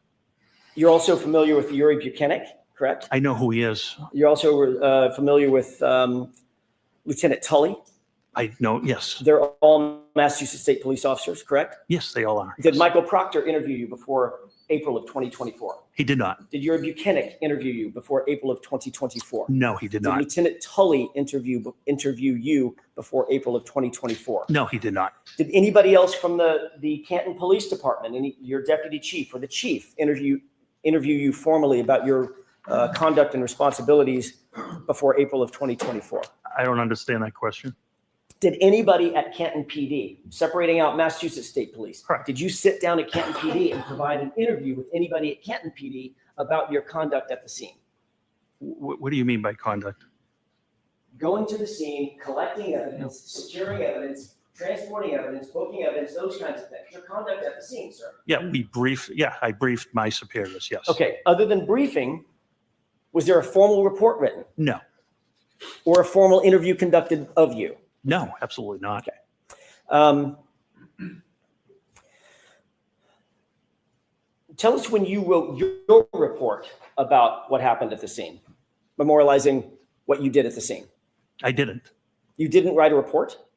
About the scene that day at the scene? Correct, about this investigation. I only did the metadata report. I did not write a report at the scene. You never, in fact, the fact is you never wrote any report about what happened at the scene, correct? Correct. You didn't memorialize that in any formal way on Canton PD letterhead to describe what you did and how you did it at the scene? No.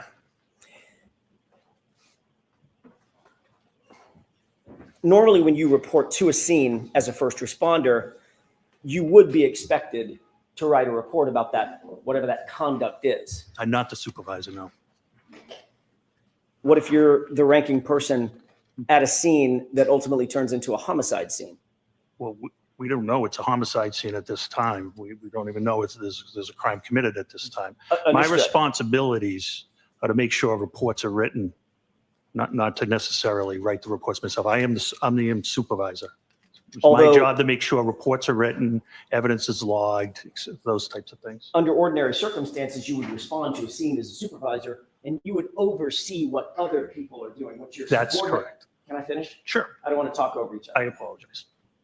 You would want a supervisor oversee what your subordinate officers, whatever he or she might be doing or they might be doing. You're going to oversee that. But they're the ones actually conducting the investigation or picking up evidence or doing the interviews, writing those things back.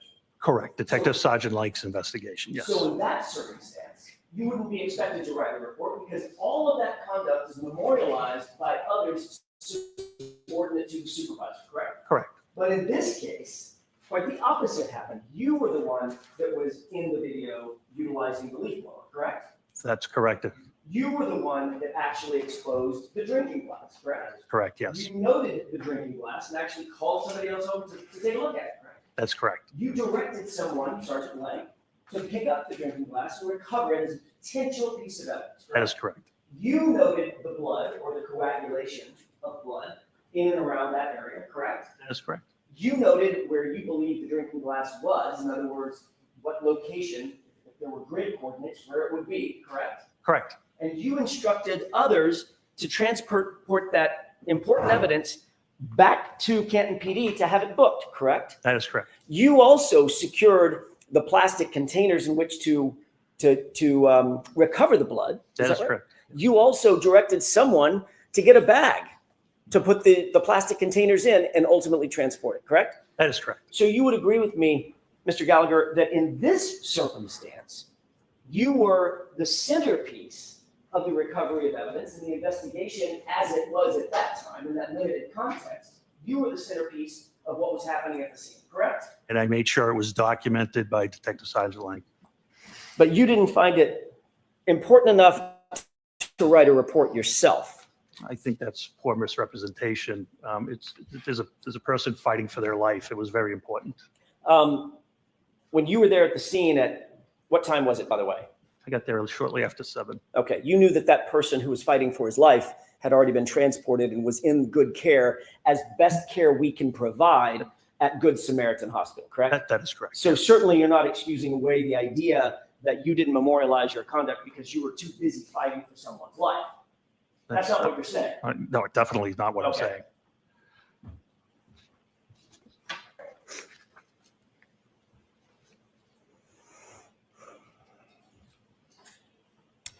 Obviously, reporting to a scene and supervising a scene is one thing, but actually gathering evidence is a whole next level. You would agree with that? Sure. Because just to put a fine point on it, responding to a scene as a supervisor, you want to make sure everybody's doing their duty, but the officer or officers who, for instance, uncover, let's say it's a knife or a gun or some weapon or something like that, actually documenting and picking up that evidence and handling it up in an appropriate way, that is all highly, highly technical. It's very important to get it right and memorialize it all, correct? That is correct. That's why you're highly trained to memorialize and report everything that you do in that regard in a report that can later be used forensically, in other words, in a courtroom setting, to recreate as best you can with as much detail as you can exactly what you did and how you did it and where it was done, correct? Sure. Yes.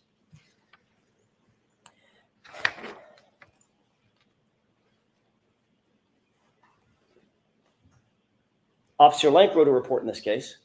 Sure. Did Officer Mullaney? I believe he did, yes. Did Officer Seraph? Yes. Officer Good? Sergeant Yes. Good? Yes. But you did not? I did not.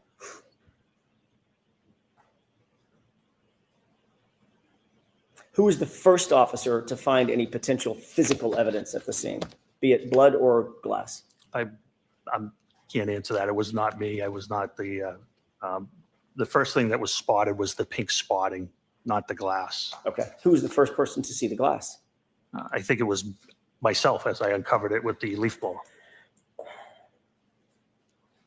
One of the important things that we've talked about, Mr. Gallagher, is documenting the details of evidence recovery, not just the fact that something was recovered, correct? That's correct. So you'd want to know what time of day it was recovered, correct? Sure. You'd want to know who was there and who was around when it was recovered, correct? Yes. You'd want to know what the item is, the condition of the item, right? Yes. You'd also want to know exactly where it's recovered, correct? Yes. In other words, as best you can to pinpoint the exact location where an item was found. That could play a huge role in any investigation, be it criminal or otherwise. It could. It could.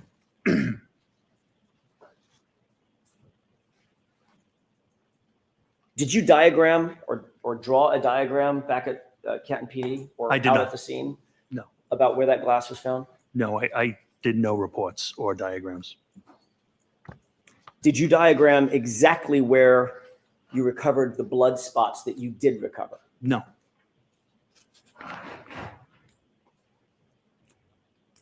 Did you at least, if you didn't write a report, did you at least take notes on a pad about what you were doing? The conditions weren't, it was pretty hard to take notes at that time, but I did not take notes, no.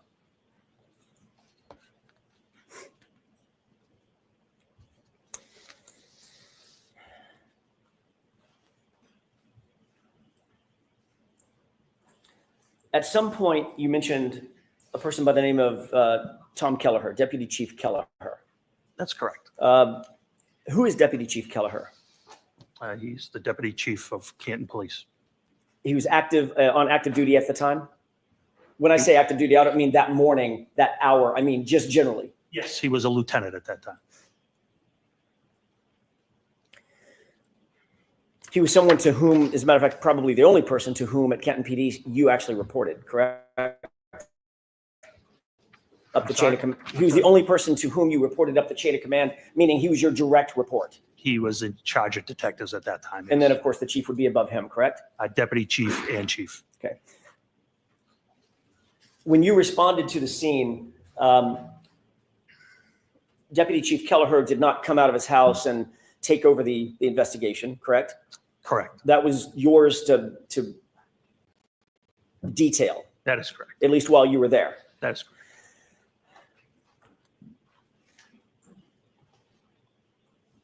So can you describe what you did to preserve the crime scene? I'm sorry, to preserve the scene, because at that time you said you did not know if it was a crime scene. Is that right? That's correct. What did you do in terms of actually preserving the scene for later investigation? What steps did you take? For later, can you explain later investigation? So let me take a step back. Sure. Have you been trained to preserve scenes? Yes. Okay. What's the reason that you want to preserve a scene? What does that mean? Collect evidence. Collect evidence and make sure nothing is disturbed, correct? Correct. Civilians can't kind of traipse through or walk through evidence, correct? That's correct. You've heard the phrase forensically, evidence in, evidence out. Someone traipses through a crime scene, you bring Correct. evidence with you, and you take it back out, whether it's on your shoes or on your feet or your breath or your saliva, whatever it might be. Very familiar with that, yes. Preserving the scene is best efforts, it's best practices to make sure that nothing is moved, touched, messed with in any way, correct? That's correct, and that's what was done here. Okay. What did you do? That's my question. What did you do to preserve that scene? So there were no civilians ever to trample through. Were rescue efforts made on Mr. O'Keefe? Yes, that's priority. So rescue workers do go into any type of scene. Medical life-saving measures come first. Once all apparatus was off scene, the original officers put out crime scene tape to mark an area. And later, it was documented, it was photographed, and evidence was collected. And it was searched by you, at least initially with the leaf blower. Correct. Okay. So you were interested in the area that, by the way, I want to clear this up, make sure I'm not mistaken. You described for Mr. Brennan basically where Mr. O'Keefe's body was. Correct? Yes, yes, You never saw his body in situ. You never saw his body in place. that is correct.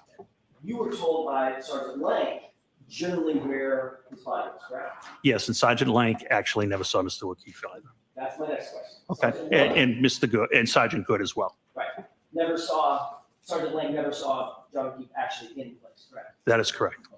So you're receiving information from Sergeant Lank that he did not have personal knowledge of, and then you're providing that information later to crime scene investigators who are trying to establish a diagram or some sort of a chart about where that evidence was, where the drinking glass was, where his body was, correct? No, I never spoke to anybody in that manner about that. Didn't you ultimately go out to the scene along with others at Massachusetts State Police when they had a drone overhead? No, you're mistaken. I can clarify it for you if you wish. Sure. So on February 1st, after the execution of the warrant, they wanted to go down to the scene. It was Trooper Proctor and somebody from the CARS team. I'm not sure of the name.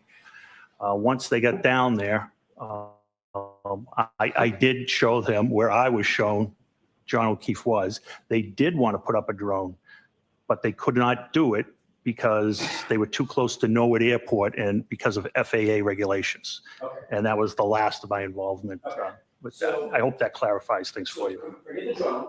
I'm interested in the first part, which was you accompanied Trooper Proctor to the Correct. scene, correct? Correct. There were other members of CARS, C-A-R-S. I think there was one. Crash accident reconstruction section, I'm assuming. Okay, so it's a forensic, a member of MSP who does forensic diagrams, correct? I would say. I don't know if they do diagrams. I don't know what they do. Or reconstruction of some sort. Sure, reconstruction of some sort. So you were there to help provide information about where Mr. O'Keefe's body was found, correct? And be a Canton police officer present in case any neighbors had come out. So you were there to help provide information about, or at least you did provide information to them about where Mr. O'Keefe's body was found. Oh, sure, yes. Except you didn't see Mr. O'Keefe's body, did you? No, I did not. So that was a guess on your part. It wasn't. It was what I was shown. It's the information I had. Yeah, it was the information you were told by Sergeant Blank, correct? Yes. Who also didn't see John O'Keefe in place on the ground at 34 Fairview, correct? That is correct, yes. So his would be a guess also, correct? Well, we're going backwards. So he was told by Sergeant Good and et cetera. So it was information passed along, which is what police officers do. Right. But the police officer that was out there at the scene, who was helping the reconstructionist establish the formal report, and the CARS report was an officer who not only didn't see where John O'Keefe's body was, you got information about where John's body was from someone who didn't see it either. Correct? Can we at least agree No. on that? You have to go back to the beginning. I didn't understand the beginning of that question. Sure, It was very I'll try it long. again. The point is, Mr. Gallagher, you happen to be tapped as the person who is going to assist the CARS folks, the MSP, in creating their CARS, No. ultimately their CARS report. No.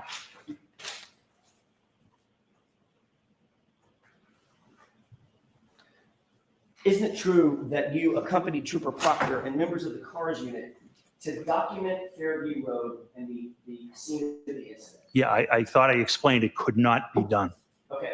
So I'm not I asking wasn't, you- I only went to show them where Mr. O'Keefe was and in case any neighbors came out.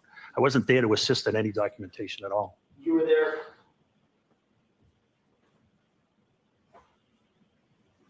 Maybe Brian Tully is.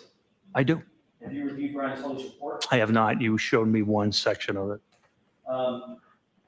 Is it true that what you actually told Brian Tully is that you went with Trooper Proctor, and you're already shaking your head now. I didn't finish the question. No, I got that part wrong? You accompanied Trooper Proctor? no, what's wrong is I was interviewed by Lieutenant Tully. That was a meeting I had with Prosecutor Lally. Okay. Trooper Tully was present. Trooper Tully never asked me any question. I don't recall Trooper I Tully see. ever asking me a question, sir. So let me be a little bit more defined. So in Trooper Tully's report, where he reports what you said, you were actually talking to Adam Lally, my colleague sitting up in front. Correct. Okay. So now we got that cleared up. Let me ask you again.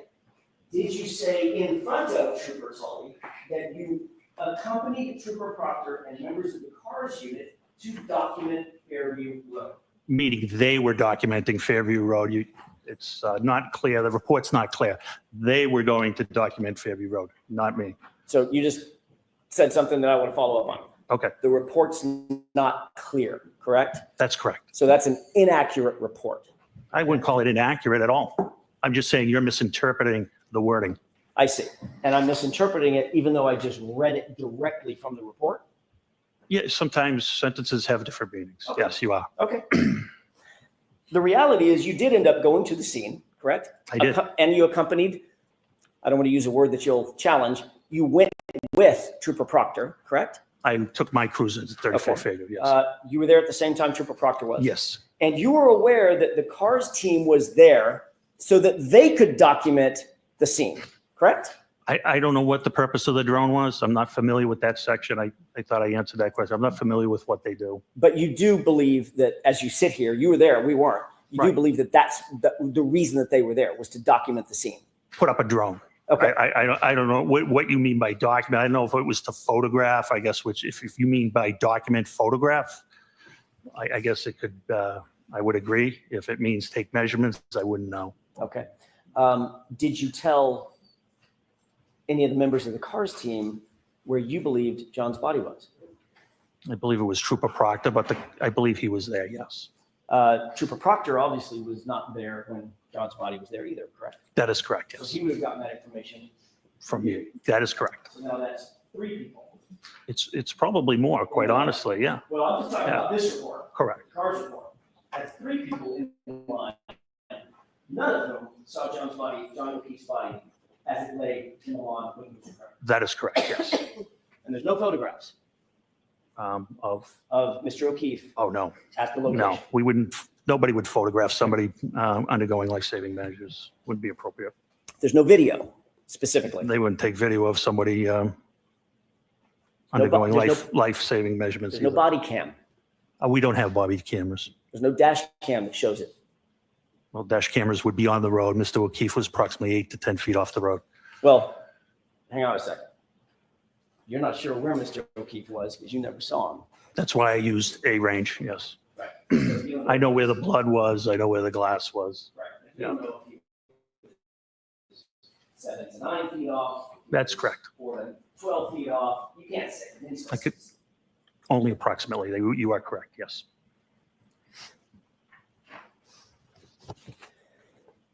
You did meet with Officer Seraph. You met with all the officers when you arrived at the scene, correct? Yes. And Officer Seraph had been there from the beginning of the morning. Yes. Officer Seraph didn't report to you at that time any statements attributable to my client, did He did not know. you later went back to 34 Fairview with Sergeant Lank. That's correct. And you rode back. Did you ride back to Canton PD with Sergeant Lank or separate cruisers? Which time? I I'm apologize. sorry. That's a vague question on my part.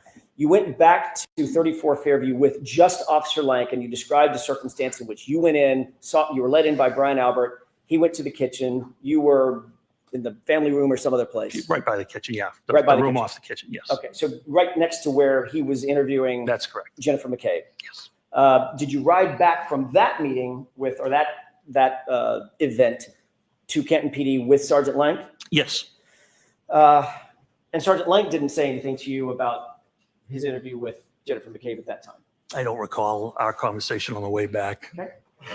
And you didn't write a report about any conversation that you had with Officer Seraph? You didn't write a report about any conversation you had with Sergeant Lank? No, they're responsible for writing their own reports. Got it.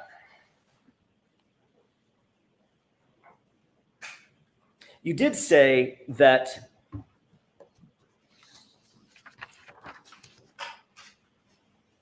let me back up and ask a different question. You testified about a year ago in another proceeding. You talked a little bit about the evidence collection of the biological material, the blood, or I'm guessing at that time, presumed blood. You haven't done any testing.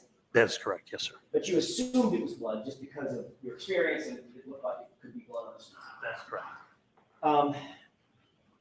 How far were you from Canton PD?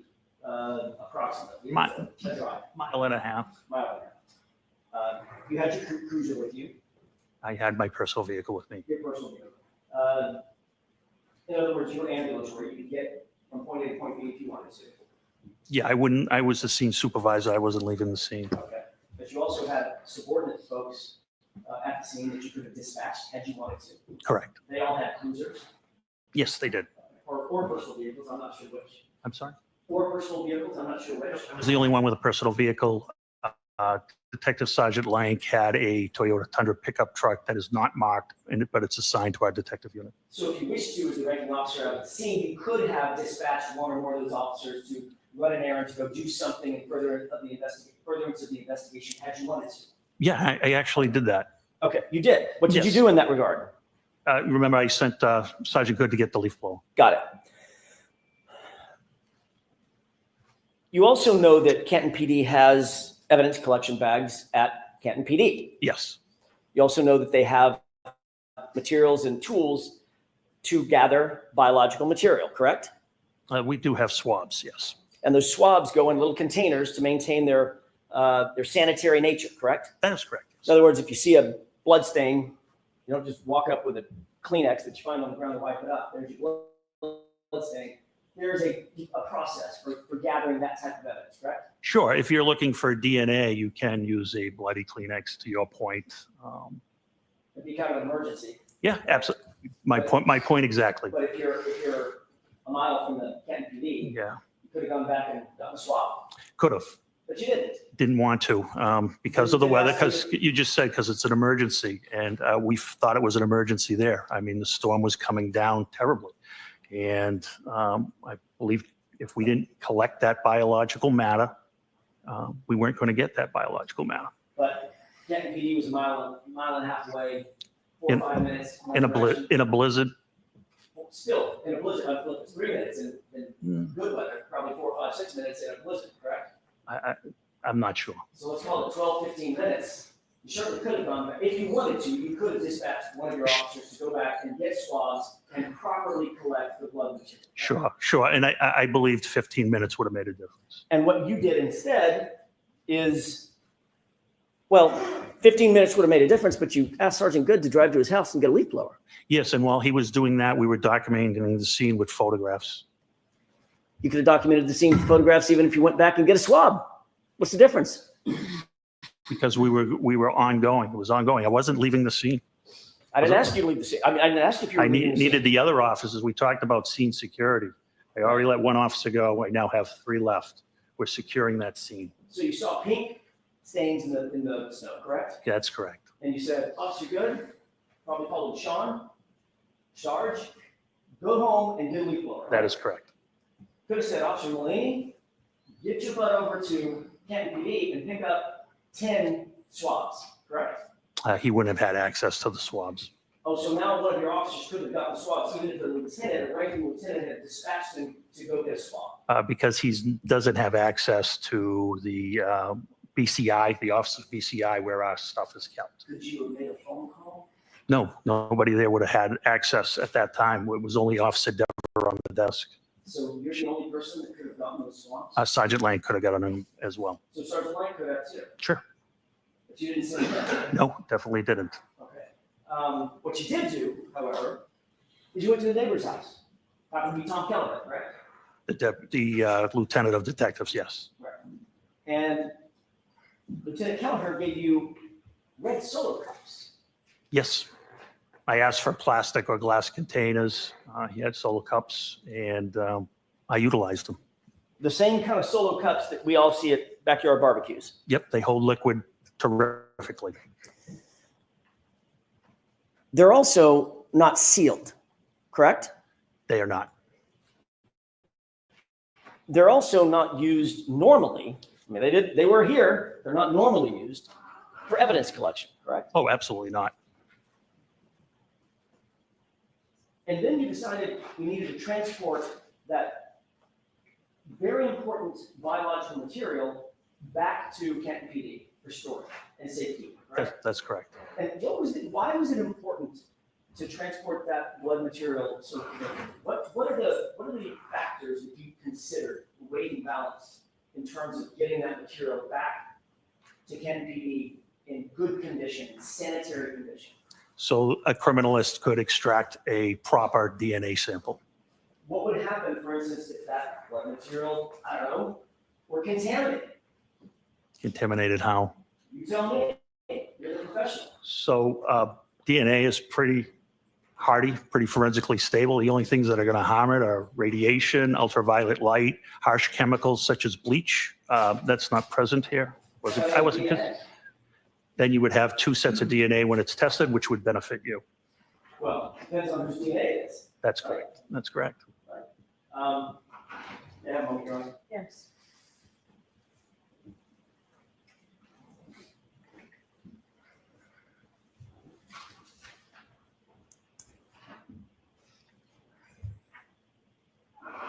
While you were, I'm going to stay on this for a second.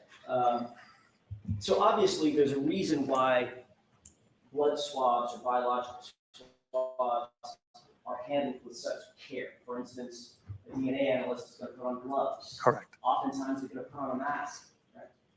I don't know about that. Oftentimes they put on goggles, is that right? It depends what they're testing. Right. Yeah. But when you go out and collect something, you'll see CSI, crime scene investigators, in full body suits when you walk into a crime scene. Yeah, you can. Because you don't want to contaminate the scene with your own hair off your arm or an eyelash falling into a blood stain, correct? That is correct. Right. So there are protocols. I mean, you said just a second ago, Mr. Gallagher, well, it's DNA, unless somebody pours bleach in it, you're pretty much golden, right? That's not quite the fact. And that's not quite what I said. No, it's not quite what you said. You were suggesting that it's hardy enough that it doesn't really matter. No. If it's contaminated or not. If there's multiple people's DNA, it just benefits everybody. No, I simply asked what you meant by contamination. Okay. So it could be contaminated with debris, is that right? Sure, it can. It could be contaminated with other people's DNA, is that right? It can. It could be contaminated with foreign items, foreign either aerosols or somebody's spittle when they're talking, correct? Sure. No. Contaminated with 1,000 things. Hypothetically. Right. Of course, these solo cups didn't have lids on them, right? They did not. They were open? Yes.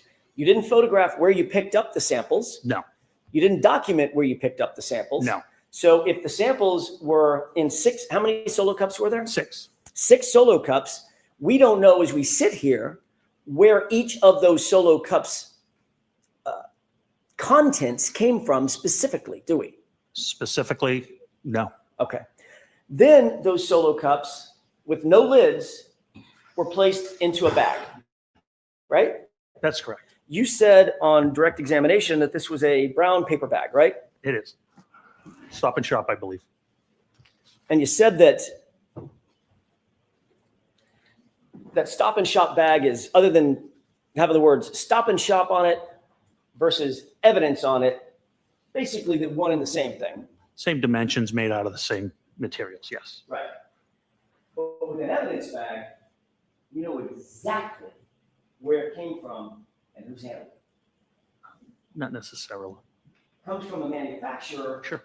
whose job it is to secure those bags so that they are not mishandled, so they can have some sort of bona fides that they're clean and ready to accept evidence in, say, for instance, I don't know, the investigation of a homicide of a police officer.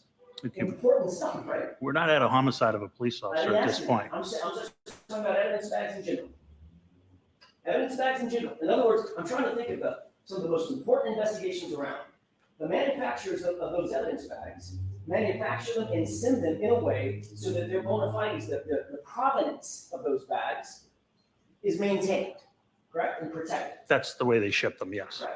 And Kenton PD pays extra money for those bags for that very purpose. I'm sure they do, yes. You mentioned almost tongue in cheek, look, except for the price, Yeah. they're probably pretty close. Yes. There's a reason that there's a price difference, right? What would the reason? What's the reason? Well, it's not the shop, I can go pay 10 cents Yeah. for that bag, because I don't really give a hoot where it's been or who's handling it, right? It's got my milk and my eggs in it, really don't care. Yeah, I don't know. I don't know how they price it because of how they package it. I don't have any knowledge of that. You're the one that mentioned the price. I'm just Oh, trying no, to no, make a point. no. Yeah, I agree with you on that. I'm sorry, we're speaking over each other. Okay. I apologize. I'm sorry, Mr. Gallagher, you gotta wait. Yep.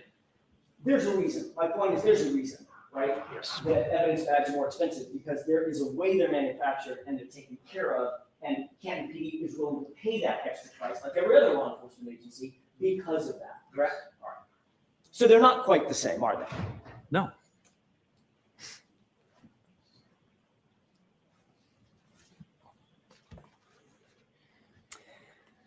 Those solo cups were placed in the evidence bag uncovered. Yes. The evidence bag was then placed in Sergeant Lank's vehicle. It was closed and Sergeant Lang transported it to his vehicle. Yes. Okay. When you say closed, you mean the top of it was rolled up? Correct. Or folded over? Correct. Okay. It wasn't forensically sealed. Not at that time, no. There was no evidence tape that went on it. Not at that time, no. Matter of fact, the cups were still open and could slosh around. Assume they melted. Yes. There's liquid blood and liquid water, like That's correct. snow. That's correct.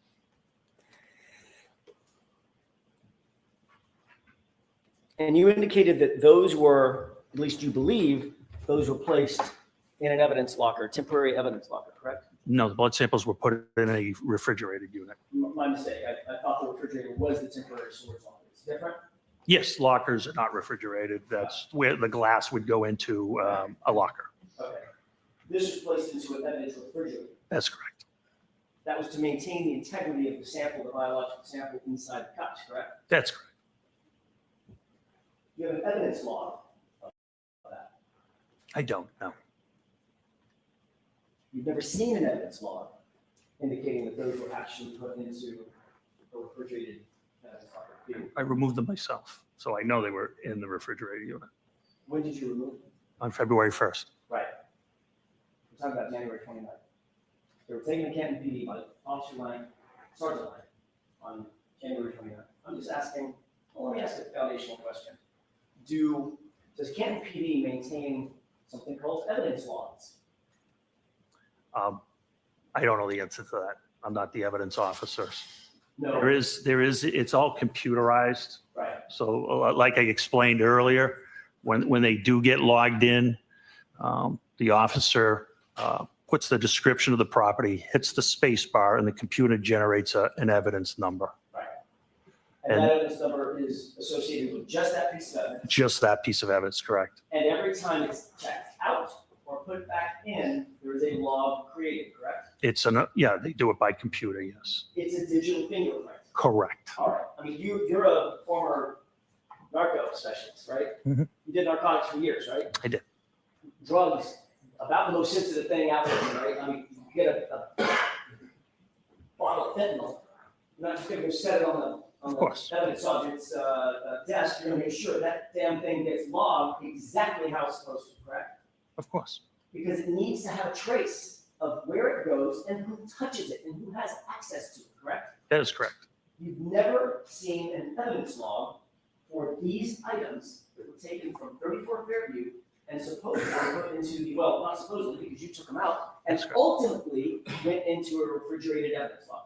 Yeah, I wouldn't have access to the evidence log. Our evidence room is a very strict process. There's only 2 people that can even have access to the permanent, once it goes into permanent evidence. And it's the admin sergeant that changes the custody when it comes out for court, if an item has to come out for court, or it has to be transported to another agency, or if an officer needs it removed from evidence for further inspection, the admin sergeant would take care of that. That's the way it's. Mr. Jackson, you're not going to finish today, right? No, I'm not. In 2 minutes. Two questions, and I'm also. All right, 2 questions. Thank you. That's the way it's supposed to work, correct? Yes. But you've never, as you sit here, you've never seen an evidence log determining where that blood went and who was handling it between January 29th and February 1st. I have never seen an evidence log. That's all I had, Robert, at least at this time. All right, Lieutenant, we're gonna have you come back tomorrow morning. Thank you, Your when Honor. the jury files out, you can file right now. Thank you. So jurors, that's it for today. The same 4 cautions. Please do not discuss this case with anyone. Don't do any independent research or investigation into this case. If you happen to see, hear, read anything about it, please disregard it and let us know tomorrow, and be very careful with your social media use. All right, see you tomorrow. Thank you. All rise for the court, please. Jurors, close your notebooks, follow me. Goodbye.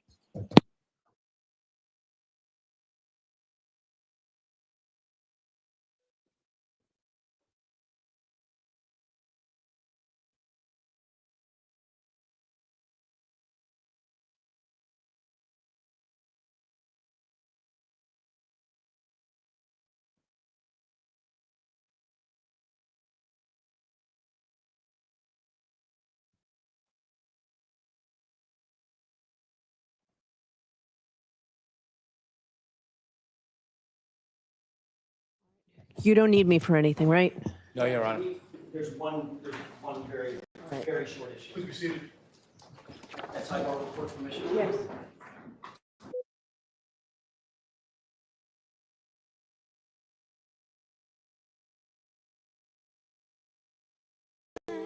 Can't hide from hillbilly crime.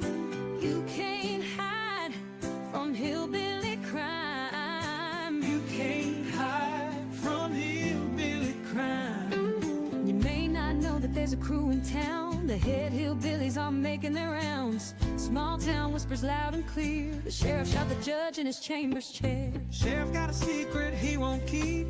Judge shot dead in his disbelief. A lot of people have some stories to tell. Dark pass away, get the sound of a shotgun shell. All the secrets spill on down. Voices loud in this old town. From the courthouse to